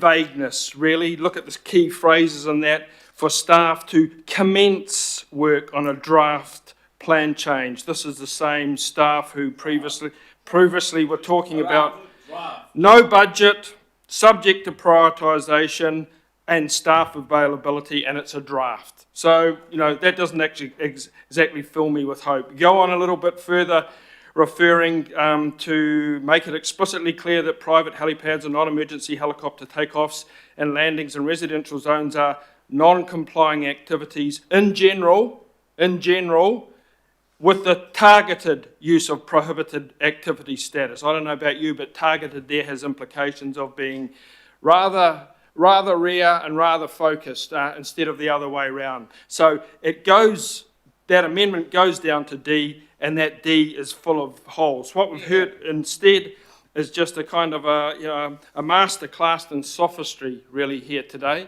where the same people who voted against this in March have really looked at ways that they could undermine this very clear direction from Councillor Lee and Councillor Leone and the community. It comes, 3 3:30 nearly in the afternoon, on the same day as we've had a steady trail of people, a petition of 4,200 people calling for a prohibition. We've had this remarkable case of Rawene Ave where over 1,300 residents in just one area were submissions submitted against that. What more do those people have to do? We heard our poor jet-lagged submitter calling for D-Day for democracy today. Well, what we've seen thus far and what's certainly evident in this amendment is not D-Day for democracy. It's actually D-Day for continuation of this rather sad inertia. I was going to say bureaucratic inertia, but it's political inertia too. 15 months on, and it's ending up just being a rerun of the last meeting. What's quite interesting for me today is some of the other information that's come out in the general. Some people have been talking about context. Well, the wider context is that we have 7 existing heliports in Auckland. I didn't realise there was so many. We have an international city comparison that Councillor Lee put up that shows a whole raft of cities around the world, including our so-called equivalents in Australia, Melbourne, Sydney and Brisbane, who have prohibited helipads in residential areas. Yeah, why have they done it, and how on earth were they able to do it and we can't? I mean, that's the obvious question that I'm sure members of the public are talking about. And what does it come at? It comes at a time when there has been a veritable explosion of these helipads in various parts of Auckland. Waiheke Island, 64. 11 on Great Barrier, 4 on Waitemata, and apparently with any number of others in the wing. This calls for a bit of an urgent response. We're certainly not getting that in this amendment at all. Councillor Lee and Councillor Leone signalled the appropriate message to the management, to the planning management, who in turn said that they would act upon the direction of the council. Well, the real vote coming up in a minute is whether the political wing of the governing body are going to give that direction, or are they once again going to defer. We're going to have a repetition of 15th of March 2025, a draft and a request and a noting. So that's the real question here today for those people who have stayed around rather tortuous process to see when it's all said and done whether the people that sit around here are going to back them or they're not. That's the vote in a couple of minutes' time. Yeah. Thank you, Councillor. Councillor Turner. Thank you. The last speaker said it all. I came here to serve the people, not the process.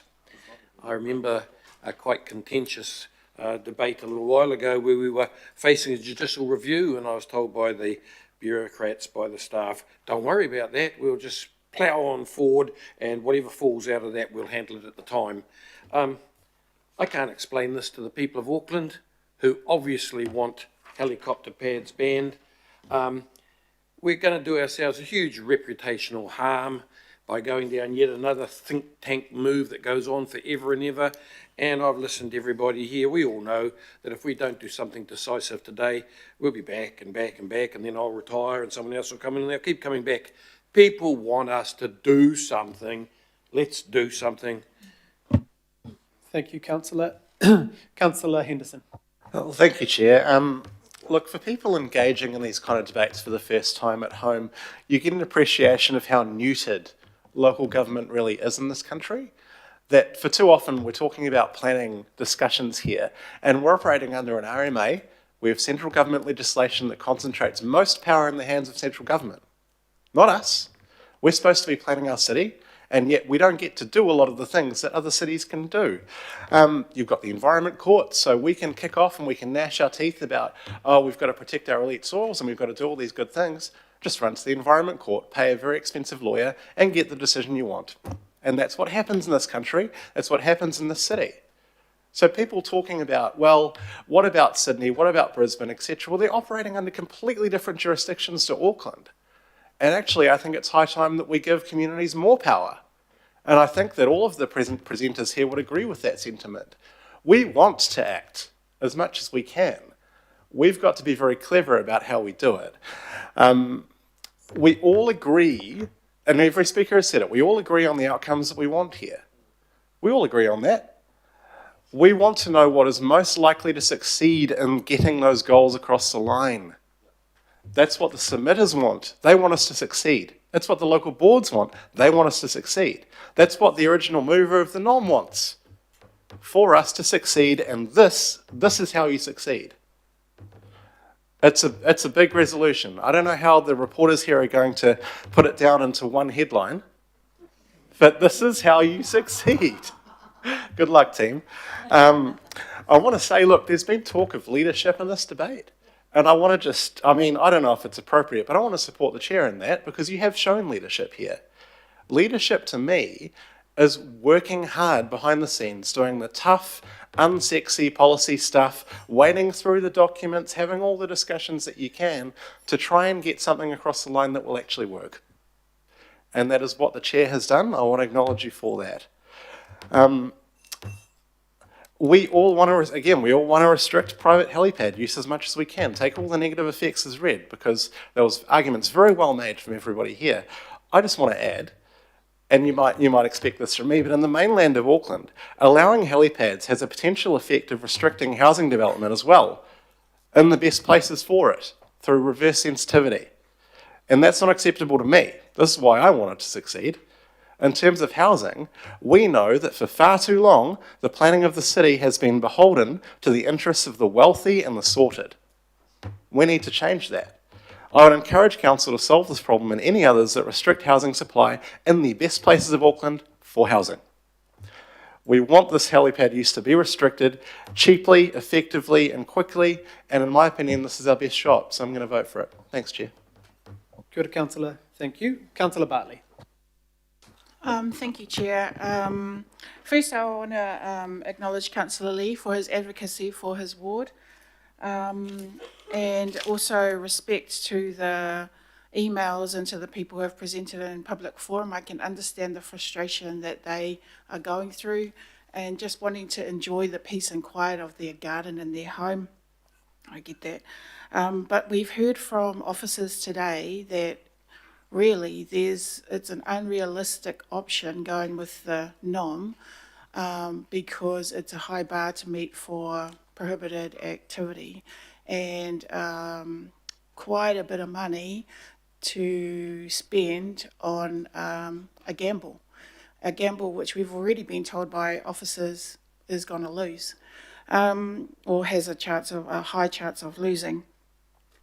So I do support this. I think we want the same thing. Everybody wants the same thing, but it's how we get there. And I think what you've got up there seeks to achieve what the NOM was trying to achieve. I didn't support the NOM because I don't support giving people false hope. And I want to support what the public are asking for.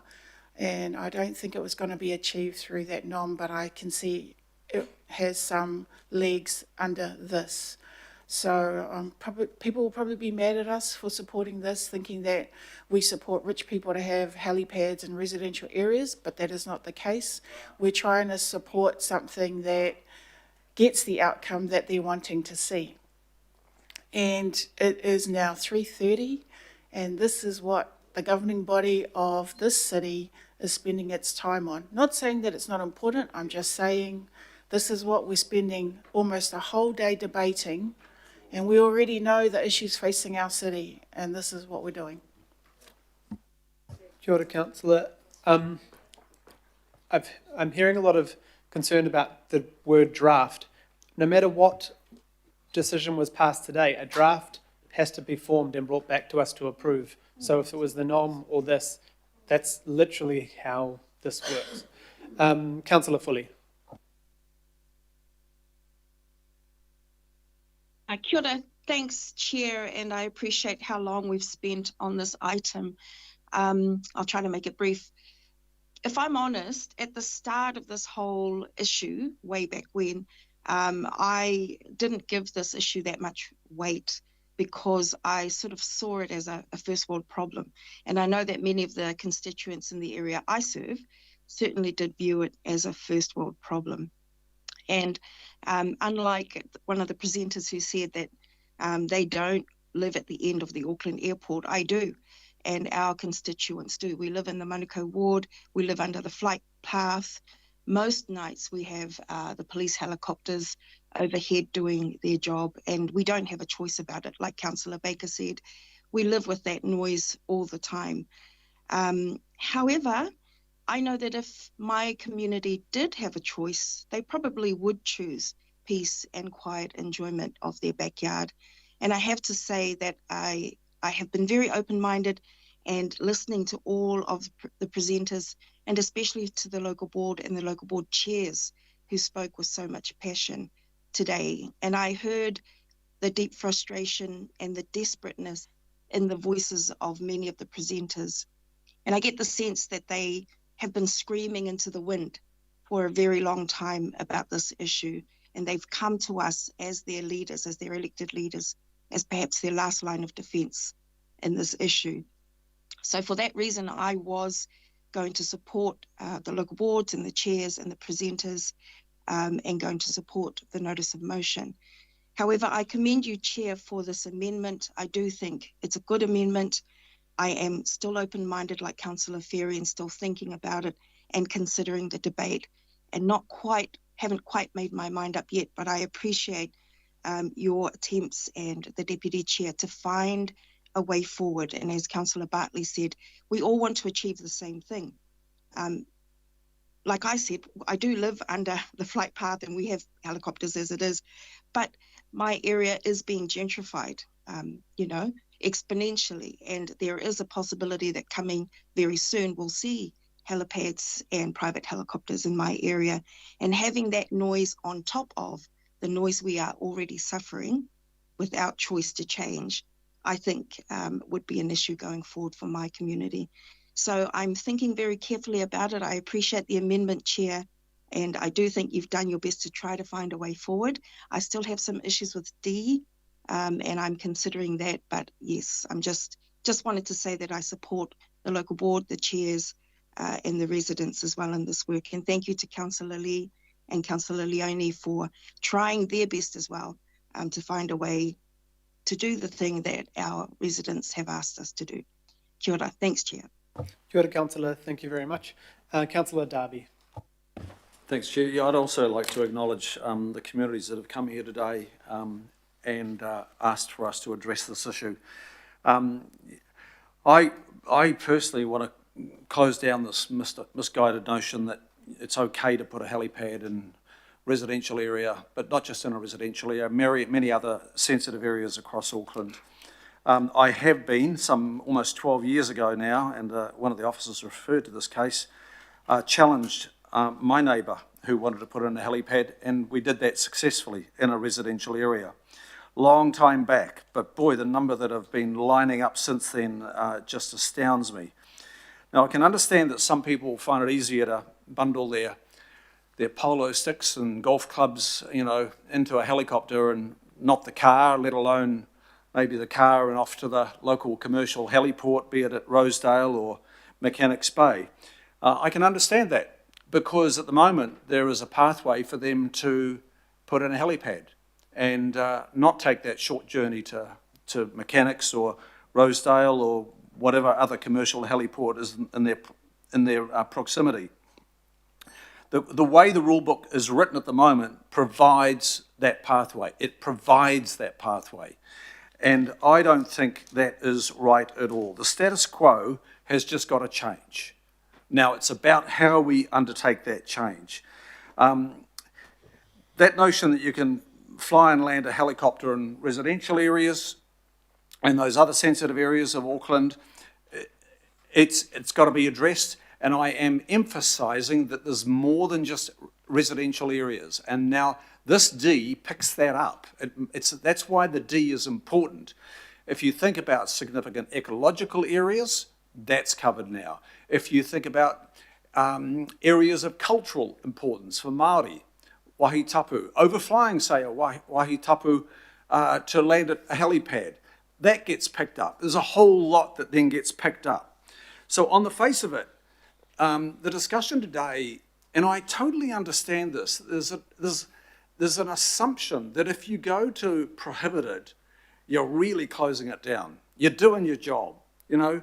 But the truth is it's not that straightforward, as we've heard today in the evidence.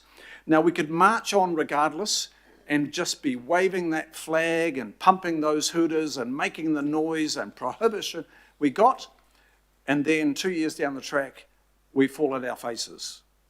But we'll have all forgotten. There'll be other people maybe, but we will have all forgotten the process that we went through here today.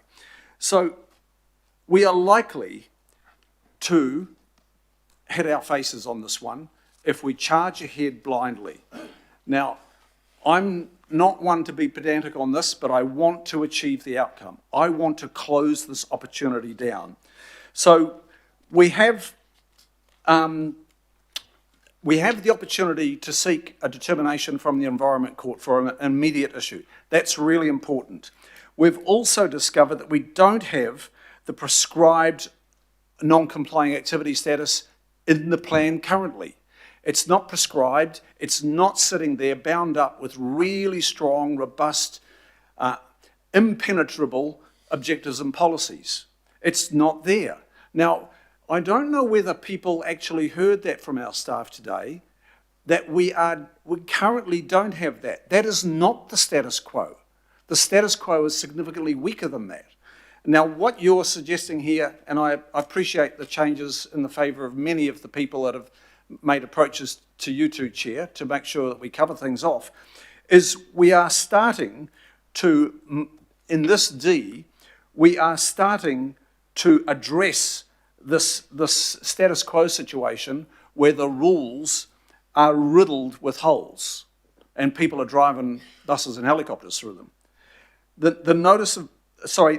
The non-complying status with very precise objectives and policies that can have the effect of prohibition almost. Can't say it absolutely, but it closes in on prohibition. That, in my view, is the way to go. So one of the things that the notice of motion is limited to, and I totally respect Councillor Lee's advocacy here, but one of the things that it's very human-centric. I actually think this needs to go a lot wider, and it does need to take into account more effects, the ecological, the cultural that I've already mentioned. So I'm supporting this today, the amendment, but boy, I want us to put our foot down on this and close this opportunity down, because this notion of a helipad in my residential neighbourhood or yours and the other areas of Auckland is a madcapped idea. Kia ora, Councillor Darby, thank you. And last speaker, Councillor Williamson. Thanks, Mr. Chair. I want to congratulate Mike Lee for having put the NOM through and fully sympathise with the sentiments of what he has been trying to achieve with it. I don't think there's many that don't. But I've got a mathematics background, and I always like to take a matrix and sort of have an end point and a start point, and then have what are the various routes that can get you there, and then put all the components on each of those routes. What's the cost to us? What's the cost to a third party? What's the cost to the litigant? What's the delay chops? What's the unexpected consequences? And put each one of those on each one of the routes to say which is the best way to achieve that same outcome.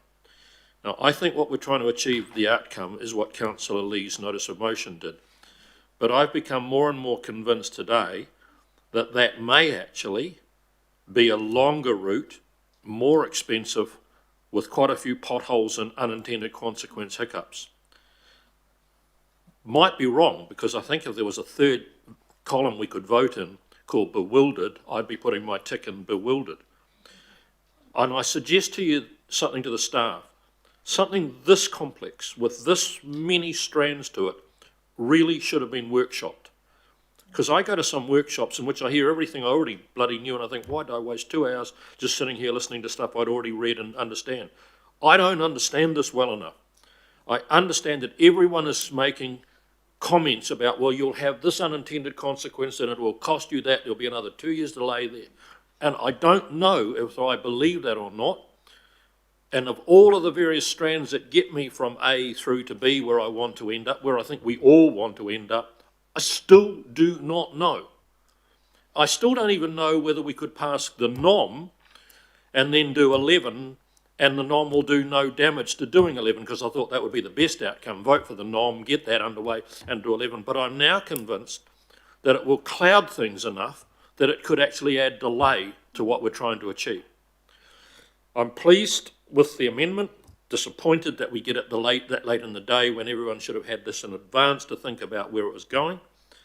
Very disappointed that we couldn't have kicked this around in a 5 or a 6 hour workshop, because we really needed something big to chew all of those details. Because I bet you if I had to sit an exam on the details of some of the potholes and unintended consequences that could arise, I'd get a D-. Because I've heard stuff today that I didn't think was true. I've looked it up and now I think it is possibly correct. So in the end, I just say I'm going to support what's been put up here, because I'm hopeful it'll achieve what Councillor Lee has been trying to do, but it'll do it quicker without less of the possible road pitfalls and potholes along the way.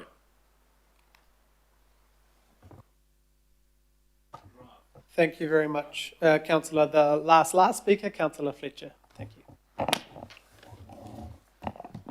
I just find this really disappointing today, because the process has not been one that gives me confidence. I've already referred to the fact that I feel we had this debate a couple of years ago, and here we are having another go at it. And I still am perplexed at some of the wording, you know, that's been referred to by others. We request staff to commence work on a draft plan. There's not that sense of urgency within this. And I've got a lot of sympathy with Councillor Lee. He's been courageous in coming out to try and represent what I believe is the view of the majority of the public. So this committee has further fueled today the increasing distrust that I'm feeling about the advice that I get. You know, right now we've got lots of things happening on Plan Change 78, intensification, RMA reform, and none of us are having the briefings directly. We're trusting that the officers of this, along with the mayor, they're going in to fix it for us. But, you know, if we can't trust that the views of the councillors and those members of the Hakura IMSB are being properly represented, and that we are prioritising things, because in so much of what we do with this huge Auckland beast that we're trying to direct, there's just so much that we're trying to change that so often things fall off the radar. And that's, I can't help but feel this fell off the radar. And now it's come back to us today. I'm told that it would have come as an agenda item with or without Mike Lee's nom. But I don't know that I actually really believe that. And so I'm really between a rock and a hard place. I would like to support Councillor Lee, and I think if the process had had integrity, I should be able to support C and Mike Lee's amendment. But I'm not being given that option because of a cheeky little substitution by way of an amendment. I don't think that does justice to all of the energy that has been put into this notice of motion, and I really want to support the notice of motion, but I would like staff to get that urgent determination from the Environment Court. So I'm going to ask you, Chair, how can I support C, and also are you going to take each of A, B, C, D and E separately, or are you going to take it as one? Again, I'm with Councillor Williamson. When I think of how many cursed workshops we have for hours and hours at the end, not that we ever get to participate, we just listen like some 101 lecture to somebody droning on and on. But this could have been a really good opportunity for us to actually come together and show some leadership together. Instead of that, once again, we're all polarised, we distrust one another, and yet we owe it to the public of Auckland that we are going to bring some urgency to prohibiting this activity. And so I'm going to ask for your guidance on this. How are you intending to take the vote on this, Chair, seeing as you've gazumped poor Councillor Lee? Yeah, we'll take it as one and people can note their opposition or to any of the parts at the end. I think it's probably the easiest. Well, all I can do is just register a protest that the process has been less than helpful, and I think we've shortchanged the public of Auckland yet again, and we are certainly not fixing Auckland at the rate we're going. Mr. Chair, you just said that you're going to take it as one and we can note out, but those notes are pointless, aren't they? Because if you say yes,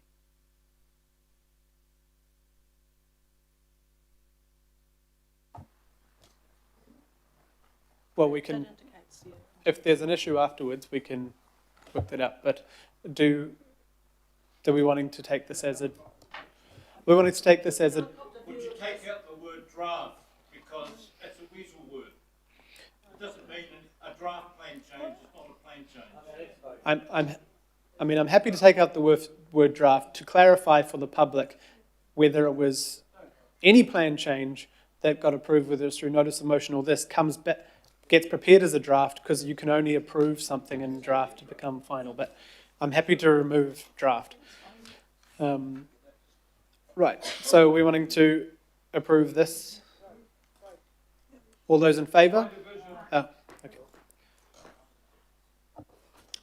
Thank you, members. You're voting on the amendment which has been on your screen and circulated. Councillor Hills. Yes. Member Ashby. aye. Councillor Baker. Aye.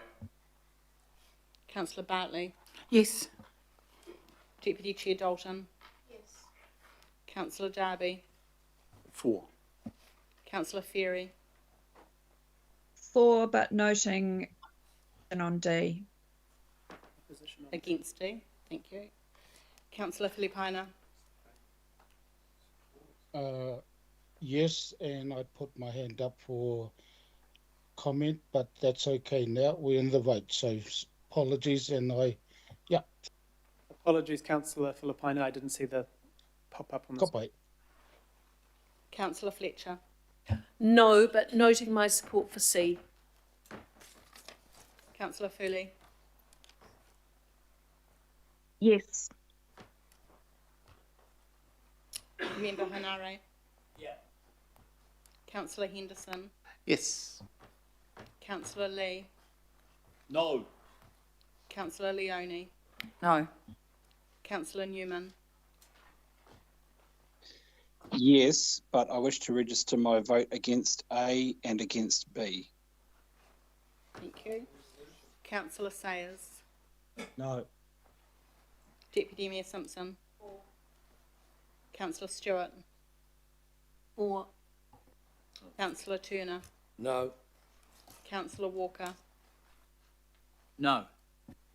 Councillor Watson. No. Councillor Williamson. Yes. Thank you. That is carried. Sorry, 15 to 7. Now back to you for the substantive motion. Well, thank you. So that becomes the substantive, so we will need to vote on it again. Did we want to go through a division again or just vote on the full? All those in favour? Aye. Any opposed? No. No. No. Travesty. It's a stitch up. Thank you. We're just going to remove an extension of time. Councillor Dalton and Councillor Darby. Sorry, can I Oh, just sorry. clarify? The word draft. No, do you want your vote for or against? Yes, please. Can we just go through again, please, who Oh, it was? so for the substantive votes, who would like their names recorded against? Councillor Walker, Councillor Watson, Councillor Turner, Councillor Leone, Councillor Sayers. Councillor Sayers, Yeah. Councillor Lee. Thank you. Right, so we'll move an extension of time. It was Councillor Dalton, Councillor Darby. All those in favour? Aye. Any opposed? Yes. We won't take those. Right, we'll take a 5-minute break. Sorry, Mike. What about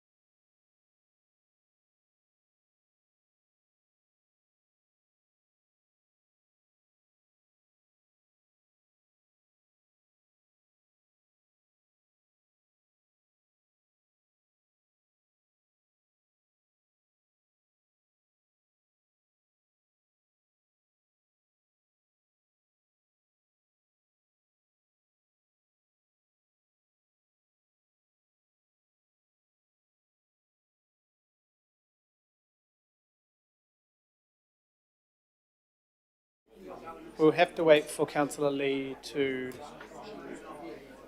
come back in the room.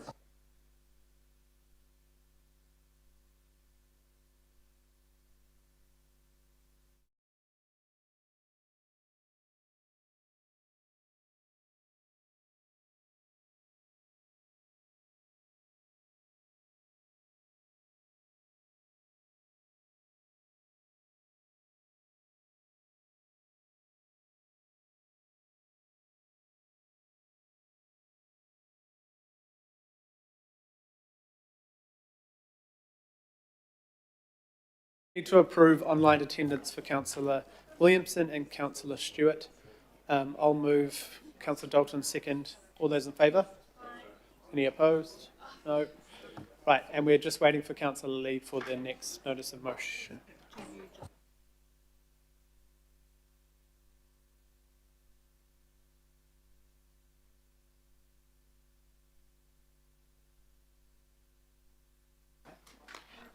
The other issue for timing, obviously item 11 has now been dealt with, so item 11 is withdrawn.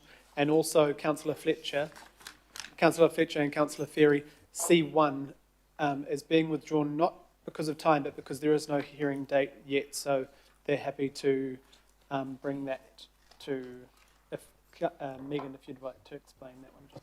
Oh, look, we are happy to bring that back to the next committee if that's going to help the day. We don't have a hearing date set, so we're not quite sure how urgently we need to bring that through. But that's in your hands, Mr. Chair.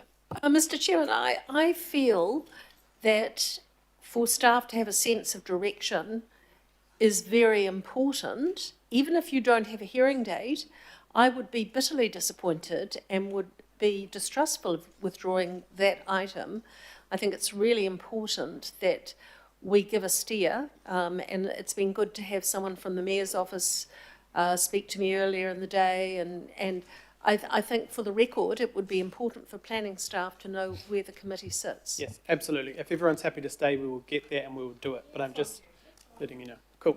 Okay, right. Councillor. Kia ora, sorry, can I just confirm then that it is staying on the agenda, because the advice in the briefing yesterday was that there is an Environment Court deadline we need to meet of the end of this week. So yes, we don't have a hearing, but for participation and mediation, there is a deadline. So just confirming that is staying on the agenda then, please, Chair. We will keep it on the agenda. Thank you, great. Thanks. Councillor Lee, if you'd like to move into item 10. Before I do, Mr. Chair, can I be assured that there won't be another ambush? In other words,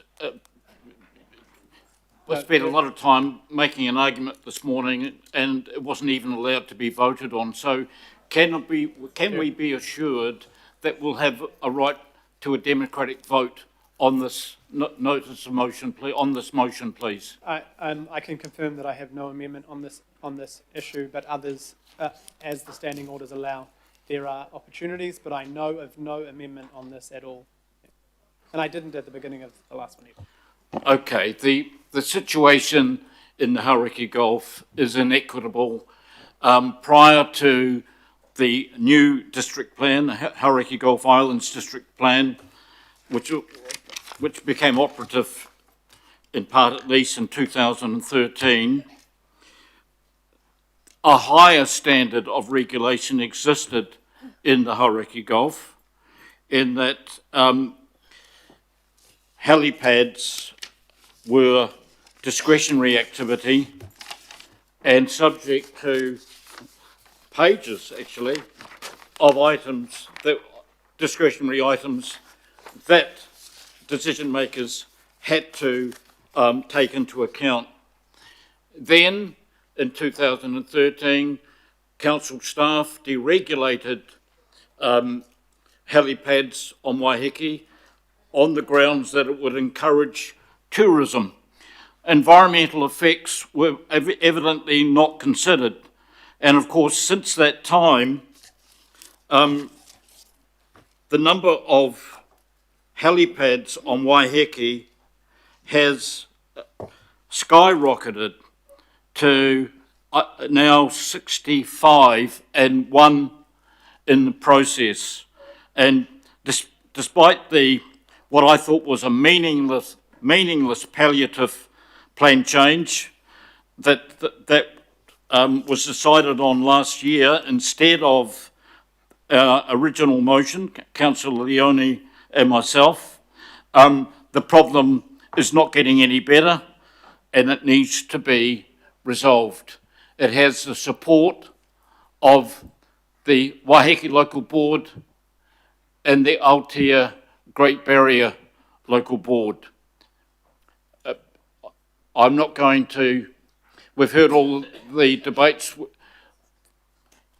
you've heard my arguments which made the point that Auckland is now an outlier, confirmed as an outlier in this matter. The Hauraki Gulf is a sensitive area covered by the Hauraki Gulf Marine Park legislation, an area of national significance, I think the wording is, and therefore the present situation of restricted discretionary in settlement areas, particularly on Great Barrier, and residential areas on Waiheke is actually quite critical. The community wants something done about it. The local boards are unanimous in supporting the notice of motion. Because it's based on their resolutions, except with one addition. Both local boards want all applications, all helipad applications, publicly notified. They don't want a situation where the first thing the neighbours know about a helipad, a private, particularly private use helipads, because they're the only ones that are of concern when they first hear it arriving. So they've asked for, and I don't think this needs to be in the resolution, but it's a matter of practice, that all of these applications be notified. So I'll leave it at that. Thank you. Thank you, Councillor Lee. Deputy Mayor, question. Yeah, I've got a sorry. question. Mover and seconder is Lee and Leone. Yep. Deputy Mayor. Just a question, please, because we're back to prohibited activity again. I thought we'd all dealt with that under the... So this is because the Hauraki Gulf is under a district plan, not the unitary plan, they are currently treated as separate and still, so that, yeah, this is different. We've already got a process for that. Does this doesn't muck that up? Through the chair, do you mean in terms of the Hauraki Gulf Island being coming into the Auckland unitary plan? Yeah, so our intention to do that as part of our review of the unitary plan. That's due next year, but we still the government's still putting through a Resource Management Act, changes. So that will happen. It's probably some years away, but we will hopefully start that in the next 12, 18 months. This doesn't stop us from doing that. You can make this decision if you wish.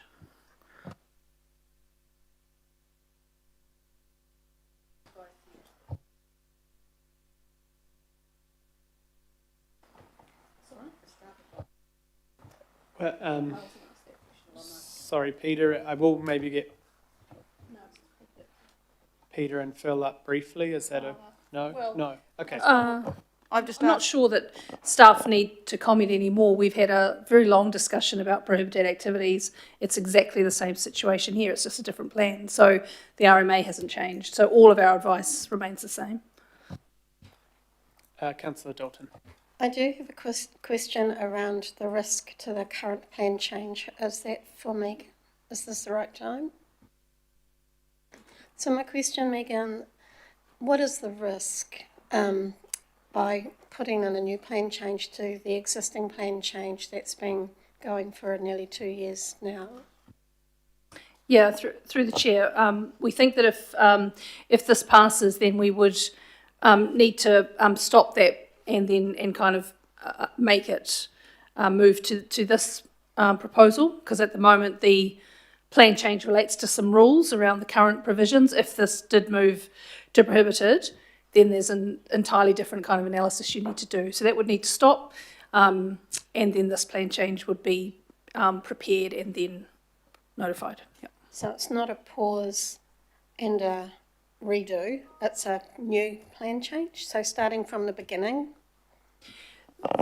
The issue of making something prohibited versus, you know, some kind of consent is significantly different. There's all sorts of regional rules you'd have to change as well as the district rules. So, yes.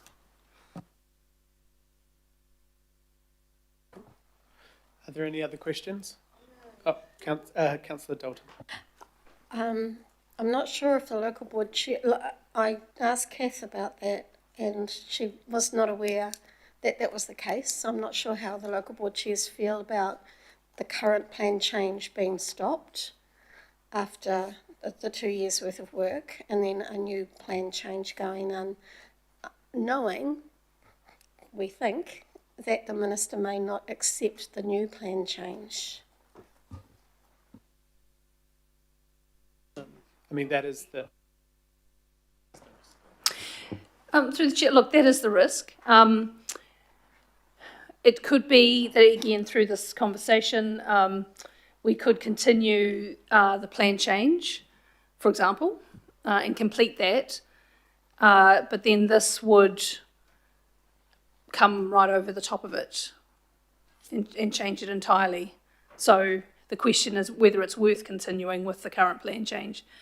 Given if this goes to prohibited activity, it would change the whole thing and make it kind of null and void anyway. But there is that option. You could continue and then put a whole new one in its place.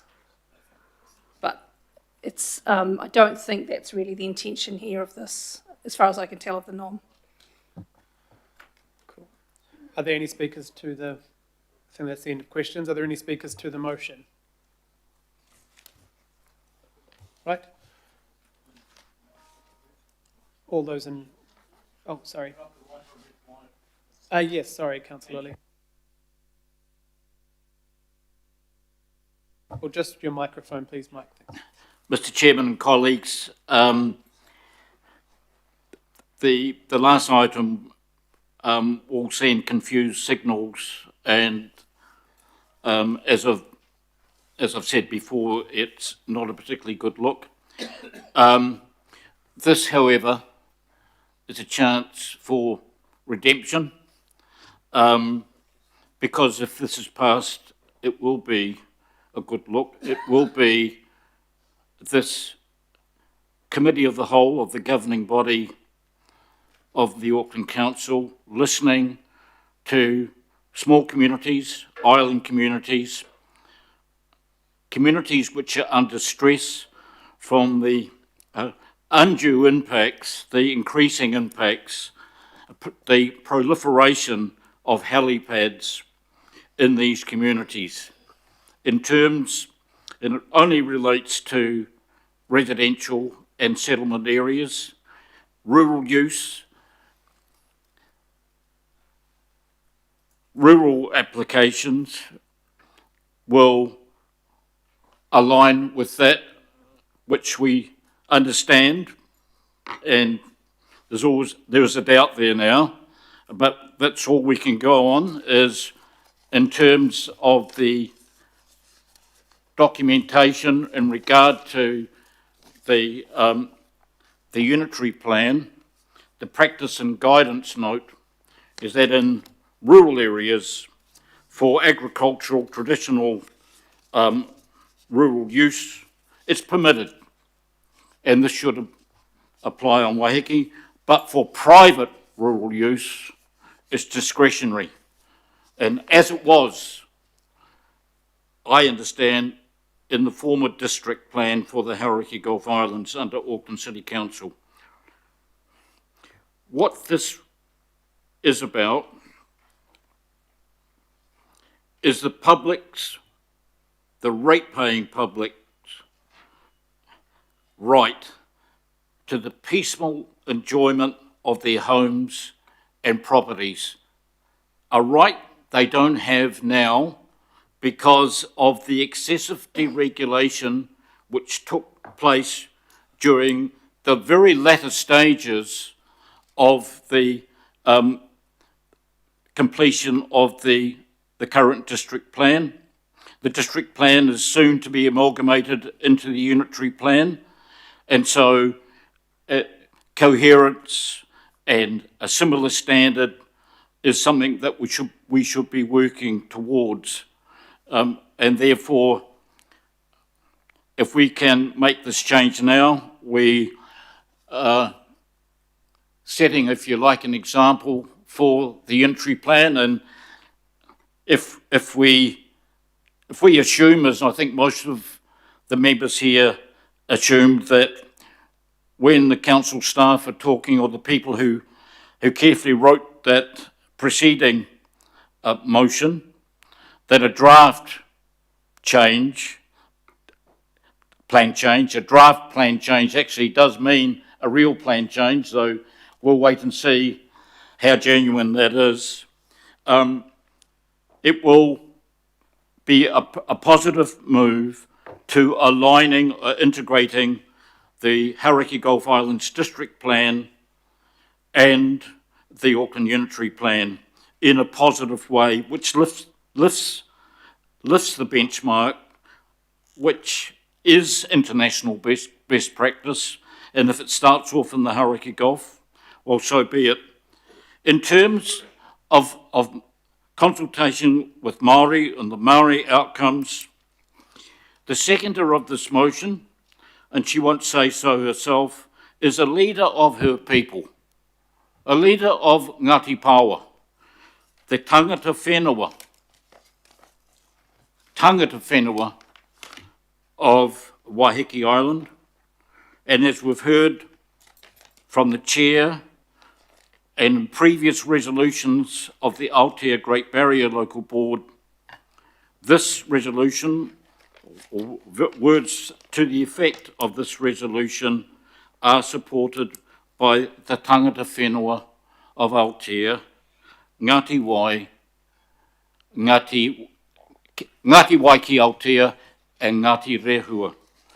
So I ask for, in this,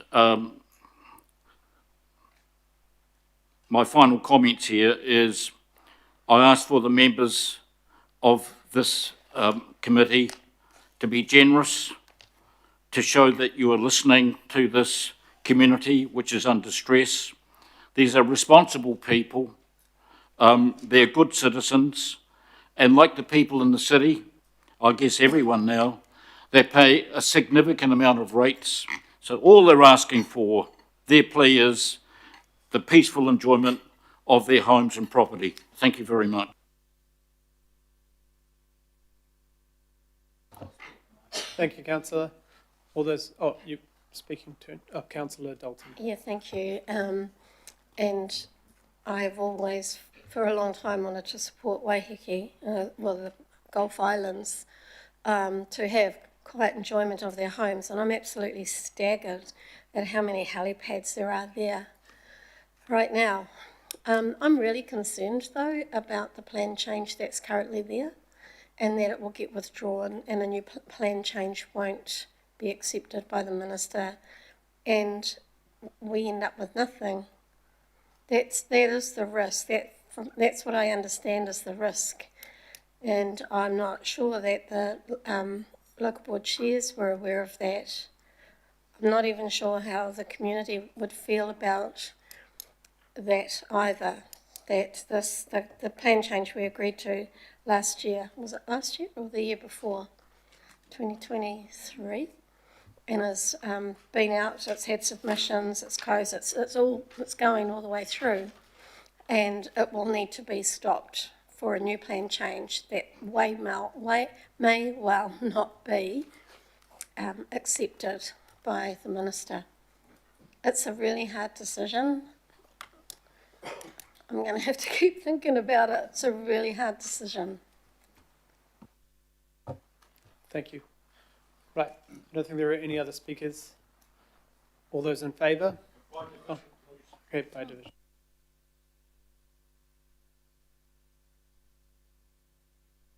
Thank you, members. You're voting on the division that is on your, the motion that's on your screen. Councillor Hills. No, sorry. Member Ashby. Aye. Councillor Baker, No. Councillor Bartley, Abstain. Councillor Dalton, No. Councillor Darby, No. Councillor Ferry, For. Councillor Filipina, Aye. Councillor Fletcher, Yes. Councillor Fooley, Yes, I. Member Herne,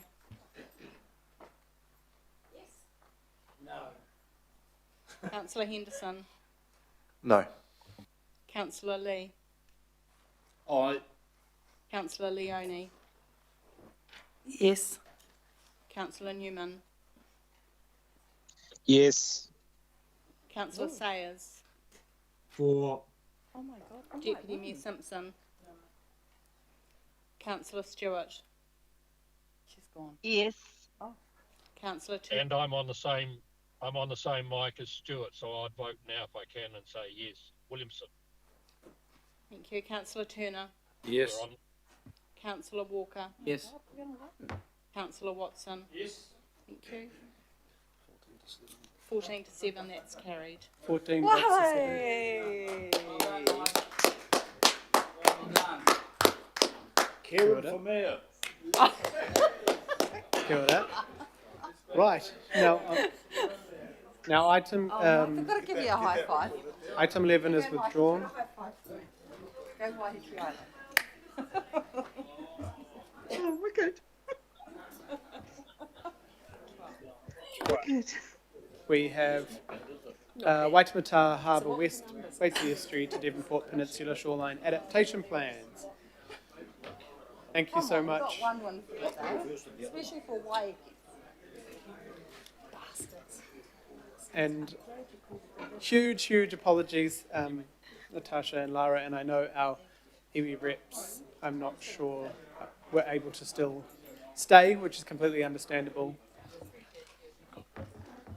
We would just wait for a couple seconds just while the room.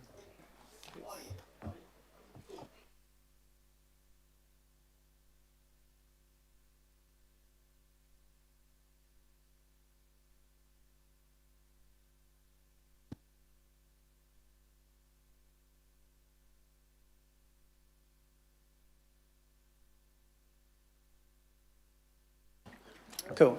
Thank you very much. This is just hope that everyone can focus on this item as we, huge amount of work has gone into this fantastic piece of work. So it's fairly significant. So if you want to take us through the presentation, thanks. Kia ora koutou, ko Natasha Carpenter Tokoingoa. I'm the Head of Coastal Management in Engineering Assets and Technical Advisory, and I'm joined today by Lara Clark, our Principal Coastal Adaptation Specialist. And I would like to also, through the Chair, just extend the apologies of some of our iwi representatives who have been here today in support of this item, but unfortunately have had to leave. Adrian Petit from Te Akatai Waihua and Rangi Kohu Baker from Ngāti Whanonga. So today we are here seeking your approval of the next two shoreline adaptation plans. This is for the Waitemata Harbour and the Waiheke Estuary to Devonport Peninsula.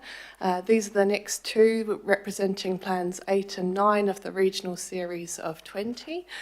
These are probably our most extensive plans developed to date in terms of the area of coastline that they cover, of about just over 270 kilometres of coast. You are, for better or worse, going to be seeing quite a bit of us over the next couple of months left of the term as we move to complete the final plans across the region.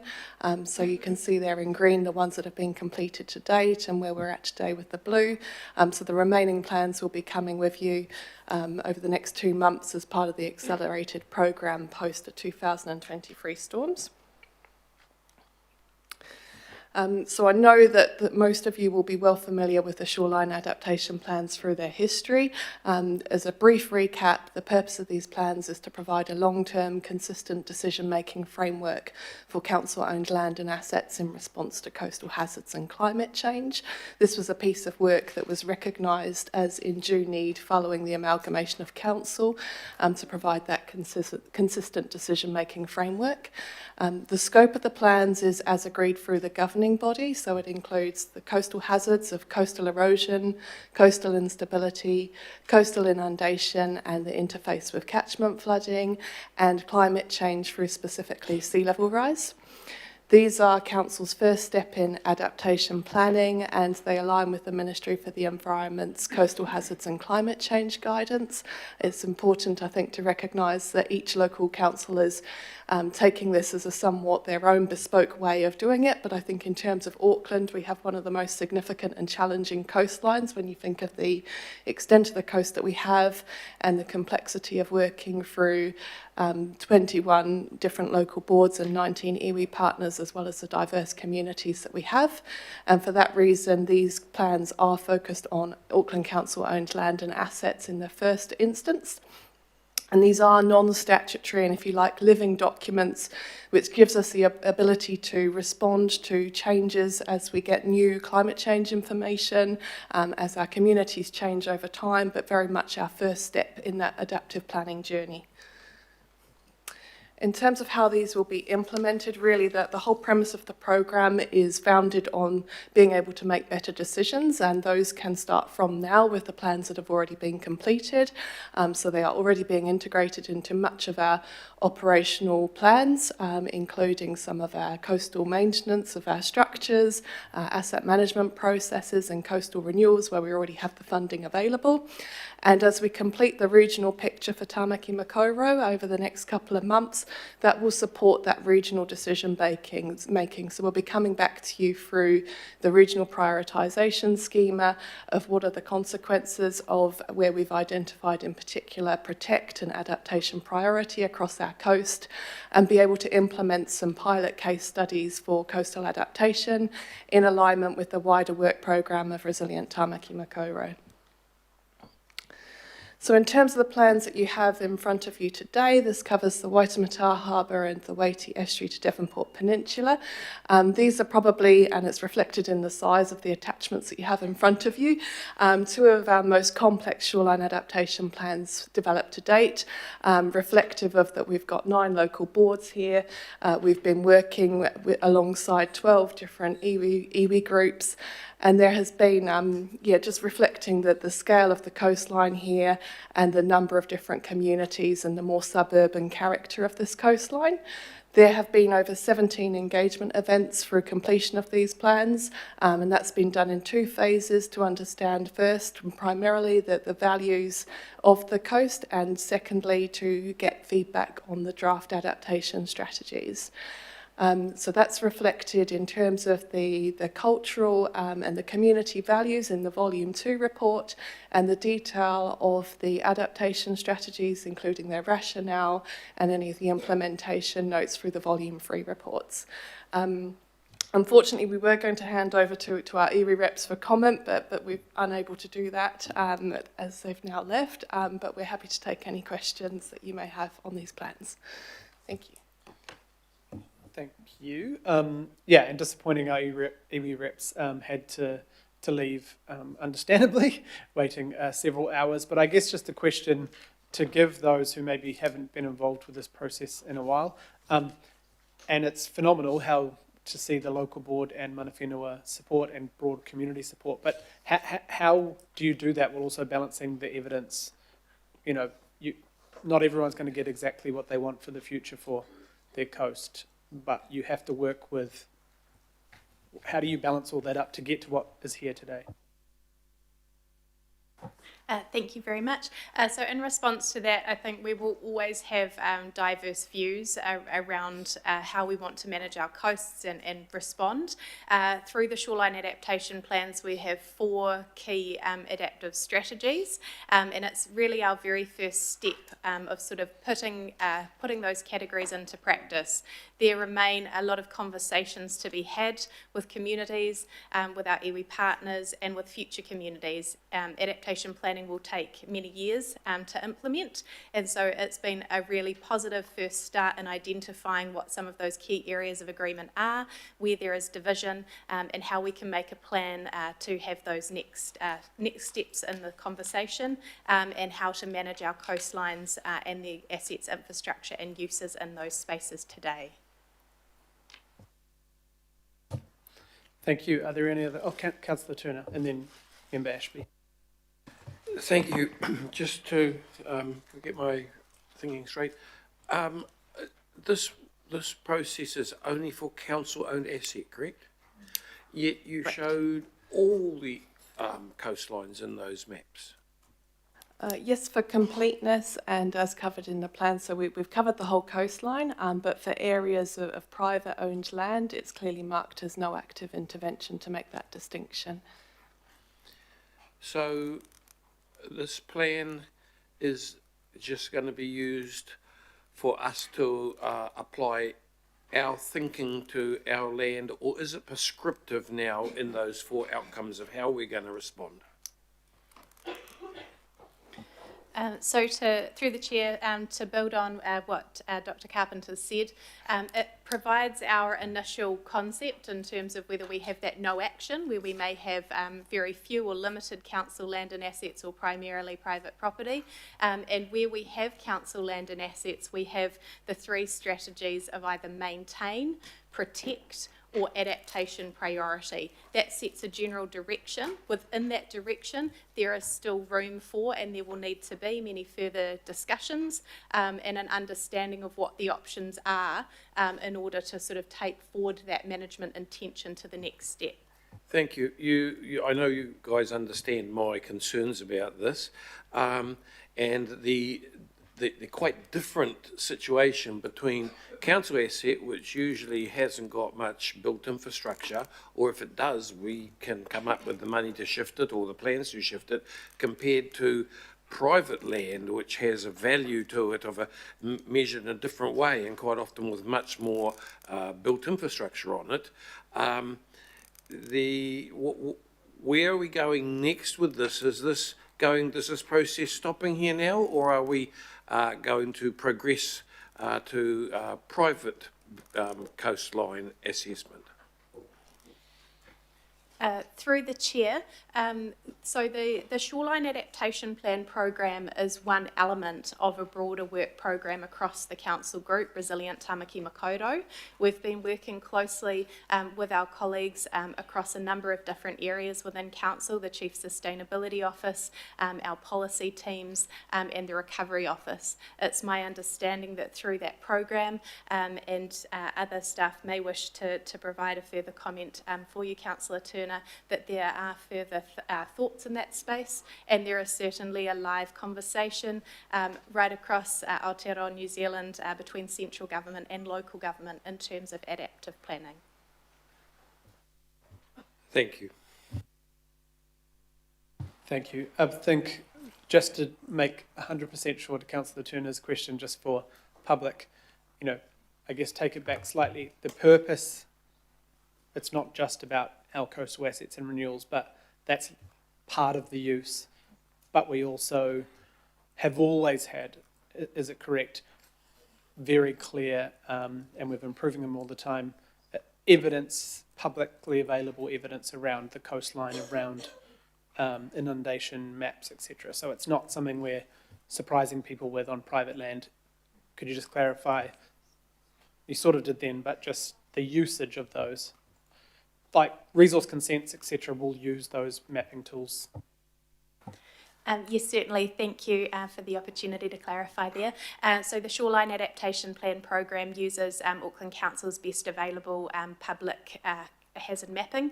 So we have coastal inundation, we have flood hazard mapping, and we have coastal erosion and instability susceptibility mapping. Those identification of hazards are also utilised through the Auckland Unitary Plan and may also be relevant to other statutory processes. Councillor Turner. So, and all that stuff is done on modelling, use computer modelling with guesses as the parameters that we work with, correct? So through the chair, so we have a range of technical information that's available to support our best available knowledge of coastal hazards. So there's a technical report for coastal erosion and instability, which uses our best methodology for calculating and predicting that area that's susceptible. Similar methodologies are used for our coastal inundation. Our partners in Healthy Waters have their own catchment flood models that they apply for the catchment flood areas. So it's more than just guesswork. It's based on our best understanding of the parameters that input into that, and it is translated through into mapping as an accessible tool for Aucklanders to understand and to interact with that data. Thank you. Last question. So the council's Stormwater Code of Practice, Volume 3, I think it is, in there it states that when any consenting for any work or consideration for work takes place, all drains under 600 millimetres diameter have to be considered as 100% blocked. Between 600 mils and 800 mils, 50% blocked, and above that, 10% blocked. Are the drains, etc., in council land, which is on the foreshore, which allows the dispersion of stormwaters out to sea, are they covered under that rule?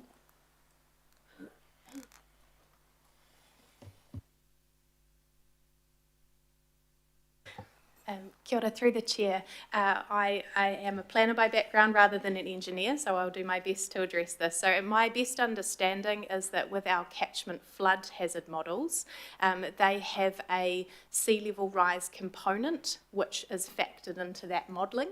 So that may differ depending on the age of our models and when they were developed, and it may assume that mean high water, or where the tide comes to in relation to the land, in relation to how the flood areas may drain to the coast, that is assumed as a level in those models.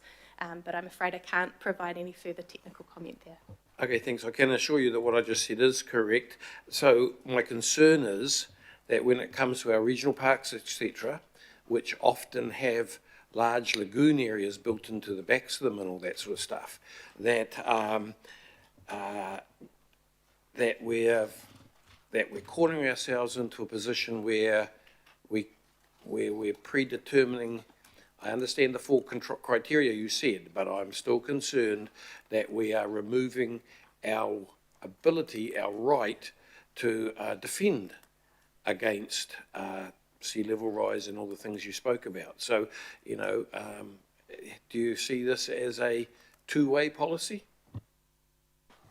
Through the chair, I think just to reiterate that these are non-statutory plans, so they're not binding us to any adaptation strategies within them. They are a recommendation. All activities are still subject to resource consents and the codes of practice and guidance documents that support those physical infrastructure processes. But if we vote this through, that will mean that the staff have to take these policies into consideration with any of their activities, right? They may be non-statutory, but it doesn't mean they are non-effective, does it?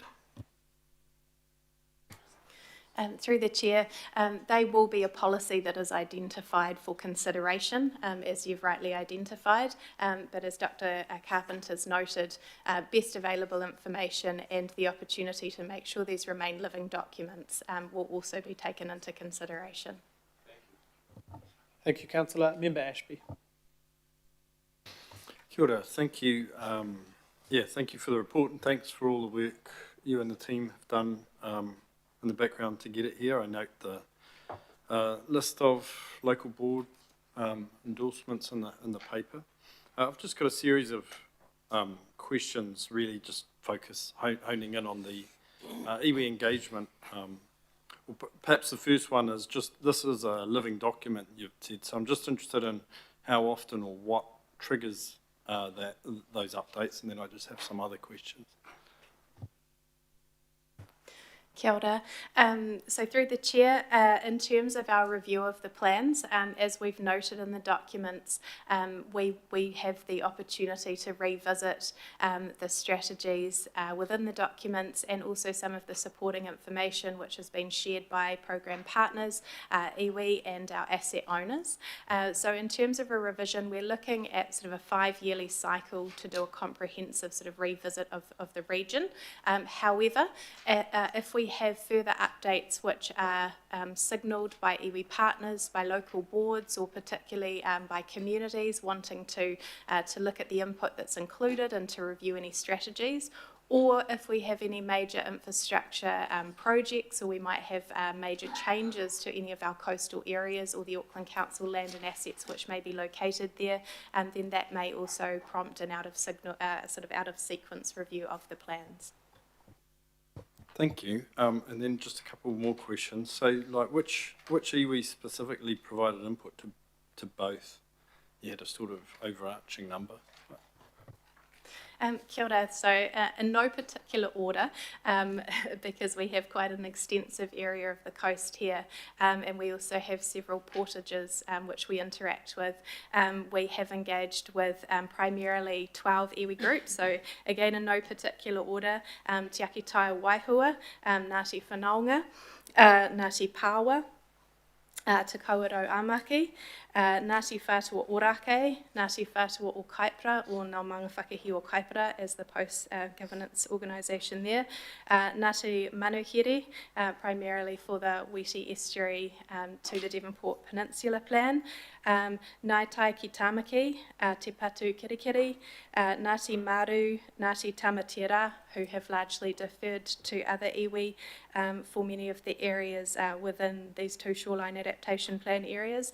And we've also engaged with the Marutuahu collective of several of the iwi that I've already noted in sort of contributing a shared position in response to the plans.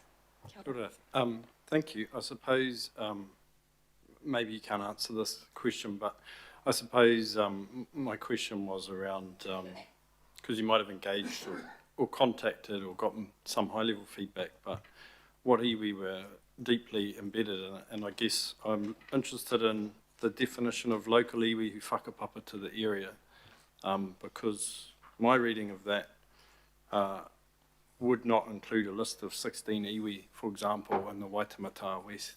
So I'm just interested how these two things can both be true.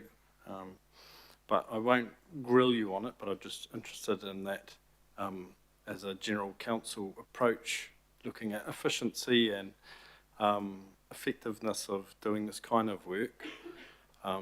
You know, do you work with the actual local iwi who whakapapa to the area, or do you just work with whoever turns up?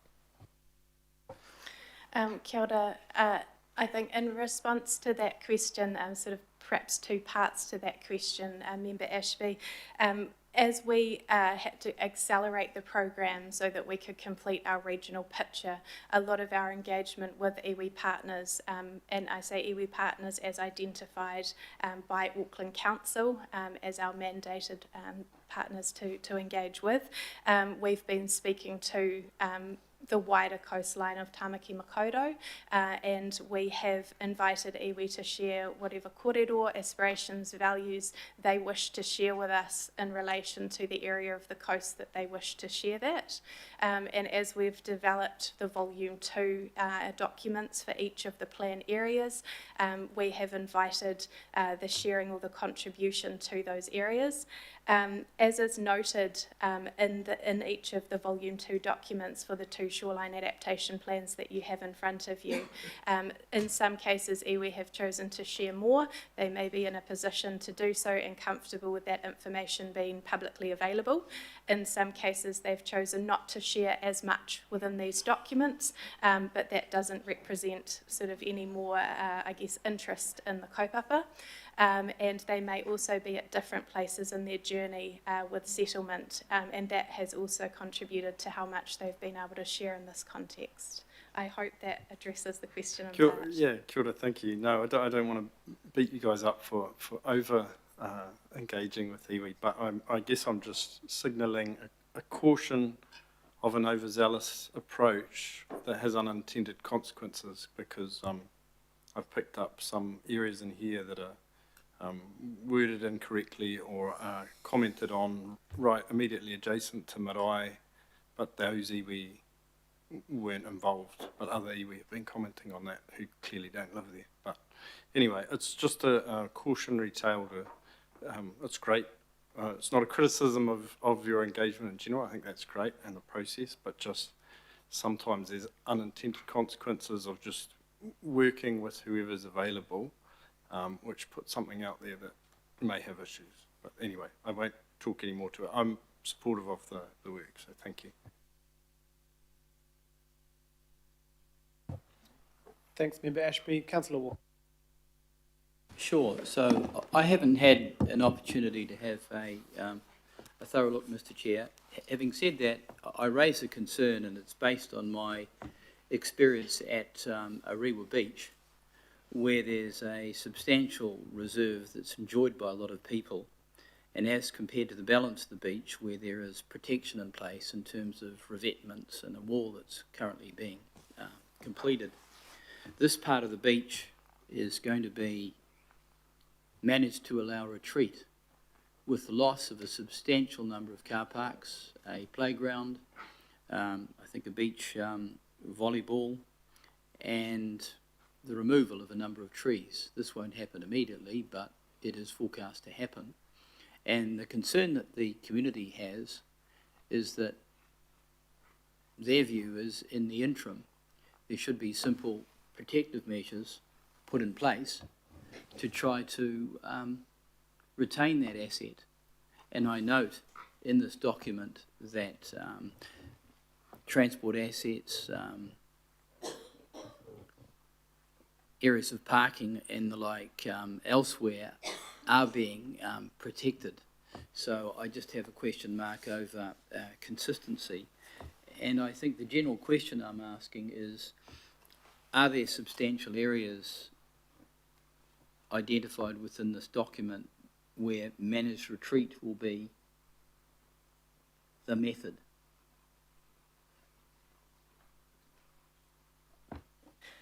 Kia ora, through the chair, thank you for your question.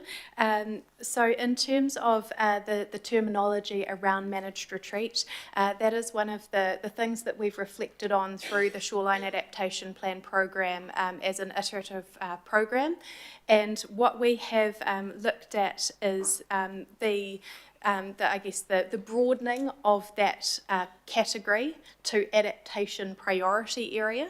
And the reason for that is reflecting on feedback that we've received from our communities, from local board members and from fellow councillors, is that we need to have far many more discussions with communities and with interested parties, and have the opportunity for that to occur. So what we've identified through the Waiheke Estuary to Devonport Peninsula Shoreline Adaptation Plan and the Waitemata Harbour West Shoreline Adaptation Plan is areas where in the medium climate change scenario or the high climate change scenario that adaptation priority is identified. And that does need a further discussion around which assets or uses may need to be retreated, which assets and components of those different shorelines and those different areas may need to be protected, because it is perhaps not as straightforward as to just say managed retreat for all uses and assets in an area.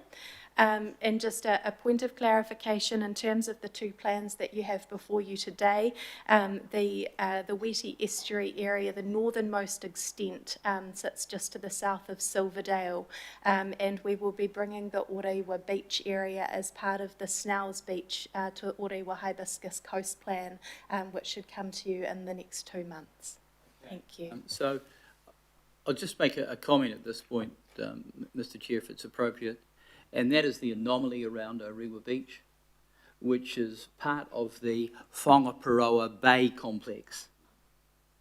It was deliberately left out because of issues to do with Ariwa and the seawall controversy, but rightly it's actually part of that area. It continues to be an anomaly, associating it with Snell's Beach and the like is, in my opinion, a mistake. Rewa is a rather closed system, but as I say, it associates as part of Whangapraoa, which refers to the peninsula, but it's actually the bay. So I just put that on the table.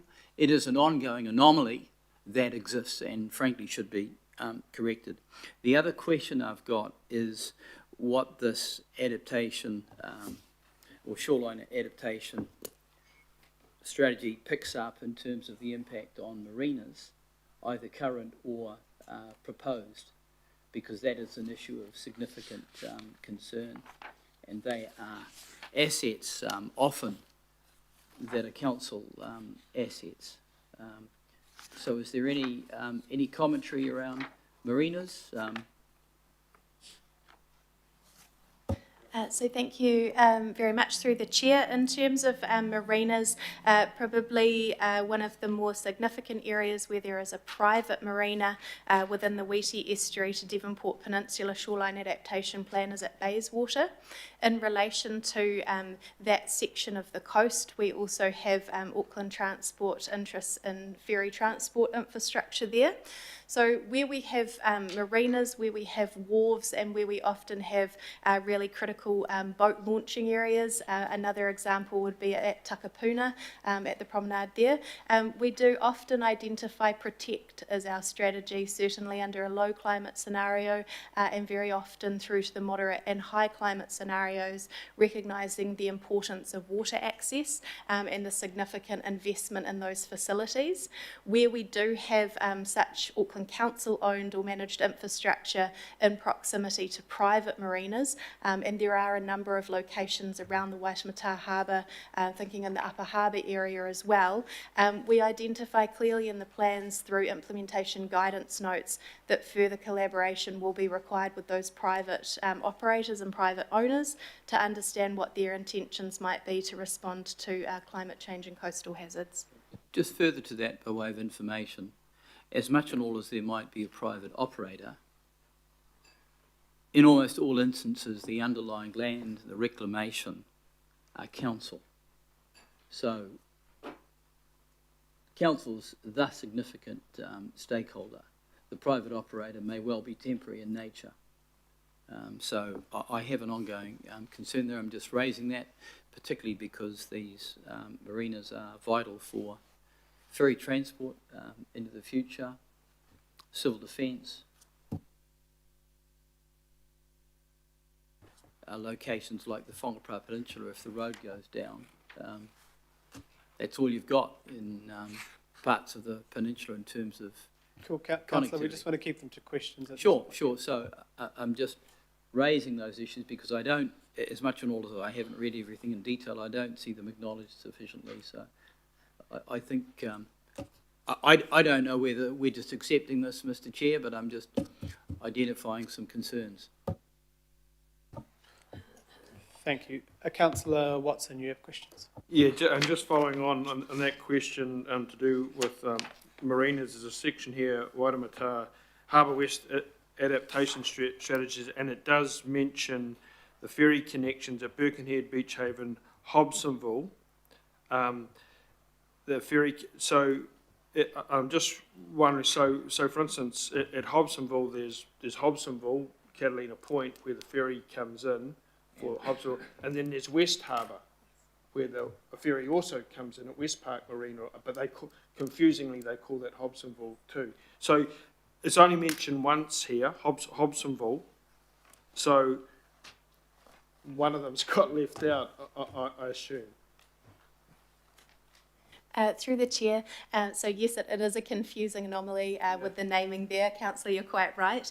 So for the West Harbour area, I'll refer to it in that manner, it is predominantly the private marina, correct in terms of the ferry transport option which utilises that area. Immediately to the west of the marina area is an Auckland Council owned boat ramp. So through the strategy specifically for that part of the coast, we do identify the need to maintain and protect that harbour access, acknowledging that the marina is a privately owned marina area. So that leads to other questions. The land is owned by the council. The land at West Park is owned by the council just as it's owned at Gulf Harbour. The actual land is council owned, and the marina facility is leased out to these private operators. So that should alter that assumption, shouldn't it? Because with the marinas are council, in a number of instances, are council-owned land. I don't have all the details in front of me, so I would need to refer to that. Okay. However, we do acknowledge where we have those complexities, as I responded to Councillor Walker, in terms of the need to collaborate with private operators and other landowners as well. Yeah, so we're the landowner, so I'm just, without extending things here, I mean, for us, that the status of marinas and protection is very important, of course, and we happen to have a number of marinas in our ward. So how, is it perhaps best we follow this up offline, so we ensure that it's captured, the fact that this is council-owned land and should be part of any, strategy or mitigation? With the guaranteed public right of access through the various acts. Yeah, okay. So I'm just assuming, Mr. Chair, just put on the record that as far as the marina situation goes, that there is an awareness that in a number of these instances at West Park Marina, and then up at Gulf Harbour, that's council-owned land. Council owns the land there and leases out the actual berths to the private operator, and parts of the land is leased out to. And in the absence of a marina strategy, these comments are entirely appropriate. Yeah, I do think that is considered in the plan already, but yeah. Through the chair, we can make amendment to ensure that that is very, very clear in the document, but I'd also remind councillors that these are living documents because land ownership arrangements might change and asset ownership may change over time. So certainly being living documents means that we can continue to make these updates and ensure that they remain relevant. Thank you. Okay, just one final question there, and it goes to, these strategies in the areas and just the local board's involvement. So there's very specific data here. If I'm looking at the Upper Harbour one to do with Rahui Road and Rame Road, and very specific observations and comments. In their feedback, did the local boards go through these individually, or were they just sort of like a once over lightly? What was the essence of their feedback? Because obviously we don't want to repeat what they've perhaps already done. Through the chair, we've had a number of workshops with the local boards, and actually Rahui Road and Rame Road, the examples you raise are ones that they have provided specific feedback on, and they've also attended a number of engagement events where we've had sort of more informal conversations around some of these locations. So yes, we found and should thank all of our local boards for really extensive input in these areas. Thank you very much. That is all the questions. I will get you both to step back from the table, and we'll just go to debate. Member Ashby, did you want to move? I'm happy to second. Councillor Turner would like to speak first. Thank you. I'd be very careful about voting for this. I've been involved with it in West Auckland. I know this is not West Auckland, but if it's the same as West Auckland, I believe there's a huge potential here of this this policy being used as an excuse for council to retreat from its duties and costs and hard work when it comes to protecting public space, coastal recreation areas, etc. Managed retreat, I first ran into it before I was even elected to the local board, 2013, 14, I think it was. And it was in my part of the woods, a place called Huia, where politically the local board was going to tear down a damaged seawall, remove the park infrastructure, remove the public toilets, and allow managed retreat to engulf the public domain area. If it had got as far as the road, the public was told, "I will defend the road," but that's after all the asset had been lost. There was huge public pushback, and the public had to expel far more effort and energy to fight back in this policy than should be the case. And in the end, a managed advance engineering was adapted.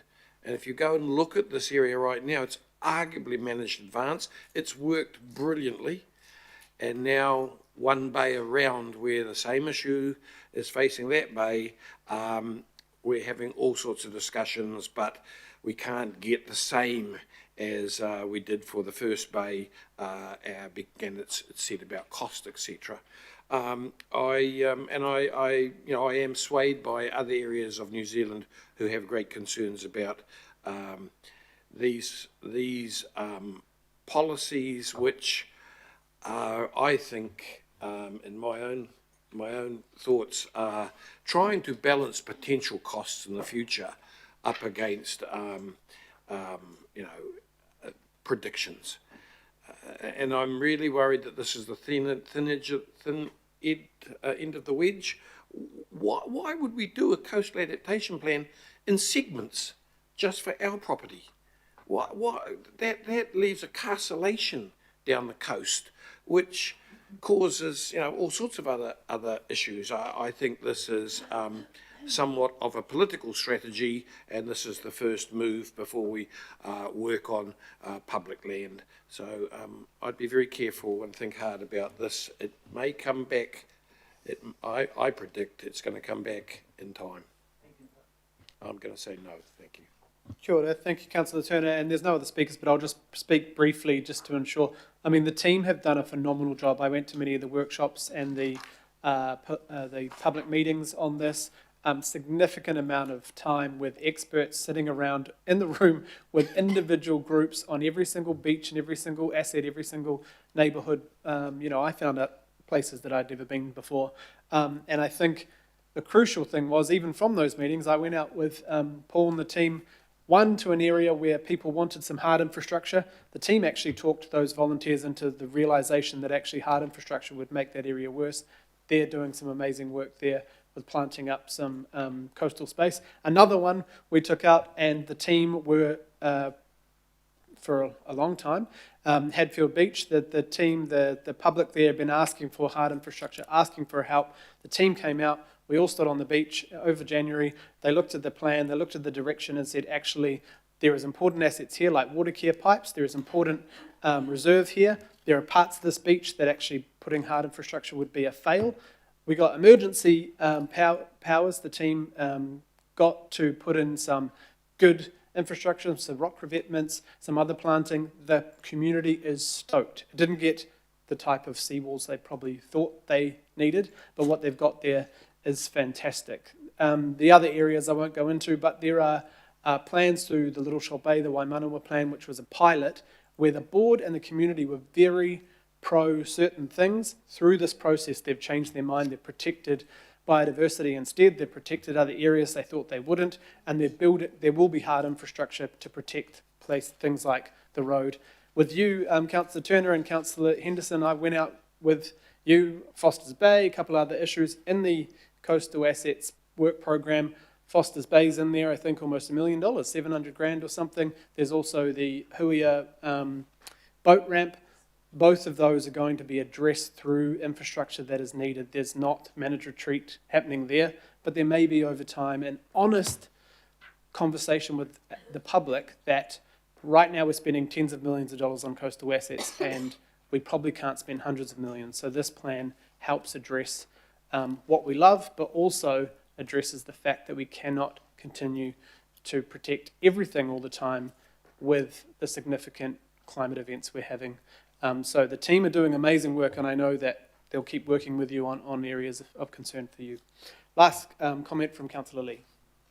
Very briefly, Mr. Chair, I've been somewhat distracted, but this is an excellent report, but I can't find any reference to the, and I may have missed it, the Long Bay Okura Marine Reserve, which is about 980 hectares, which is, I think, the biggest marine reserve in the Gulf. There doesn't seem to be, and it's absolutely protected under the Marine Reserves Act 1971, and I don't see any reference in here to it. I'll just make that point. It's part of the whakaparauara shoreline adaptation plan. Some of the assets Thank down, you. yeah, are included. Right, all those in favour? Any opposed? Cool. Councillor Turner, would you like your vote recorded? Yeah. Cool. Cool. Thank you. Right, we'll move on to congratulations, team. Thank you. We've got item 13.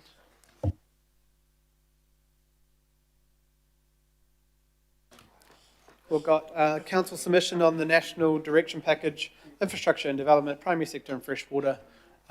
We have had some conversations about the breadth of work and changes through the RMA. Now, I do understand everyone has access to the slides and the information. I'm sure you've read as much as you can. The team won't be going through all the detail like they were going to if this was at 2 p.m. like they had hoped. So they will do their best, and please ask questions if you need clarification. Thanks, Karen. Tēnā koutou katoa. I'm Karen Kirk. I'm from the Strategic Advice Unit, and I'm here with my colleagues Megan Howard and Dave Allen from Natural Environmental Strategy and the Infrastructure Strategy team. So the government released 4 discussion documents and is inviting submissions on proposals to amend national direction under the Resource Management Act. The package includes 2 national policy statements, one on infrastructure and one on natural hazards. Today we're just going to present our draft submission on the first 3 packages, but there is a discussion document on package 4, going for housing growth, which is on a slightly different time frame. So we'll bring a report on that to the 14th of August committee. I should say submissions close on Sunday. In terms of the submission itself, we've got some, oh, we shouldn't. Thank you. Just pointed at Sandra with 2 R's.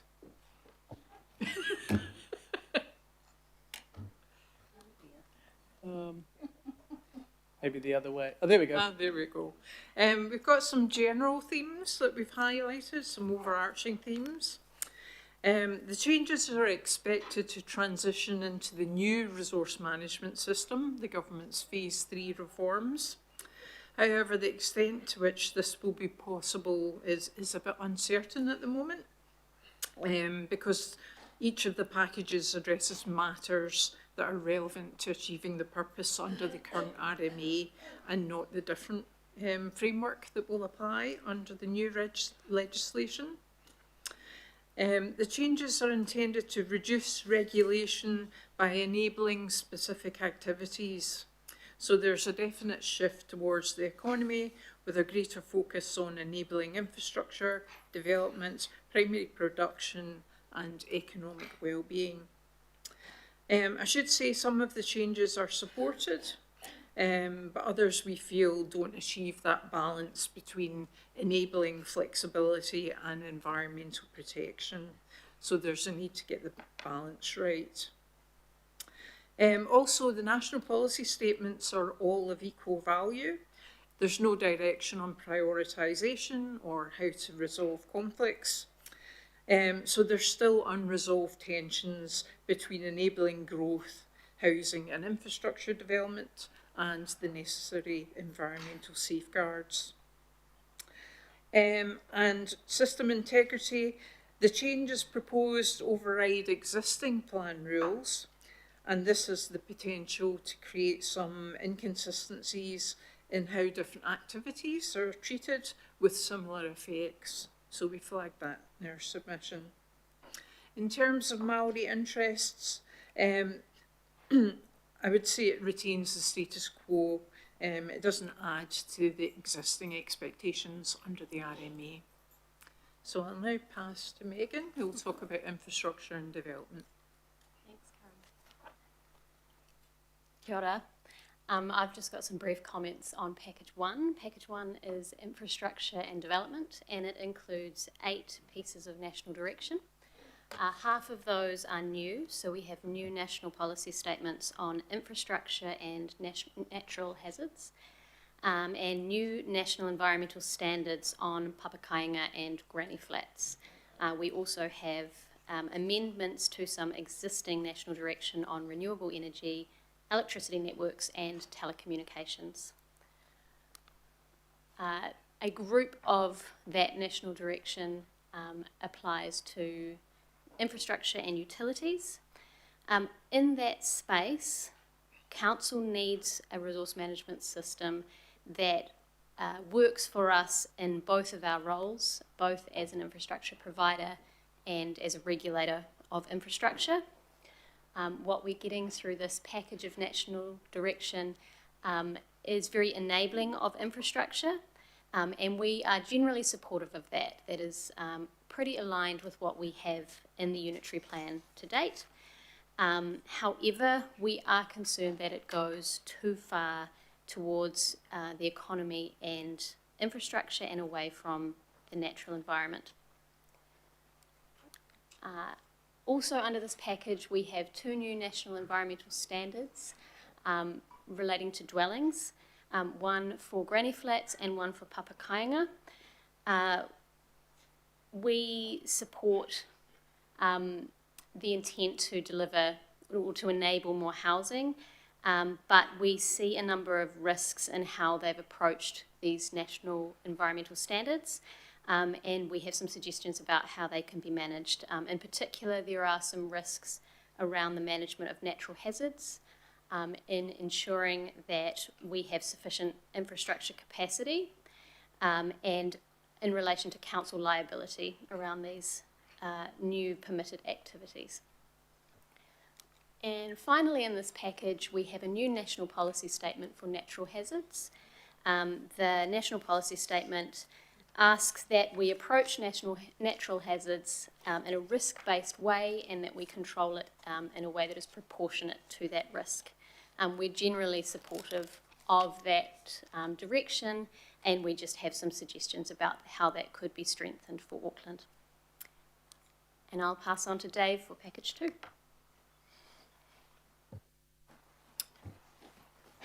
So Package 2 is the primary sector package, and that includes a range of instruments that are all up for amendment, including the National Environmental Standards for Marine Aquaculture, Commercial Forestry. There's also a desire to free up development in the Coastal Policy Statement, as well as looking at how the National Policy Statement for Highly Productive Land is done. And then there's some regulations that relate to stock exclusion and mining and quarrying in and around areas of high biodiversity and wetlands that are also being put up. So the intent here again is generally to enable primary sector growth and productivity. And I guess the key thing here is we're highlighting there's a number of issues with how they've approached that and the impacts on some of the environmental values that are actually affected. So if we just look briefly at these, just bearing in mind the time, the concern from staff here is that the Auckland Unitary Plan is actually set out better to address some of the aquaculture issues than the quite prescriptive scenarios that have been identified in the next iteration of the NES marine aquaculture. And so we've got some concerns about how it's framed versus what we've actually got in place in the Auckland region currently. We generally support the enabling of aquaculture activity, particularly in existing areas. We have some concerns about how they're proposing to categorise activities for new areas and new space. They're trying to make it permitted or controlled activity for some agriculture activities. We think that that's a bit blunt, and we might need restricted discretionary activity status to actually ensure that some of the risks that are identified associated with research and trials in the coastal marine area are addressed. and we specifically identify that the proposal to allow farming of Undaria is inconsistent with the regional pest management plan in the Auckland region, so we've opposed that particular proposal. So, as I said, we support a lower test for allowing consent changes to occur, but it's really about how that's done. We think that that would be appropriately done under a restricted discretionary activity. For commercial forestry, there's a desire here from central government to remove a lot of the flexibility from councils in terms of how they manage the risks associated with forestry on the natural environment. So we've indicated our opposition to that, but also opposition to not requiring management plans to be provided to the council to help with us in terms of our compliance, monitoring and enforcement activities in particular. But we do support moving to a more risk-based approach for how slash management is managed. And we also support some technical changes to the provisions for this particular NES for commercial forestry. We are concerned that some of the controls for earthworks and sediment are not necessarily best set out, and we would like to see a bit more focus on that in this particular NES. As I said at the start, the New Zealand Coastal Policy Statement is up for a bit of a review, and central government consider that some of these activities are not able to be undertaken without some restrictions as a result of the provisions of the Coastal Policy Statement. And the intent here is to liberalise that, to make these activities more possible to undertake. Some of these proposals have a link to Package 1 proposals for renewable energy and the NPS for infrastructure. The functional need test is currently quite an important element of the Auckland Unitary Plan, and it actually does ask the question about, are there practical alternatives that an applicant should consider beyond the functional need test. And we do not feel like the operational need test, which is proposed to be introduced, should be introduced by itself without some qualification as to how that should be undertaken within the Auckland region or any region really.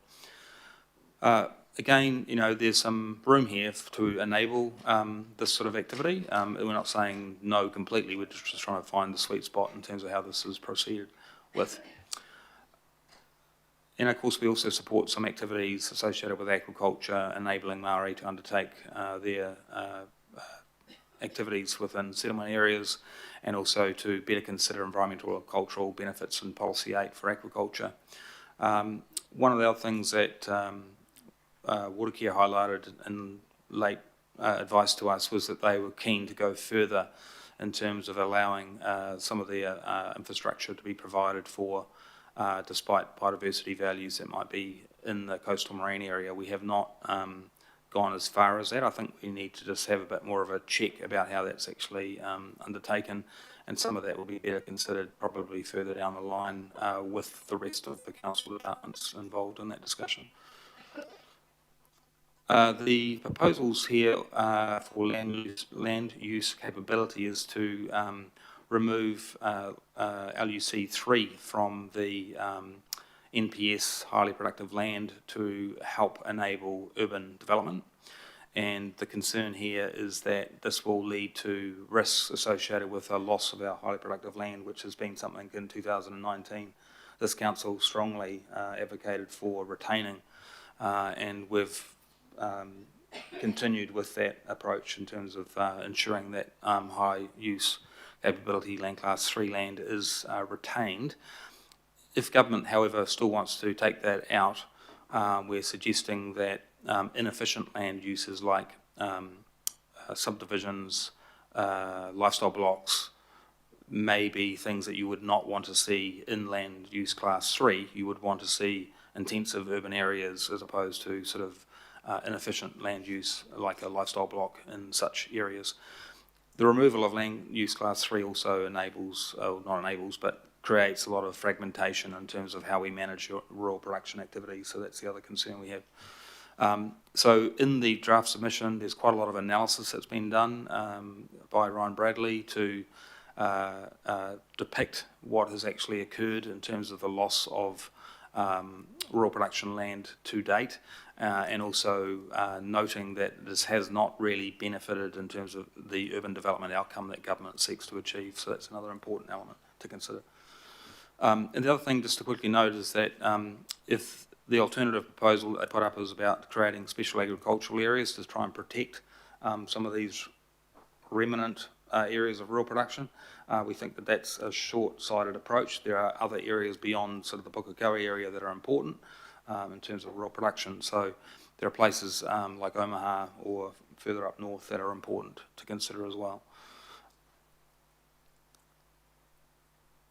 So just quickly to note that we're also seeing some merit in integration across quarrying and mining in terms of some of the interpretation and definitions, but we oppose quarrying and mining being undertaken in or around wetlands or significant ecological areas or highly productive land. Stock exclusion regulations, we've gone with a proposal that is largely enabling some efficient activities down in the South Island. It doesn't, what we've proposed, or the proposal that we've agreed with does not have a major impact on the Auckland region. A lot of the stock exclusion that's required will be in relation to threatened species and making sure they're protected. So turning to package 3, which is freshwater, this includes amendments to the National Policy Statement for Freshwater Management and the National Environmental Standards for Freshwater. Again, quite a few things that are under consideration here, so I'll just quickly go through these. The main one I think to consider is that the NPSFM 2020 introduced a single objective which has a hierarchy of obligations in terms of what we should be thinking about in terms of how we look after freshwater.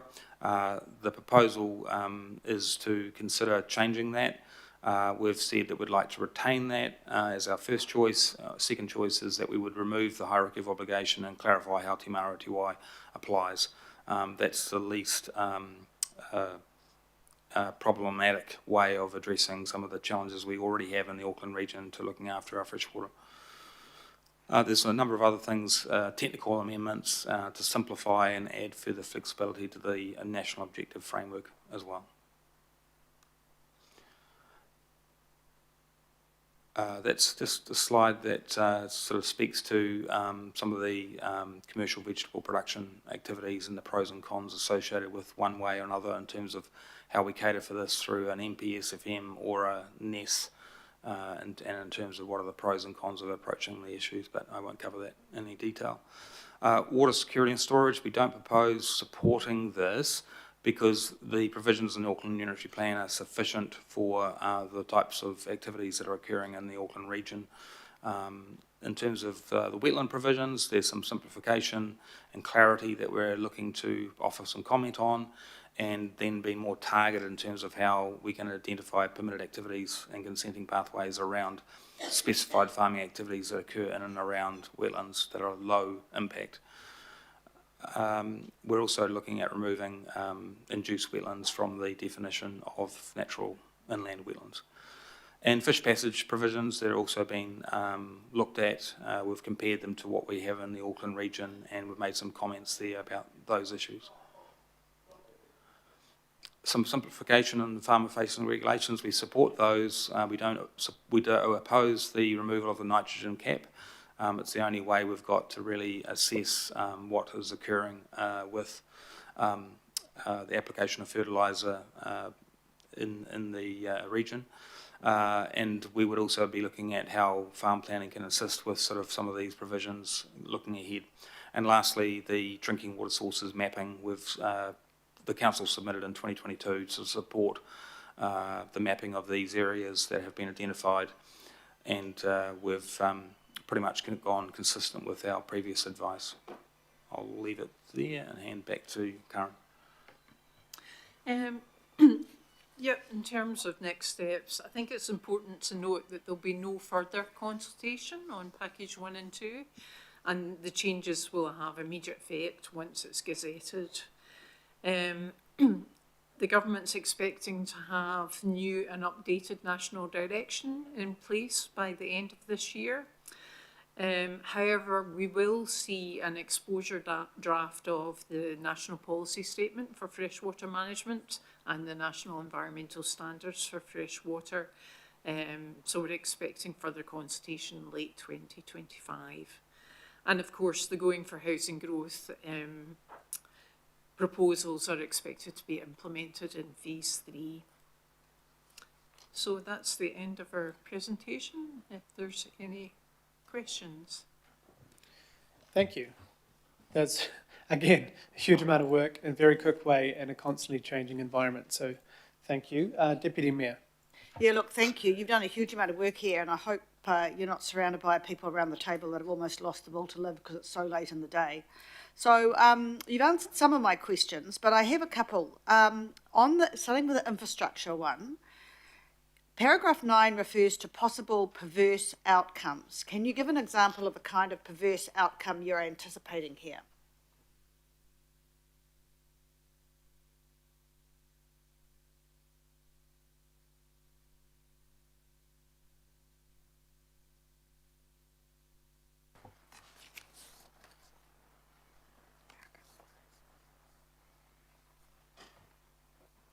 Can we just clarify, Deputy Mayor, paragraph 9 of which document for the submission? Are you referring to the question 9? Is that right? I'll come back to you because I've just written notes and I need to go back and have a look at the agenda to double check. But okay, I'll keep going. Same on the same infrastructure package bit. Can you explain what you mean in practical terms in paragraph 33? How are costs being imposed on council by the government's proposed change here? Because you're talking about permitting greater height and bulk of electricity assets as a permitted activity. Okay. That was in relation to the National Environmental Standards for electricity transmission.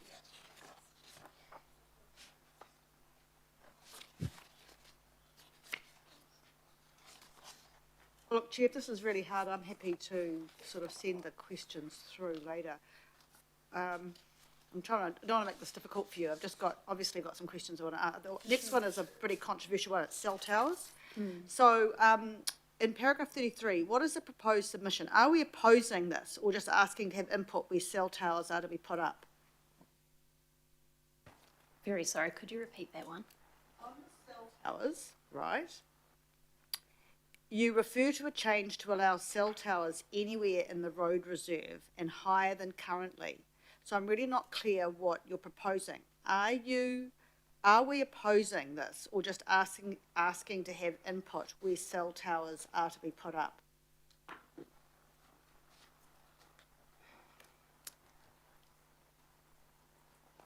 Is Alina online? So Alina was leading those ones. I'm just wondering if she is available for that question. No, she's not online. That's I'm right. happy to send Otherwise, them. If you I can can answer, I'll take send them it away. through. Thank you. I suppose, look, and my Papakainga one was answered by you. The land use 3, I'm not really sure why this doesn't achieve the intent the government thinks it does. So perhaps I'll ask Ryan to chip in here. Please, Ryan. Yeah, sure. Ryan Bradley here, lead planner from Plans and Places. Essentially what we're saying in the submission is the government's aim is to open up land for housing, and the idea behind it is that LUC3 land has been holding up housing. And we've done an analysis of all the future urban land in Auckland, all the private plan changes that have come in over the last 5 or 10 years, and essentially LUC3 land has not been responsible for holding up any development of that type in Auckland. So in terms of if it was removed, it wouldn't actually open up a whole lot more land for housing. We already have a lot of land identified as in the future urban zone, already a lot of land live zoned. It could potentially open up land if someone wanted to speculate and get some rural land that is well outside the rural area that's LUC3 and attempt to urbanise it, but that's the only case really where it might make a difference. And our analysis shows that over the past 10 years, it's not been LUC3 land being protected that's been holding up any of the housing development in Auckland. Yeah, thanks for that. I suppose it just is a wide general question. Which provisions introduce greater costs or compliance on council? I think that's one that I'm very interested in. Can you answer that? So, is that a question for me particular in terms of LUC3, or are you talking about the... More generally. I mean, generally, a huge amount of work. There's a whole lot of detail on this. And Andy, you probably delved into this a lot more than me, because a lot of this is your kind of stuff. You're from your area. But I'm just, is there anything, I mean, this is really hard here. We're governors around this table about what happens in Auckland. It's a government paper. It's a submission to government. So I'm trying to marry the two, I suppose, and sort of think, is there anything sort of generally? I've got some specific questions which I've posed to you, and you can send me an email later. But is there anything that we should be concerned on that there's more cost or compliance for us that we should be more aware of? I mean, this has been a long day, so.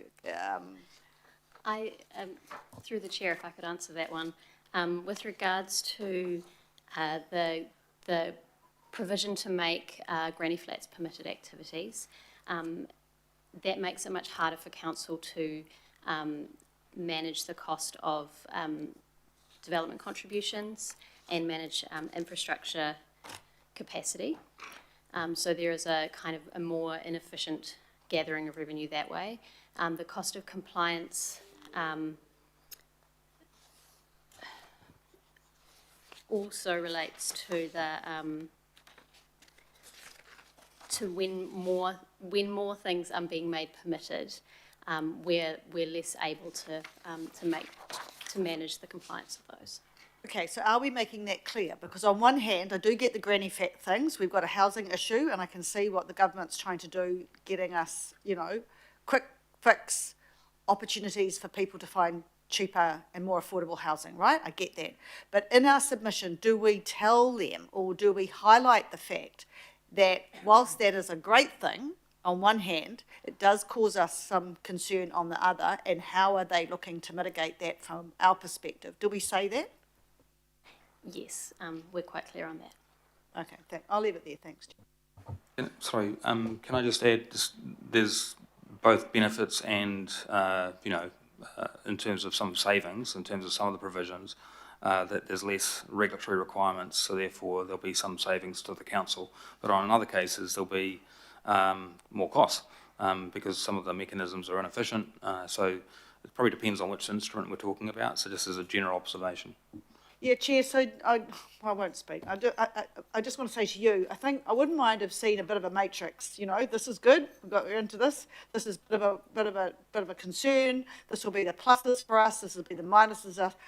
It's a complex paper, and it's at the end of the day. And at some stage, I think a memo back after we've sent it through and see what the government says will be quite useful, just to clarify where we actually end up on this. Because, as you say, there are pluses and minuses, but I can't get my head around if I need to do any lobbying about which bits are up and which bits are down. I feel like the hokey tokey, but 1 foot in, 1 foot out.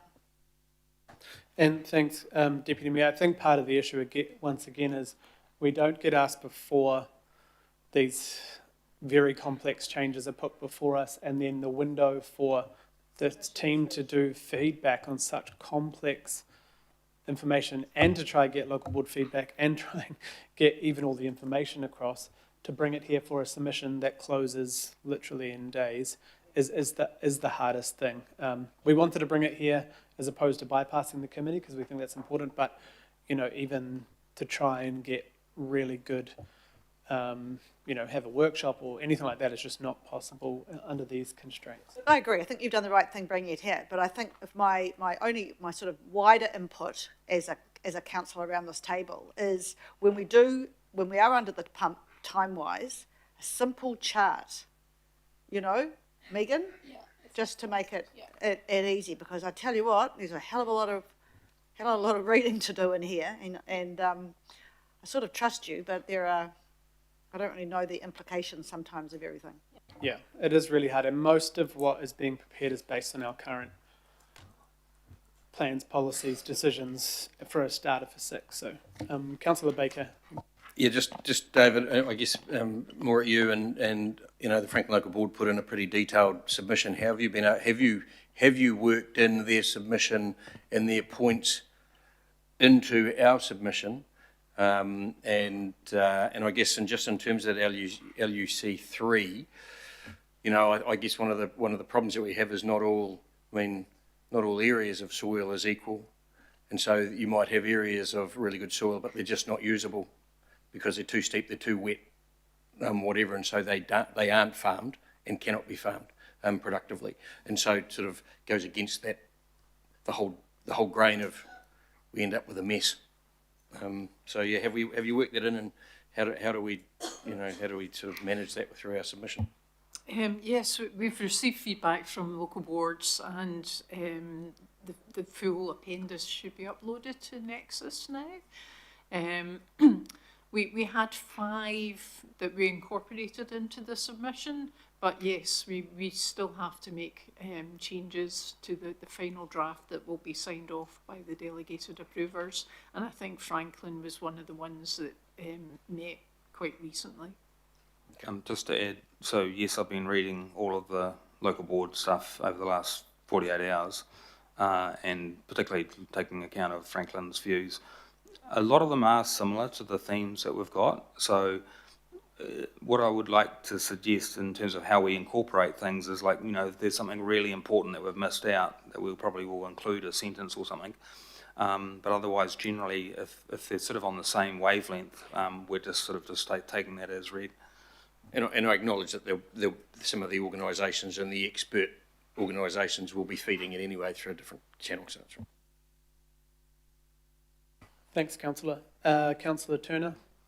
Thank you, and I know the Waiheke Rangers Local Board put in fairly decent, based around the heritage area again, but I just wondered, with the rural areas, you know, and stock exclusion, etc., our rural areas have more than just a productive stock consideration. So in the Heritage Area Act, one of the objectives there is to provide for future use of rural land in order to retain the rural character of the area. So the foothills area of the Waiheke is, you know, Orotia, all those sorts of areas around there, out into Waitaki, etc.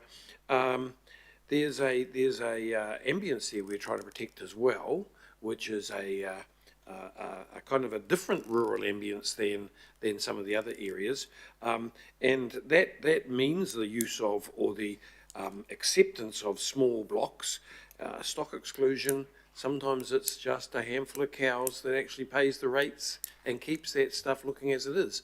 Are we able to put a sentence in for that to sort of make sure we balance the considerations, all our considerations? So the position we've landed on as staff is that we're supporting what they call option 4 on the stock exclusion paper, and that is largely retaining our existing kind of coverage of stock exclusion provisions in the Auckland region, because it largely affects the South Island high country and low intensity works. So I think that's still adequate, and I guess it also is tailored. A lot of the stock exclusion provisions are tailored to particular intensive and also different stock types, which is probably, you know, I appreciate you'll have a beefy or two on sort of lifestyle blocks and things. I don't think that's going to be really affected by some of all our proposals that we're putting forward here, largely again because we're trying to retain pretty much the current situation for Auckland. I think that's the difference between, you know, it says primary sector there, it's between intensive and, you know, some beefies on a piece of property. Yeah, thank you. Thank you. Councillor Watson. Yeah, sorry, I'm still trying to understand that land use capability charts there. Been paying quite a close attention, and I'm just looking at specific areas that I'm familiar with as it goes to the LUC 1, 2 and 3. And what you said, Dave, is that they were saying those areas in green are productive areas which or farming areas that could offer more or better land use. Is that what they're essentially saying? Yeah, those higher land use classes 1, 2, and 3 offer some good opportunities for multiple land uses. Yeah. And by removing land use class 3, you're effectively, particularly up north, removing a lot of that protection that would be offered under the National Policy Statement for Highly Productive Land. So what we're trying to suggest through this proposal is that if government goes ahead with that, there could be some resulting subdivision activities or land use activities that are inconsistent with what we would want to see on such land. So therefore, we're putting forward just LUC 1 and 2. Is that what we are then putting forward? So central government is saying they would like to remove land class 3 from the NPS HBL, so that it would only be land class 1 and 2 that would be protected in terms of the HBL. Okay. All right. Okay. Thank you. Thank you. I think that is all the questions. I'm happy to move. Seconder, Deputy Chair. Yeah. Is there any debate on this? No. All those in favour? Any opposed? No. Thanks very much, officers. Thank you. And thanks for waiting all day for that too. Right, another very complex but straightforward one. Christopher's coming up. Celia.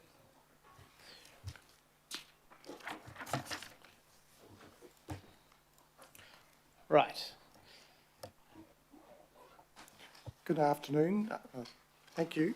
My name is Christopher Tuitt. I'm a Senior Policy Planner with the Planning Resource Consents Department. I've got a really compact item on Plan Change 78. I've just got a summary here which I can run through fairly quickly for you. So just to provide a bit of background, Plan Change 78 intensification was notified in 2022. It includes the medium density residential standards and gives effect to the National Policy Statement on Urban Development. Decisions have been issued on the city centre zone and that zone is now operative. The hearings are substantively completed for the Metropolitan Centre zone and the independent hearing panel has requested clarification on whether this is to proceed to an issue of recommendation. In terms of decision making, it's nearly 3 years since Plan Change 78 was notified and the public interest lies in avoiding undue delay in decision making. The medium density residential standards do not apply to the Metropolitan Centre zone because it's a business zone, not a residential zone. The independent hearing panel's issue of a recommendation and a subsequent council decision on the Metropolitan Centre zone would not impinge on any later decision making the council might make about medium density residential standard options. So the staff recommend that the council request the independent hearing panel to make its recommendations on the Metropolitan Centre zone so that the council can in turn decide on it and make it operative. Thank you. Thank you very much. I'm happy to move. I don't know if there's a seconder in the room yet. Councillor Henderson. Now, just to be really clear, this is similar to the city centre. It is just the pink areas, largely the metro centres. It's not the walkable catchments.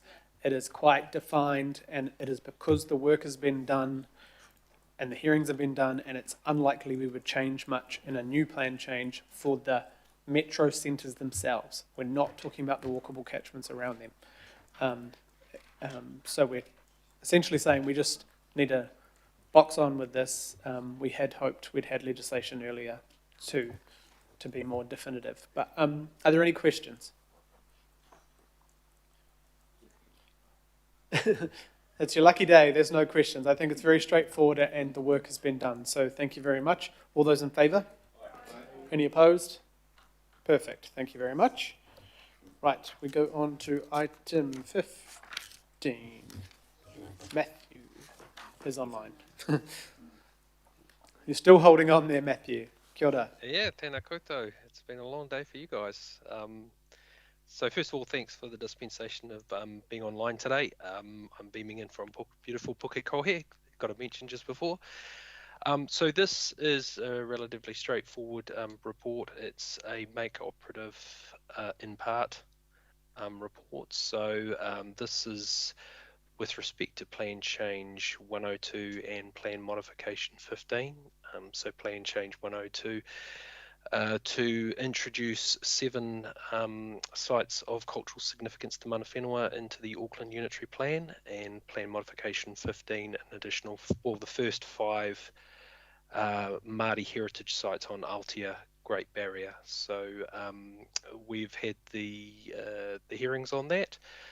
They went through, they generally agreed with our recommendations. There were a couple of small amendments, one of which was to the description of Manukapua Island to recognise regionally significant sand resource. So Mount Rex Shipping and Windstones Aggregates do a lot of sand mining in the kaupara. So they asked for that acknowledgement in the description in Schedule 12 of the plan. The second one was to remove 8 scheduled historic heritage sites on Parariko Island, which is off the Hingaya Peninsula, because as they've worked over that island in terms of urbanising it, there's no longer that those historic heritage places are no longer physically there. So the panel agreed with that. But apart from that, it's a bit late in the day for complexity, but this is a pretty simple one, really. The Auckland Unitary Plan deals with the regional coastal plan and district plan matters. So we're coming to you asking for the district plan stuff to get made operative. The regional coastal plan, we need to go to the Minister for Conservation to get approval to make changes to that plan. So although there's 7 sites in the Auckland Unitary Plan that have been approved. At this stage, we're just coming to you with 2 of those, which don't have any marine extent to them. With all the 5 in Hauraki Gulf Islands, they can all be made operative because they're district plan provisions. Probably done enough talking. Chair, over to you. Thank you so much. And we appreciate, again, all the work done on this. It has been some time, but it's a very good step forward. Are there any questions? Member Ashby. Kia ora, Matt. Just one quick question. It might be better directed at Noel or Sherry-Ann, but when might staff be able to come back? I know there's a review on the program, the Māori Cultural Heritage Program, so when could that come back, and just confirming, if and how that can reflect feedback previously raised by Haukura? So you might not be able to answer that, but you might be able to take that back to Noel or Sherry-Ann. Oh boy. I don't know. I think John's here, but he might not. I'm not too sure if he could respond to that. Otherwise, I can bring it back if you prefer. We're happy to bring it back, Member Ashby, if that's okay with you. Yes, Matt, we'll do that. Thanks. Thank you. Thank you. Are there any other questions? I just hope Matt hasn't had another bike stolen from the train station. They followed up on that, so it was good. Thanks for your help. Sorry to hear that happen, though, Matthew. I'm sure your local councillor will be making sure there's cameras and lights there for you. Right, Member Ashby, anyone would like to move? Member Ashby would like to move. Councillor Dalton would like to second. Are there any comments? Right, all those in favour?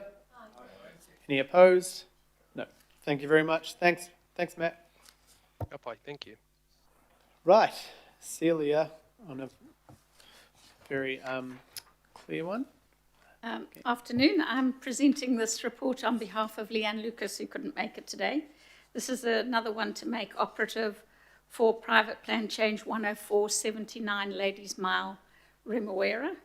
It's a private plan change request from Fletcher Residential, which relates to 6.2 hectares of land at the eastern portion of the Ellerslie racetrack in Remuera.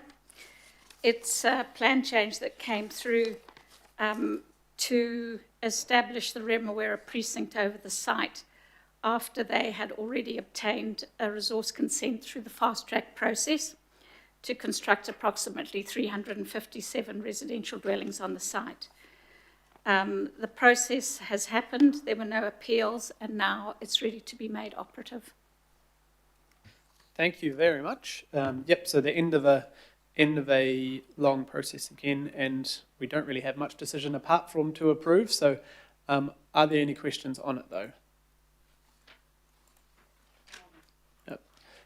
I'll move and Councillor Dalton will second. And we're very happy. Thanks, Celia. All those in favour?